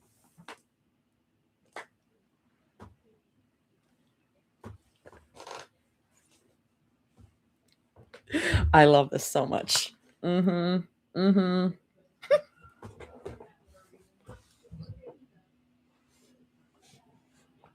And she calls me daddy. So true. Wait, what? Wait, who was that? Sorry. Coquito, yeah, Coquito, yes.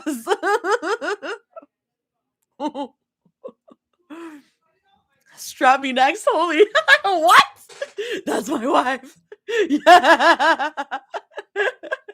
Yeah, Sam originally said it. She calls me daddy. Your daughter calls me daddy too.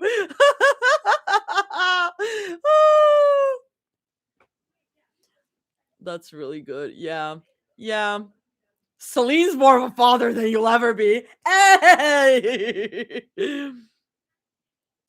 Dude, I don't think she thought about you for a single day in her life until yesterday. Yeah.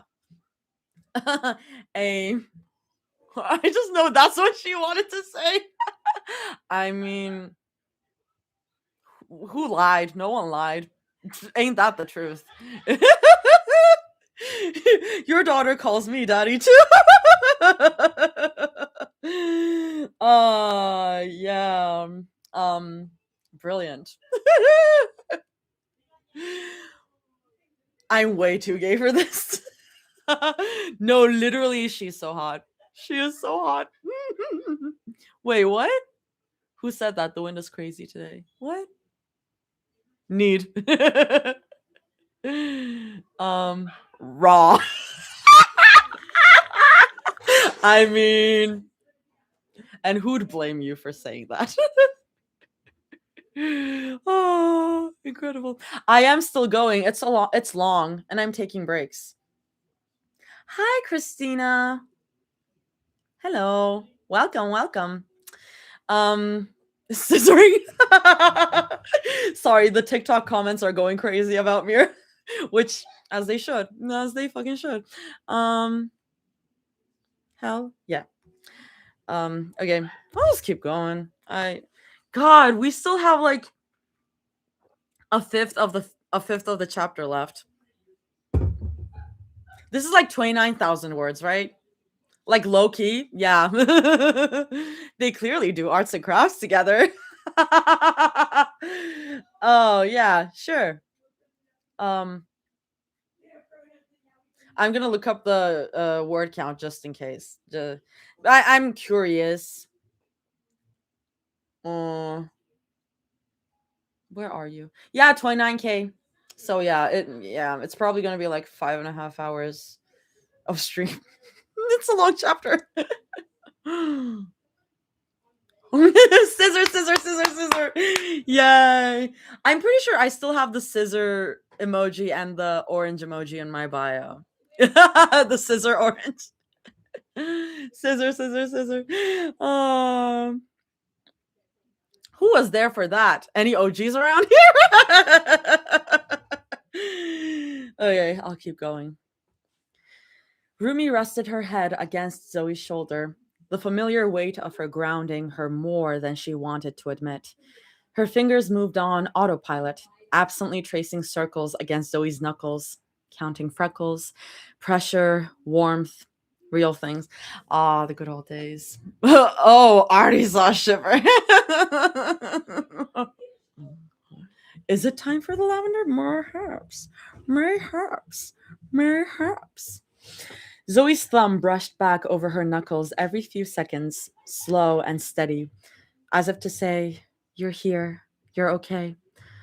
The hallway was quiet in that uncomfortable, institutional way. Too clean, too still. Every time a door opened somewhere down the corridor, Rumi's body tensed before her brain could catch up. When she finally heard one door open, one door open, I'm guessing. When she finally heard one door open, hinge creaking, footsteps following, her spine straightened instinctively. Yeah, her spine straightened instinctively. It's okay, there's a typo. Her head lifted. Mira came into view a second later, looking exactly the same as when she'd left. No visible cracks, no trembling hands, no haunted expression because she's a badass. Rumi searched her face anyway, looking for damage. Mira crossed the distance and sat beside her with a quiet sigh, the plastic chair creaking under her weight. Well? Zoe asked immediately, unable to help herself. Mira removed her glasses and rubbed the bridge of her nose slowly. Rumi's stomach tightened. That bad? Rumi murmured, her voice thinner than she intended. Mira glanced at her, then huffed softly. There was something sharp still sitting behind her eyes. He's a real piece of work, she said lightly, but the lightness didn't quite reach. Rumi nodded, slumping back into the chair, the air leaving her lungs all at once. Yeah, that tracks. She'd known. She'd always known. Still, hearing it said out loud made something in her chest ache. Mira reached over and squeezed her hand. I'm going to lean back so I'm taking my microphone in my hands. Mira reached over and squeezed her hand, firm, grounding. He's not worth shaking over, Mira added quietly. Rumi looked down at their joined hands. Not worth shaking over. But he had shaken her. He had shaken all of them. They said you can go in and see him if you want, Mira said gently. If you want. Like it was a choice and not a gravity well pulling her forward. Rumi swallowed and nodded slowly. Her legs felt heavy as she stood, like they might buckle if she thought about it too hard. She squeezed Mira's hand once more before letting go, then glanced at Zoe. Zoe straightened immediately, offering a thumbs up and a crooked smile that didn't quite hide the worry behind it. Wish me luck, Rumi murmured. You'll need it, Mira muttered dryly, but there was something protective in the way she watched her stand. Zoe lifted 2 fingers in a lazy salute. If he tries anything, give him a clean right hook for me, on my behalf and Mira's. Rumi snorted softly, despite herself. I will, don't worry. She leaned down and pressed a quick kiss to Zoe's cheek, then Mira's, lingering just a second longer than usual, like she was memorizing the way they felt. Anchors. Like she was storing their warmth. Then she turned and walked down the hall. Each step felt louder than the last. She nearly collided with Celine when she turned the corner, the sudden presence jolting her out of her thoughts. Oh, Rumi. Celine looked frazzled, phone pressed to her ear, worry already etched into her features. Are you all right? Rumi nodded automatically. I am, yeah. Lie. Her fingers worried the hem of her sleeve, twisting fabric until her knuckles ached. I'm going to see him, she said quietly. Are my friends loud? Do I need to tell them to shut up? Do I need to tell them to shut up? The lavender emojis are cracking me up. Or is it good? I can't tell. I genuinely can't tell. No, they're fine. Okay, cool. Don't worry, just log in. Okay. Lie. I'm going to see him, she said quietly. Celine blinked. Him? Jihoon, Rumi clarified. Saying his name out loud felt strange, like dragging something sharp across her tongue. Celine's expression shifted in real time. Confusion first, then understanding, then something softer. Concern. Oh. A pause. Then she reached out, palm open. Rumi didn't hesitate this time. She took her hand. Do you need me to come in there with you? Celine asked softly, squeezing gently. I can. The offer hit harder than she expected. Rumi considered it. Part of her wanted someone standing at her side, wanted backup, wanted a barrier between herself and whatever look he would give her. But another part, a steadier part, knew this was hers. He had tried to take control of her story. She wouldn't walk in there hiding behind someone else. So she shook her head gently. No, she said, and this time her voice held. I'd like to be by myself for this. Celine understood her for a second. Celine studied her for a second, then nodded. Understood. I'll be right outside. If you need anything, anything. Rumi nodded again, Before she could overthink it, she stepped forward and wrapped her arms around Celine, tight.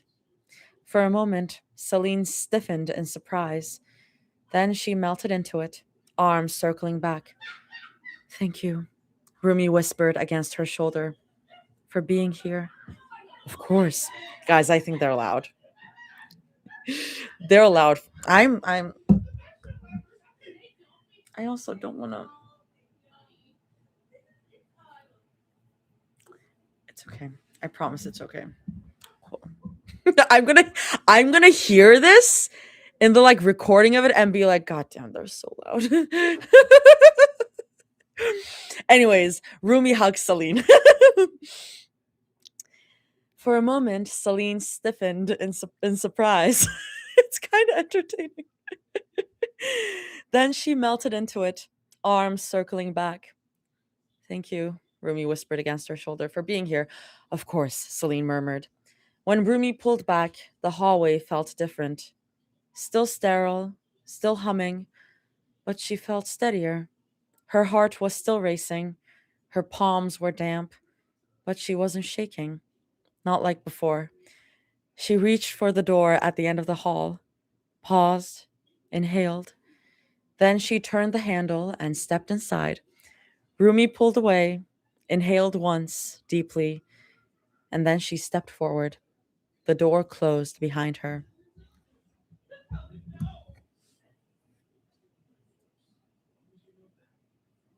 Cool. Stupid TikTok asking me to do a stupid task. I mean, it's my fault for streaming on a Monday night, but again, I have no other time. Lock in. Give me a second. I'm gonna call my roommate. I'm just gonna ask them to be a tad bit quieter. Artie, I'm back to haunt you. What up? Where are you? Where are you? Have them join in. They are watching anime. They're watching. I forgot the name of it again. It's an anime that they'd been wanting to watch for a while, like rewatch for a while. Like, and don't sob, you will. Ain't no way you leave us on the edge. Listen, if you want me to sob, then I really need to be locked in, and I can't lock in.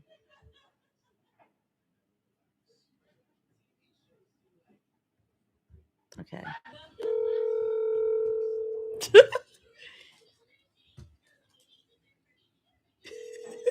Are your roommates joining when? I mean, they have joined. You just to be quiet. Yeah, please, just a little. Sorry, there was one line that got us really, really badly. That's fair. Forgot how to act. That's fair. That's fair. I didn't want to. I know it's fucking like MSPA Monday, so like I understand. No, I just. you're fine. Thank you. Tell us to shut up. Thank you. So this is your house. Okay. So this is your house and you're in your room. Okay. In the middle of your street, your house. In the middle of your street. No. No. No.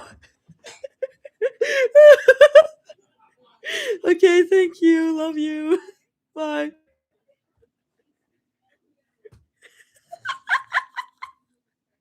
Our house. Was that clear? I did lower the volume, but I love my roommates. They're sweet. I mean, I've been living with them forever. Yeah, they're like my best friends. So like, I just like felt bad. They're just so loud. I was very clear. Yes, I fried. Anyway, okay, I'll continue. I'll fucking continue. Okay.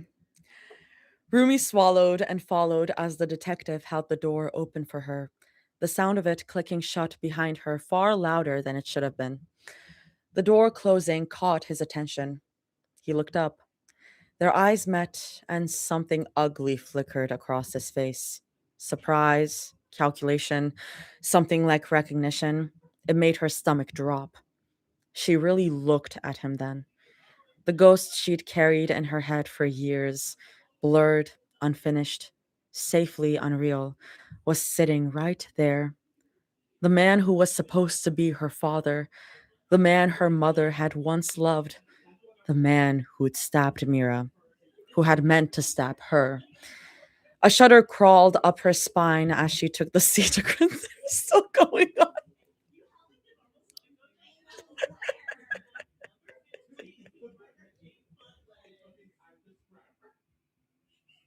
And this is them trying to be quiet. Anyway, it's just I'm hearing them. So okay. Just like she really looked at him then. The ghost she'd carried in her head for years, I'll be louder, blurred, unfinished, safely unreal, was sitting right there. The man who I read that. A shudder crawled up her spine as she took the seat across from him. He looked wrong, too solid, too real, like a distorted version of herself, warped by years she'd been spared. The similarities were impossible to ignore. The shape of his nose, the set of his eyes, the color of his hair dulled by age and neglect. She hated that she could see herself in him. He shifted, nostrils flaring as if he'd caught a scent, and his expression tightened. Lavender! Look at you, he said finally, voice low, rough, all grown up. The sound of it, his voice, sent a small, involuntary shiver through her. It didn't match anything she'd imagined. It was worse. Rumi didn't respond. Her fingers curled tighter around the hem of her hoodie, knuckles whitening, and she stared back at him. She wasn't sure why she was still here. She thought she needed answers, closure, something. Now all she felt was revulsion. Not speaking, he went on, tilting his head. Did Myung put you up to that? A scoff. Told you not to talk to the man who's the reason you're even here? Rumi's brows furrowed. She opened her mouth, then closed it again. What was there to say? What words did he deserve? None. Her silence wasn't confusion. It was choice. He straightened, fingers interlocking, the chain between his cuffs pulling taut with a soft metallic sound. That other girl, he said, casually cruel. That your girlfriend or something? Rumi's jaw tightened. Didn't know you swung that way, he continued, lips twitching. But hey, I do too. Guess that's something we have in common. He needs to die. He needs to die so bad. He chuckled. It didn't reach his eyes. Something cold settled in Rumi's chest. She slid her hands into her pockets, grounding herself, reminding herself she was still here, still breathing, still nothing like him. Whatever faint smirk he'd worn vanished, his mouth flattening into something ugly. She had quite the mouth, he said.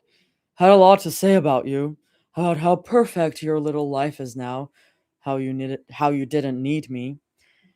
Rumi couldn't help it. Her lips curved just a little. She pictured Mira, jaw set, eyes sharp, tearing into him without hesitation, standing between Rumi and something ugly, like she always did. She didn't need him, hadn't needed him since she was a kid. Sure as hell didn't need him now. Guys, two chapters ago, we were at Mira's fashion show. Phew. The smile barely had time to exist before he ruined it. Don't think she kept that same energy, he muttered, almost casually, when she was bleeding out on the concrete. Rumi's smile dropped like it had been slapped on the face. The image hit fast and vivid, blood soaking into the pavement, Mira's breath shallow, Zoe's hands shaking as she pressed down, the sound Rumi had made when she thought she might be too late. Her stomach lurched. Not so funny now, is it? He chuckled, clapping his cuffed hands together with what little space the chain allowed. The sound was sharp, mocking. And it was your fault, too. Her fingers curled in her pockets. Kinda hers for playing hero, he went on. But if you weren't you, none of this would have happened. I wouldn't be here. Rumi stared at him, heat blooming behind her eyes. She should have died, he said flatly. The words landed wrong, heavy, unreal. Maybe then, he continued, voice rising, you'd get even a fraction of how I felt the moment you came into our lives. Her chest constricted so hard it hurt. This? This was the man her mother had loved? You're a mistake, he snarled. A regret. Something I never should have created with Miyang, knowing this is how it would turn out. His fist slammed against the table. The chain rattled violently, metal screaming against metal, and Rumi flinched before she could stop herself. Her heart kicked into a sprint. You took her from me, he shouted. If it weren't for you, I could still have her. My inheritance, my life. His anger collapsed in on itself, shoulders sagging like a puppet with its strings cut. She was all I had, he choked, until you came along. His voice softened sickeningly. Miyang, my sweet Miyang. Rumi's mind reeled. For half a second, just half, something and fragile inside her wondered if this was it, if this was grief twisted wrong, if maybe, somehow, this had been a terrible day, a terrible choice, a moment that spiraled. But the way he looked at her, resentful, hollow, blaming, snuffed that hope out completely. He didn't want her. He never had. He never had. The little girl she'd buried deep in her chest, the one who'd imagined a father's face, a voice, a reason he hadn't stayed, curled in on herself and cried. Rumi swallowed hard, her throat burning. Don't cry. Don't cry over someone like him. Rumi blinked rapidly, forcing the blur from her vision, refusing to give him that too. I hate you, Jihun snarled, voice breaking apart. I wish you never existed. You're a curse, a cruel, ugly, twisted curse. His hands twisted violently against the cuffs, chains scraping as he lunged forward on pure instinct. The movement was useless. The metal stopped him cold, but Rumi still scooted back, heart kicking hard in her chest. His face was red, eyes glassy and wild, like an animal cornered by its own failures. Then, just as fast, he collapsed. His hand slammed the table again before he folded over it, head dropping into his arms. He sobbed, loud, wet, humiliating, shoulders shaking like a child throwing a tantrum because the world wouldn't bend to him. Rumi stared. This was him, not a monster from her nightmares, not a shadow looming over her childhood, just a small broken man making his pain everyone else's problem. He lifted his head slowly, like the movement itself cost him something. His face was wrecked. Tears had dried in uneven tracks down his cheeks, only to be replaced by fresh ones. His nose red, his mouth trembling like he couldn't control it. His eyes struggled to focus on her, darting past her shoulder, to the door, to the hallway beyond. Where is she? He asked hoarsely. Interest. Okay. Rumi blinked, her thoughts snapping and back into place. What? Miyang, he said urgently, saying her name like it was oxygen. Like if he said it loud enough, she would step out from behind a door. Where is she? I haven't been able to reach her. No social media, no number works. My parents wouldn't tell me anything, and I just. He dragged in a shaking breath. Is she outside? In the car? Tell her to come in. I want to see her. Just once. Oh, he didn't know. The realization hit Rumi low and sharp, like stepping off something solid and realizing too late there was nothing beneath her. A tear slipped down her cheek before she could stop it. She wiped it away angrily, embarrassed by it. She's gone. He stilled. The room seemed to hold its breath with him. What? Rumi looked at him, shoulders lifting in a faint, helpless shrug. She passed away. The silence after was wrong, thick, warped. He laughed, a broken, disbelieving sound. He shook his head over and over, like if he did it enough times, the truth would shake loose and fall away. No, he said hoarsely. No, that's not. His eyes snapped up, wild. You're lying!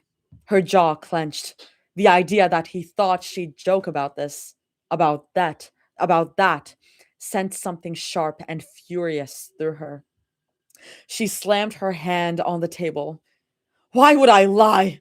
She snapped, voice breaking. My mom is dead. She's gone. She's not here. Her chest heaved. She died years ago. Years? He croaked, like the word physically hurt him. What? No, no. I would have known. I would have. You would have what? Rumi stared at him. Would you have chosen her then? Would you have left them? Yes, years, Rumi hissed. Fists clenched so tight they hurt. She leaned back hard in the chair, scrubbing at her face with trembling fingers. After you left. I didn't leave, he interrupted desperately. I tried to win. After you left, Rumi repeated, louder, final. She got sick, really sick. Doctors didn't know why. She got worse and worse, and then her throat closed. She died. The words felt old and raw all at once, like reopening a scar she'd learned to live with. She stared at him. She couldn't believe he hadn't known. And somehow, that was worse. Jihun stared back at her, not blinking, not breathing. The information didn't seem to enter him. It just hovered in front of his face, unreal. No, he whispered, quieter now, childlike. No, that's not possible. His hands came up slowly, pressing against his temples like he could hold his skull together. She can't be dead, he said, shaking his head harder. She wouldn't be. She promised. Promised. Rumi's stomach twisted. She can't be dead, he said again, louder now, desperate. I would have felt it. The words were raw, unfiltered, like he truly believed love worked that way. Like if she stopped existing, some invisible string between them should have snapped and dragged him down with her. I would have known, he insisted. I would have. His voice broke completely. He folded in on himself. Not dramatic, not cinematic, just collapsed. His elbows hit the table. His hands covered his face. And then the sound came. A sob, deep, torn out of him. The kind of cry that doesn't care who's watching. Rumi stared. I was going to fix it. He choked into his palms. I was fixing it. I made it safe. I made everyone safe. She was my whole life. Rumi's chest tightened painfully. Your whole life. You were her whole life too. And you left her in it alone. She watched him break apart in front of her and felt something terrible bloom inside her. Pity. She didn't want it. She didn't want to feel anything for him except anger. But this man, this wrecked, shaking, sobbing man, had loved her mother. Maybe not well, maybe not bravely, but deeply. And now he was mourning her years too late. She died without thinking about you, Rumi said quietly. She didn't know why she said it. Maybe to hurt him, maybe because it was true. Bugs, please. Maybe to hurt him, maybe because it was true. He flinched like she had struck him. His hands dropped slowly from his face. For a moment, he just stared at the table. Then something in his expression shifted. Rumi watched Jihoon stare off into nothing, like a machine that had finally overheated. He rested his head in his palms and stayed there, unmoving, too still, like if he didn't move, the truth might undo itself. She wiped the remaining tears from her face with the heel of her hand and scooted forward in her chair, grounding herself in the scrape of plastic against tile. Minutes passed. Then Jihoon's nose flared. He lifted his head slowly and looked at her. Really looked this time. Eyes unfocused, but sharp at the edges. Is that lavender?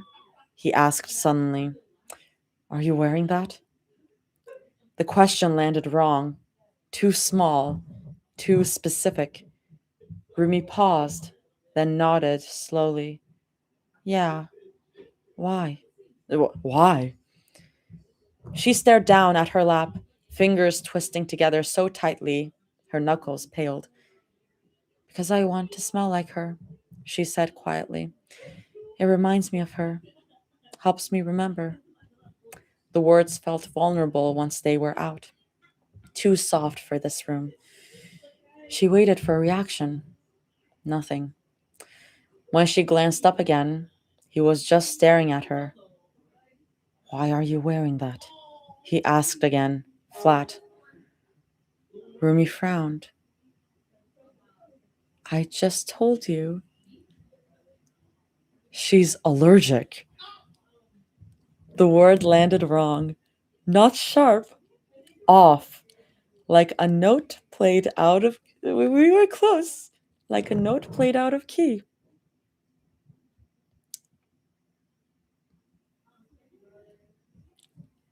Yep.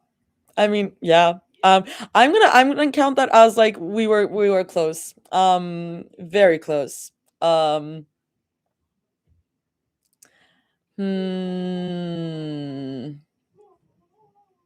Sorry, I'm pausing a lot. But, I'm getting there. What? She is allergic to lavender, he repeated, slower now, like she was the one struggling to keep up. Always has been. The sentence floated between them, detached from meaning. Rumi stared at him, waiting for the rest, for the joke, the correction, anything. Nothing came. Rumi let out a small, breathy laugh. No, that can't be right. It is. I was there when she first reacted to it. No, that didn't fit anywhere in her memory. Lavender was soft purple bottles on the dresser. Lavender was her mother's sweater. Lavender was hugs that smelled like calm and safety and home. Lavender was... You're lying, Rumi said, but her voice wavered in a way she hated. That's not true. She wore it all the time. I remember it clearly. That's why I... She never told you, Jihoon asked, and there was something almost curious in his tone. You'd think she would have, considering it was genetic. Genetic? The word didn't land. I mean, what in the crime drama? What are we... The word didn't land immediately. I keep going back and forth. Sorry.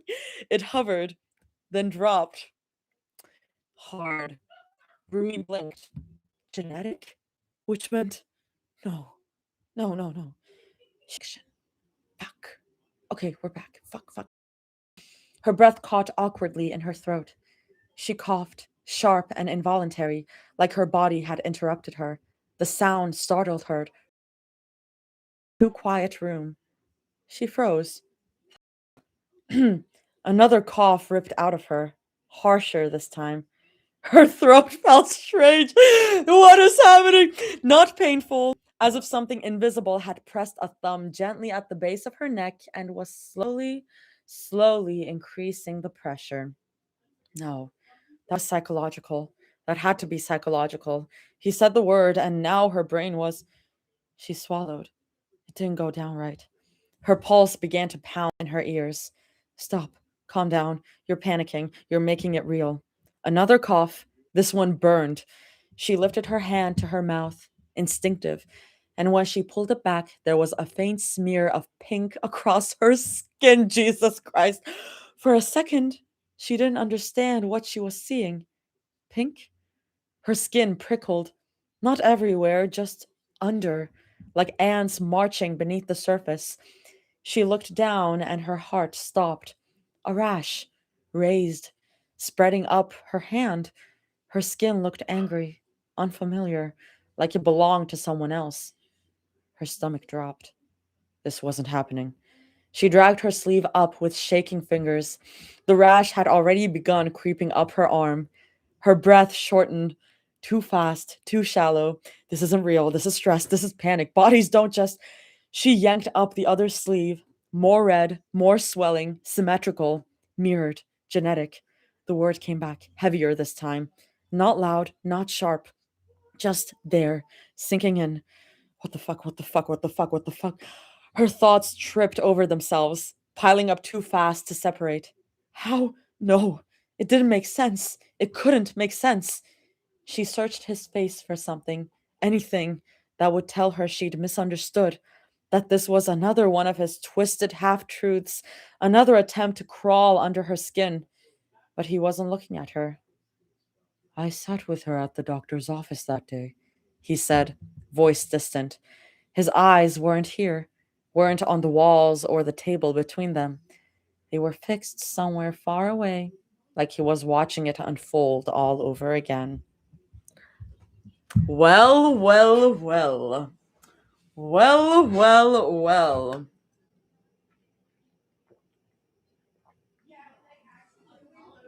Line break.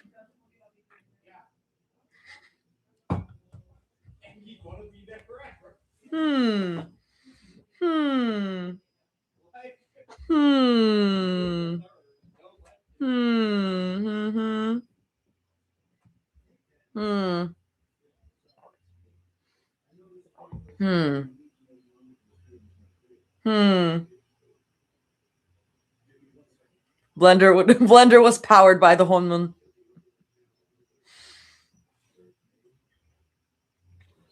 Toss is just happily spectating us.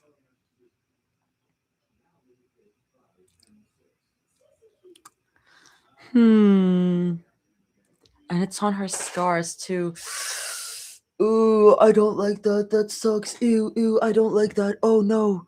Oh shit. Oh. This isn't even the worst part. Oh, I bet. Oh wait, I'm just processing the lotion on her scars. Yeah. Ooh, I hate it. Oh, I hate it. Oh god. Yes, God love you. That's good, boy. Sorry, I'm being very quiet right now because my throat hurts. Been reading for a while. I'm just gonna check something.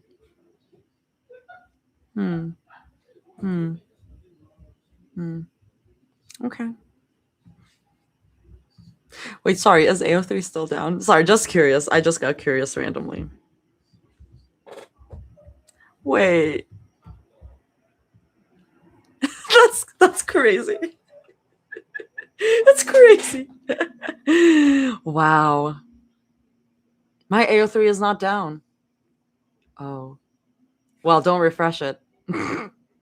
Do not refresh it. Do not refresh it because AO3 is down. It is down for maintenance. Oh, I pulled up this chapter before it went down. Because I have superpowers now.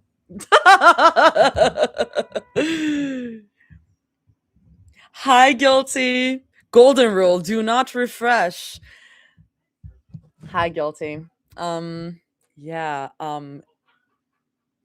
oh yeah, it's been down during this entire stream. It's been down during this entire stream. I've never been in a live this long. This feels special. Oh, thank you. Wait, we still have like quite a lot to go. I'm just gonna see how much more we have left. Oh, keeps going on. Okay, okay. Okay. Damn.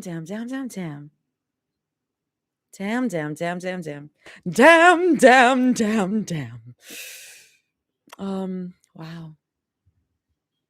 Become the air-through dealer you want to see in the world. Okay. It's almost 4 a.m. Okay, I'll keep going. Sorry, I'm like taking my time. It's also my voice hurts, so.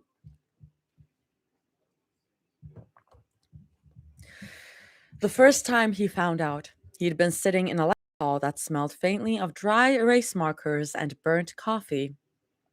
His phone buzzed in his pocket. Myung. His mouth curved into a smile without him even realizing it as he leaned back in his seat and answered, lowering his voice. Hey, baby, what's up? There was a pause on the other end, then a soft, wet cough. His smile faded. Are you sick? No, no, I don't think so, she said, sounding unsure. After our date, the perfume you gave me, I woke up with a rash. It's itchy and red and kind of everywhere. I think I might be allergic. His brow furrowed. But that was days ago, he said slowly. Wouldn't it have happened? She said, apologetic even now. That's a delayed reaction? I don't know. I'm going to have my doctor look at it. I'll meet you at your dorm, he said immediately, already stuffing his notebook into his bag. But aren't you in class? She protested. I can't let you just.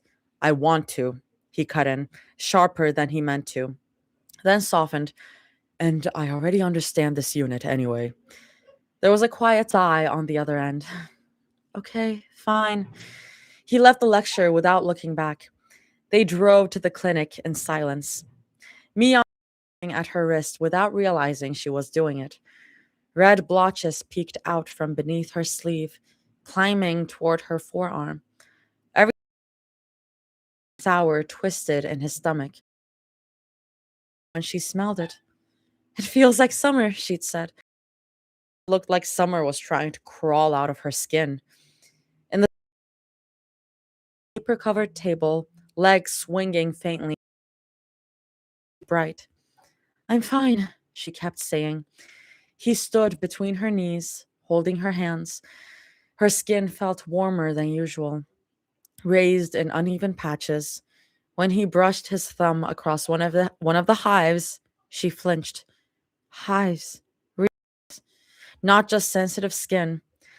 The door opened back in, clipboard tucked under his arm. Your results are back. Myung straightened immediately. Okay, she said, trying for light. Let me guess. I'm allergic to mystery solved. Jihoon banned from perfume shopping forever. Jihoon tried to smile. Dr. Choi didn't. He said carefully, flipping through the papers. It's a bit more complicated than that. Jihoon's stomach dropped. You're not allergic to lavender in its natural whole plant form, the doctor continued. If you brushed against the plant in a garden, for example. Myung blinked. So I'm not allergic? Yes and no, Dr. Choi replied. The issue isn't the lavender itself. It's what happens to certain compounds inside lavender oil once they're exposed to air. Science shit. Lavender oil contains compounds called linalool. Oh God, linalool, linalool.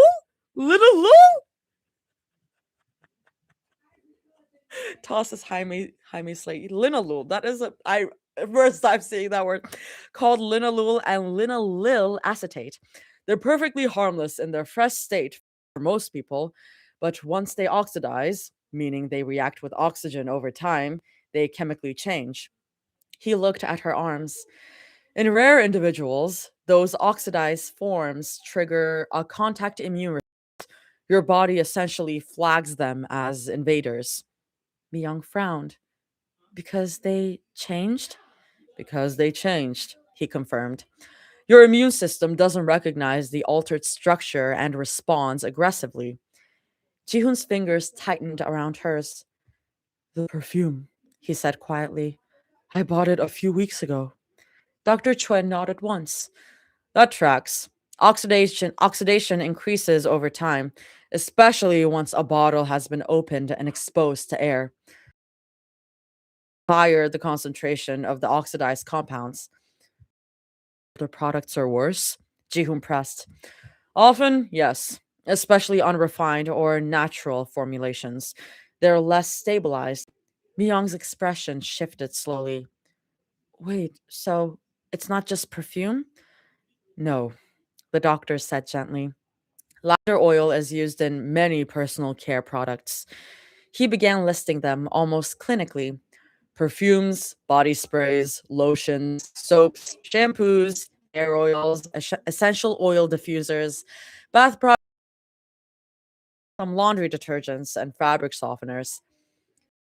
Something cold settled under his ribs. Everywhere. It's particularly common in natural or botanical products, Dr. tried. Those often use unrefined essential oils, which oxidize more readily. Myung looked down at her hands. So, if I use a fresh product? Possibly safe, he said, but difficult to guarantee. The oxidation process begins the moment the oil is exposed to air. Even sitting on a store shelf, it can degrade. And if it's stabilized? Jihoon asked quickly. Dr. Choi looked at him, assessing. There are highly refined or synthetic equivalents of those compounds designed to remain stable and not oxidize the same way. Medical grade formulations, carefully preserved extracts. Myung let out a slow breath. So I'm not allergic to lavender. You're allergic to unstable lavender oil compounds, he corrected gently. Her mouth twitched faintly. That sounds worse. It's manageable, he assured her. You'll just need to be selective. Products either need to be free of those oxidizing compounds or formulated to prevent their degradation. Jihoon stared at the red, raised skin blooming across her wrists. Manageable. The word felt hollow. He'd bought something that hurt her, something meant to make her feel beautiful. And it wasn't just perfume, it was soap, lotion, shampoo, things she'd touch every day, things that would sit on her skin for hours, things that would slowly turn against her. He swallowed hard. I'll find something, he said quietly, more to himself than anyone else. Something that won't do this. Myung squeezed his hand gently. It's not your fault. But he already felt the responsibility settle into his bones. He did know one thing then, with sickening clarity. If he was going to give her anything again, he would make damn sure it never hurt her. Very fascinating. Symbolism to us? I'm gonna have a cracker because I'm hungry again.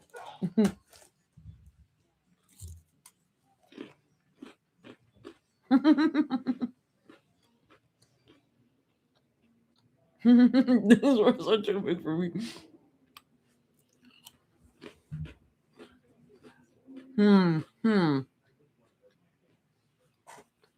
Is Nat still here? Nat was like doing some real CSI shit during the last chapter, like really theorizing.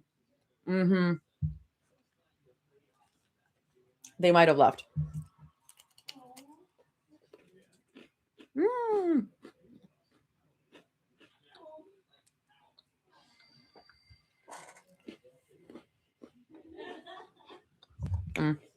My GF just texted if AO3 is down again, and she's devastated. So Toss is chemistry major, or she's really good at research. I do wonder what Toss is studying.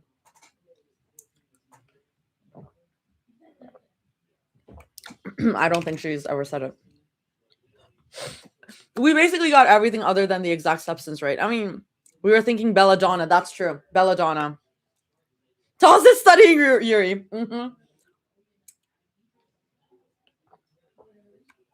Exactly. I am chugging these waters. I'm chugging them. So the ones she used were a specific kind, he muttered. We're back.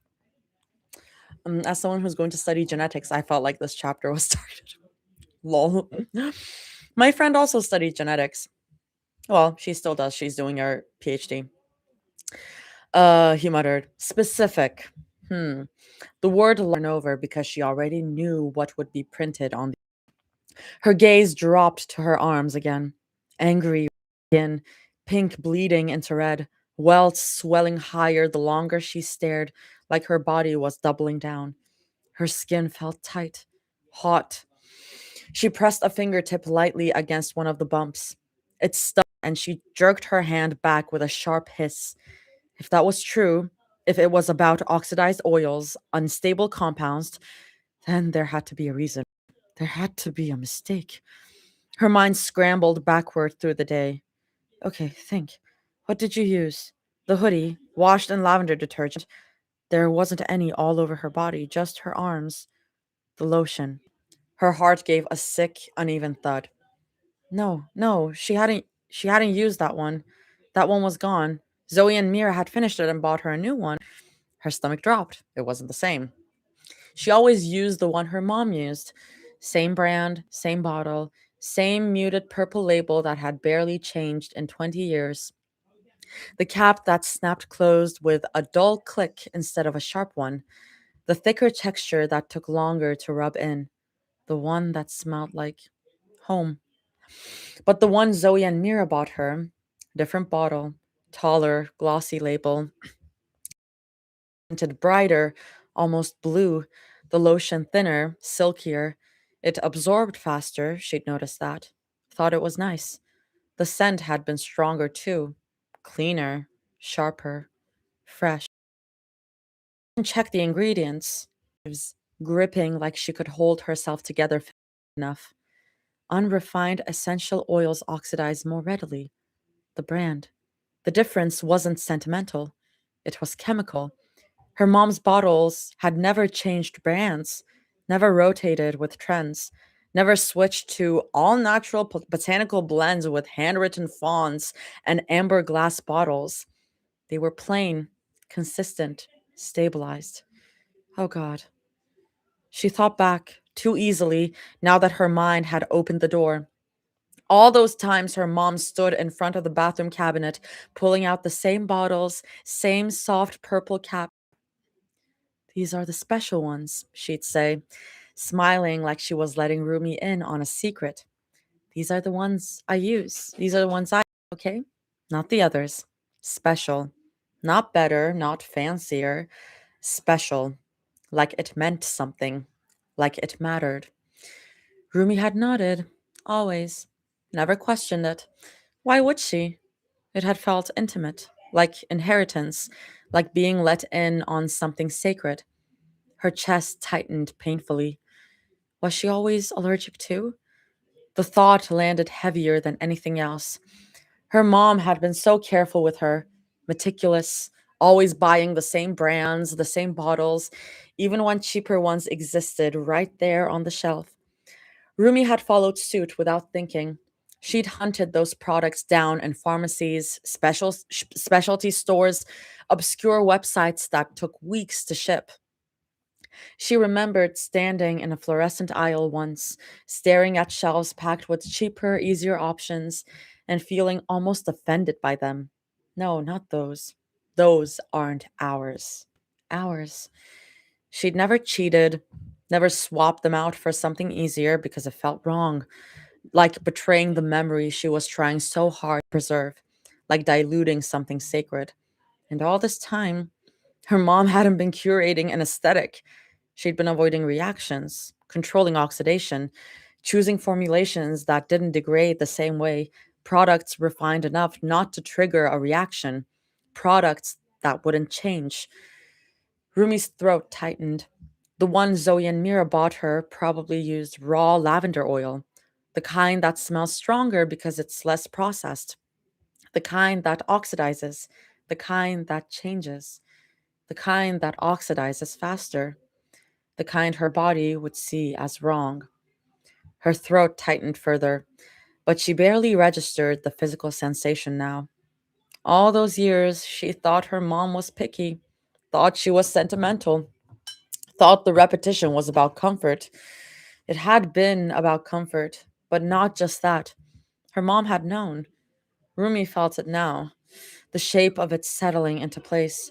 She hadn't chosen those bottles because they were prettier. She'd chosen them because they were safer, refined, stabilized, less likely to change. Can I lower them? Less likely to hurt. But she hadn't stopped using lavender. She hadn't warned her.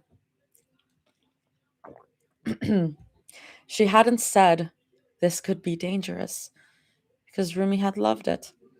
Because Rumi had once buried her face in her sweater and said, I want to smell like you. And Myung had smiled instead of telling her no. Her chest tightened painfully. She hadn't protected her from it. She tried to manage it, tried to keep it controlled, tried. Rumi swallowed. Was she always allergic to? Mom know it would happen? Did she decide that the bond was worth the risk? The scent had been real. The warmth had been real. But so had the omission. And Rumi didn't know whether to feel loved or lied to. After that, she didn't really use it much, Jihun said quietly. There weren't many safe products, and the ones that were, they were expensive. So I started getting them for her. Mm-hmm. Sorry, there's something in my throat. Rumi blinked, dragging her eyes up. And that's what led to the gift baskets? Jihun's fists tightened in his cuffs. He swallowed. I messed up, he admitted, swallowing hard. After my parents manipulated her, all I wanted was to make her happy. And I had the resources, so I hired chemists, scientists. I had them formulate a stabilized batch, refined, preserved properly, so she wouldn't have to worry about expiration or cost ever again. Rumi stared at him. He looked almost proud, like it was romantic, like he expected applause. You manufactured lavender products? She said flatly. So she wouldn't have to stress anymore, he insisted. I made sure they were stable, medical grade. She wouldn't react. I solved the problem. Solved. He said it like it was noble. The word made something in Rumi's chest. You're pathetic. The word left startled, brows furrowed. Rumi cut him off. You think that's what she needed? Rumi's voice sharpened before she could stop it. You think she was lying awake at night stressed about lotion prices? He frowned. You don't understand. No, you don't understand. Her pulse was still hammering in her ears, skin burning, throat tight. Now this. Instead of apologizing, instead of actually showing up, instead of proving he could choose her over his parents. You thought if you flooded her life with lavender, she'd forget what you did? His jaw tightened. You don't know what you're talking about. No, I do, Rumi snapped. You weren't helping her. You were helping yourself. She could see it now, the scale of it, the control. You didn't care about what she needed. You cared about what would make you look devoted. You wanted to be the man who solved the problem, the hero who removed the inconvenience. His nostrils flared. It was a symbol of our love. Rumi almost laughed. A brittle, humorless laugh caught in her throat instead. A symbol, she repeated. Of course it was. Lavender. Always lavender. What was it with your obsession with making her wear it? She demanded. Why did it have to be that? It was ours, he repeated, more defensively. It was how she remembered me. Or how you wanted her to. Jihoon's expression softened suddenly, almost hopeful, nervous in a way that made Rumi's stomach turn. Did she get it? He asked. The baskets. What was her reaction? Did she throw them away? Rumi just stared at him. Oh my god. I'm so sorry. Something in my throat. Rumi just stared at him. She used them. The words felt distant, detached. She didn't want them to go to waste. You sent a lot, so she didn't really need to buy the other brands anymore. Jihoon's shoulders loosened, just slightly. Relief. That was what broke something in Rumi. She still bought some for me, Rumi continued quietly. The old ones, the specific ones. We had our own little thing. Her throat tightened. Rumi looked down at the rash climbing her wrists. The burning, the swelling, the proof. I don't know why you thought the baskets would fix anything, Rumi said, her voice no longer sharp, just hollow. You didn't even ask what she needed. You just decided. Jihoon blinked. Owlish. Lost. You keep saying baskets. What in the conspiracy? What in the conspiracy is happening? She looked up from her hands and frowned. Yes, the ones you sent. His fucking family. I'm calling it his fucking family. His family. You keep saying baskets. And the thing continues the plot. Lol. He furrowed his brows. Plural? I only ever sent one. The room tilted. What? Rumi breathed, shaking her head. No, you sent multiple. They came every couple of weeks. Jihoon's brows drew together, confusion carving lines into his face. No, I didn't, he said firmly. No, that can't be true. I saw with my two eyes of her getting more and more gift baskets, Rumi said. Jihoon's brows creased. After she never responded to the message in the first one, I stopped. Rumi's breath hitched. That doesn't make any sense. She got multiple, each one with letters begging her to take you back. I didn't, Jihoon shook his head. Then who? Rumi said. You were the only one who knew about her allergy to give her the specific stuff in the baskets. Jihoon shook his head, slower this time. The only people who knew about the baskets were the scientists who helped me in the lab and my parents. They were the ones who even allowed me to send it off. His parents.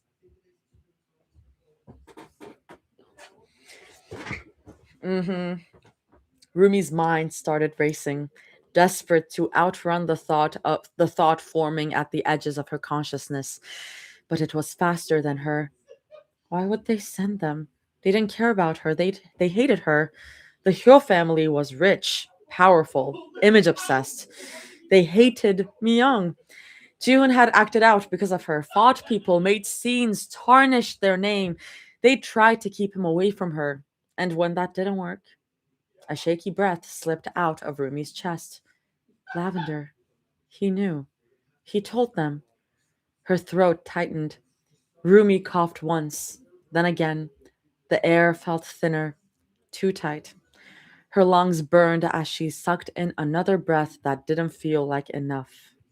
And there's my final theory. Drumroll, please. Coughing, shortness of breath, tired all the time. Her symptoms. Her hands trembled as she looked down at her arms. The rash, angry, inflamed, spreading. Her mother never had rashes like this. Not really. Maybe once, just once. She'd been prescribed medication. And then nothing. No more rashes. Nothing you could see. Just coughing, fatigue. Doctors who couldn't figure it out. Doctors who said they didn't know. They didn't know the Hyo family had influence, power. Holy shit! Holy, I have chills. Holy shit! Holy shit! Damn. Myung wasn't sick. She was a liability to him. Rumi's thoughts started looping, spiraling tighter and tighter until they were all saying the same thing. Doctors didn't know. Doctors couldn't find the cause. Doctors lied. Hyo family, influence, power. Myung didn't fade away. She was erased. Dun dun dun! This is crazy. This is crazy. And we thought GTC was a drama. This is a fucking K-drama. We can have two K-dramas at the same time. This is a fucking K-drama though. This is crazy. What the fuck? What the fucking fuck? Wow. Damn. Rumi slowly lifted her gaze to Jihoon. Her eyes were burning now, tears blurring her vision, but she could still see him clearly enough to know he had already figured it out too. His face had gone pale. His mouth was open, like he was trying to find air. You told your parents, Rumi said quietly. It wasn't an accusation at first. It was a realization forming in real time. Her voice trembled, but it didn't crack. You told them about her. You told the people. She continued slowly, her mind racing ahead of her body. With enough money and power to ruin someone quietly, to erase problems, to fix inconveniences. The word inconveniences tasted bitter. He shook his head immediately, frantic. I didn't think. They hated her. Her volume rose without her meaning it to. They made that very clear. She was beneath you. She was distracting you. She was in the way. In the way. The phrase echoed. Her breathing changed. The baskets, the carefully curated apologies, the safe formulas. She was murdered! She was murdered! Murdered! Murdered! She was murdered!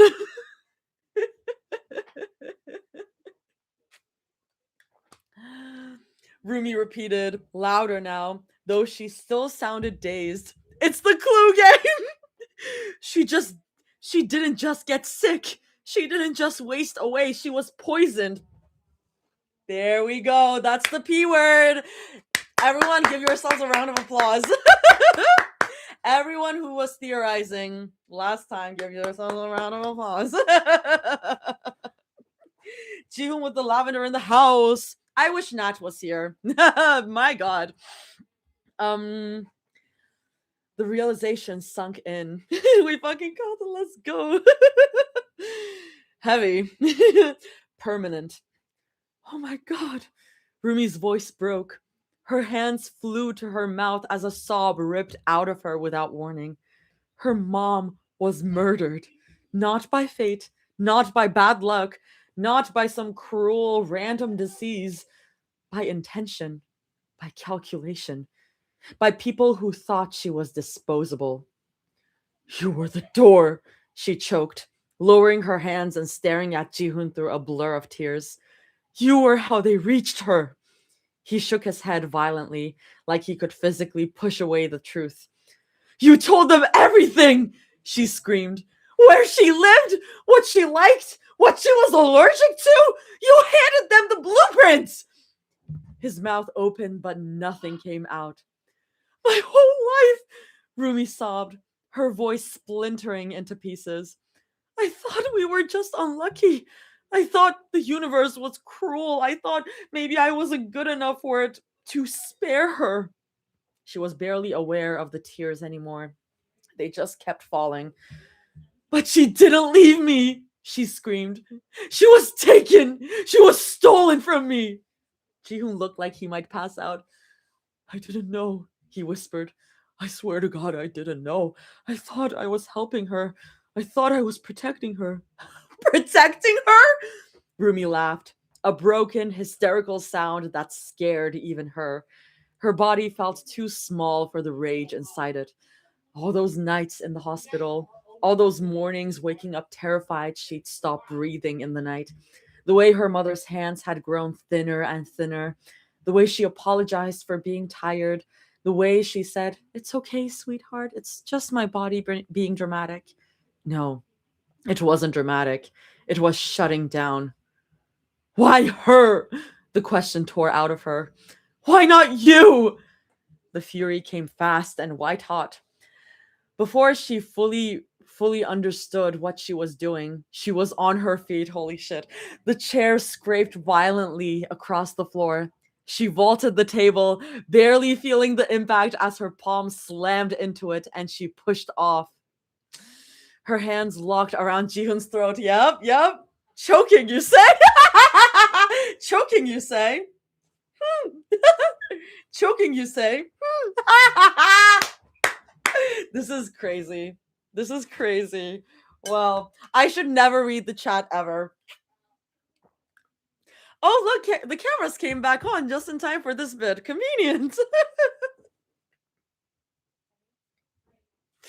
Oh, this is so K-drama. Oh my god, this is crazy. This is... Damn. Her hands locked around Jihoon's throat, fingers digging into the soft skin there. Oh god, do I need to scream? Okay. I'm like laughing because I'm like, I fucking knew it. The body cams, man. I bet you there's gonna be so much corruption and bribery from the family going into this case. I was shaking while reading this part. Okay. You let it happen! She screamed, her voice cracking into something primal. You let them take her from me! He gagged, hands flying to her wrists, eyes wide with shock and terror. Tears streamed down his face as he tried to pry her off. I didn't know, he choked. Her grip tightened. They let her die, she sobbed. They let her fade away, and I was just a kid.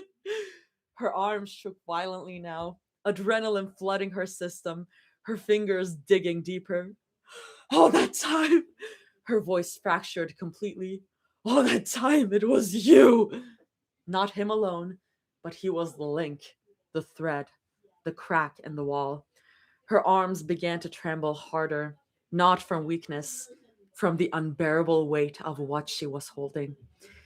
He looked up at her, gasping, tears blurring his vision. I didn't know. She barely registered the door bursting open, barely registered the sound of shoes against tile. All she could see was his face beneath her hands. Her fingers were locked around Jihoon's throat, digging into his skin there, thumbs pressing into the pulse that jumped wildly under her touch. Rumi, let go. The voice behind her felt distant, muffled, unreal.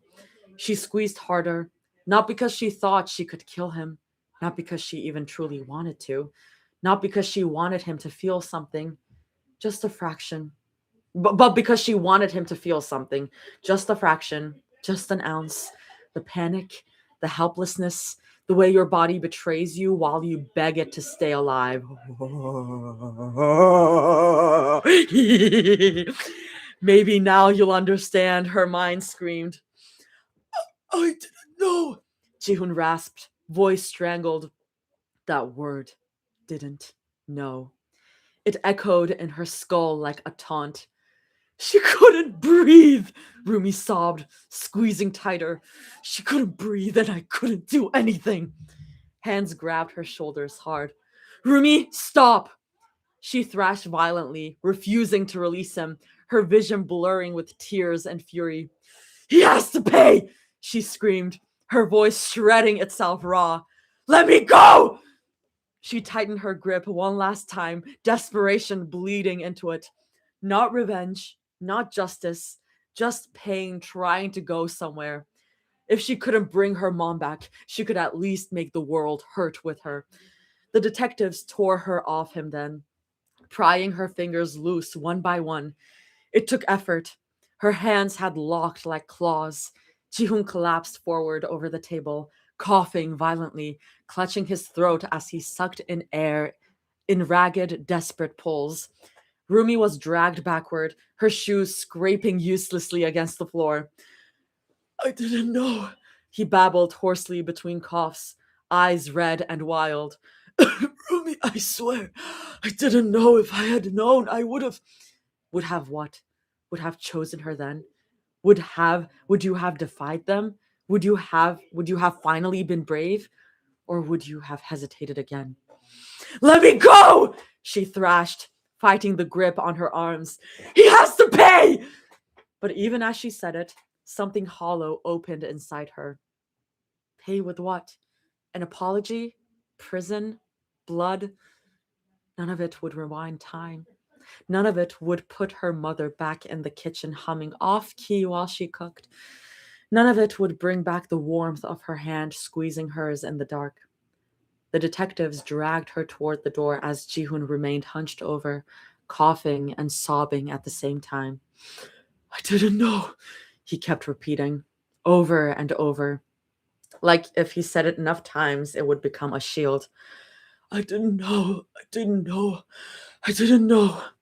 And that was the worst part. He didn't know. He hadn't meant to open the door.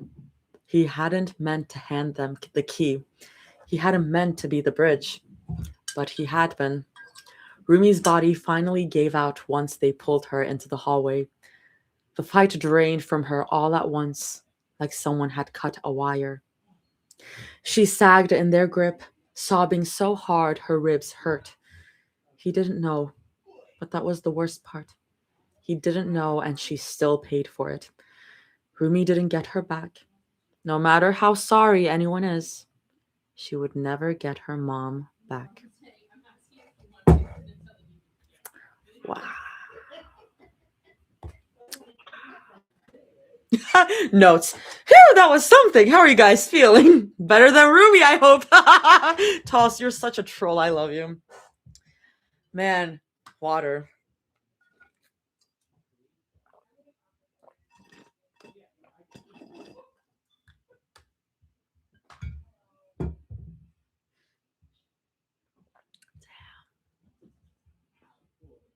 Insane chapter.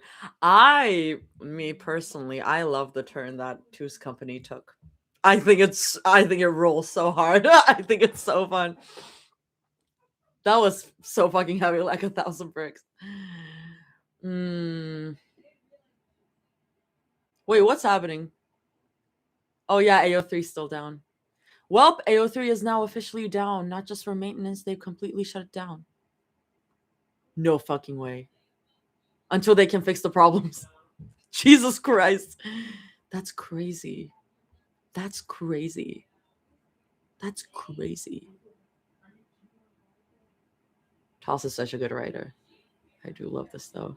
Stays on Twitter that they have no estimated time. Damn. Artie almost got a heart attack. Bro, I remember when I called Rumi's dad being the stabber chapters before it was revealed. Multiple hours at minimum. Damn. Well, I'll have my like saved pages to tide me over for a while. Wow, that's crazy. This feels like seeing a hurricane warning in my area. Wow. Okay, what now? Now we listen to Meant to Be Yours. It is 10:35 p.m., y'all. Hey YouTube, by the way. I fucking knew it. Woo! I hate when I'm right. Nah, I love being right when it comes to theories. That's so satisfying when you spot the clever foreshadowing. Yeah, I love, yeah. Like claws. Yeah. Well, that was really fun. I had a very Oh yeah, I was singing "Meant to Be Yours" earlier because Jihoon was like, "I was meant to be yours," and I was meant to be yours. Okay, you were meant. Well, that's not meant to be yours. That's the reprise, but whatever. Um, wait, I'm writing a Heather's KPDH. I know this actually. Hi, Toss. Are you back, Toss? Because we finished the chapter. Well, I'm gonna try sending you the buffered me. I'm just gonna see what's happening on Twitter first, and then I'm gonna say goodnight. I'm gonna say bye bye. I'm gonna say bye bye. Hi, Toss. That was really good. And now I can go to your account and see what you've been saying regarding the whatchamacallit. Because you marked some tweets with like spoilers. Okay. Me thinking I was secretive and had a major plot twist that nobody would have guessed. She got sick from the gift basket just for everyone to be like, it's the gift basket. Hell yeah! That's so funny. Yeah. Made it too obvious. But so far with the guess, so what wasn't it? Nobody. All right, that's true. That's true. Hey. We fucking got it, chat. We fucking got it, chat.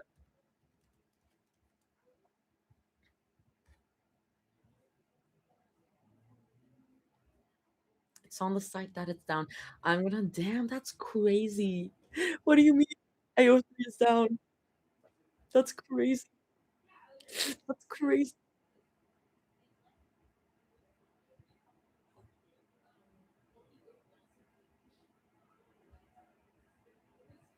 Where's the official AO3 account?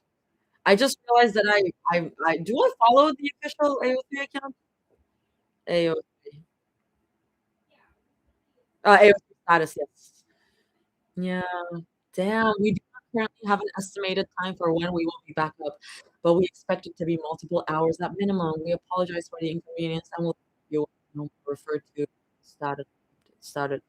link for updates. Damn. Damn. Damn. That's crazy. Wild. Wild. Wild.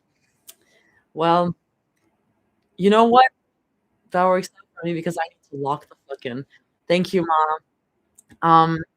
Yeah, I need to lock the fuck in to work. So, in all my days, I've never seen AOC battle this long, this hard. Yeah, no, this is crazy.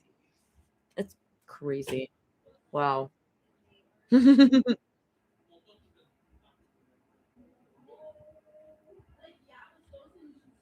Sucks to be y'all. Fuck.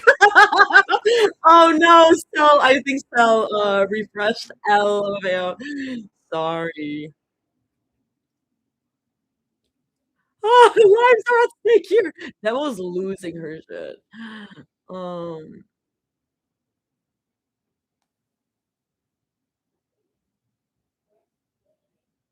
Okay. Oh, by the way, it's probably because I can join Discord. I lost my ID, so yeah. Oh, I mean, you can always join and then do the ID verification later. But that sucks. I'm so sorry. That sounds rough. But yeah. Anyways, yeah, I will end this. I love rambling on and on. If you haven't figured that out about me, we might low-key be going back to the Stone Ages. Okay, I'm gonna say goodbye, YouTube, and then I'm gonna play "Meant to Be Yours" as the outro music on the TikTok. Bye, everyone. I'll see you whenever AO3 is up. I mean, my plan is to do the GTC stream this weekend. AO3 should be up by then, right? At that point, I feel like I mean, we'll just release it as a Google Doc. Okay. Bye, YouTube.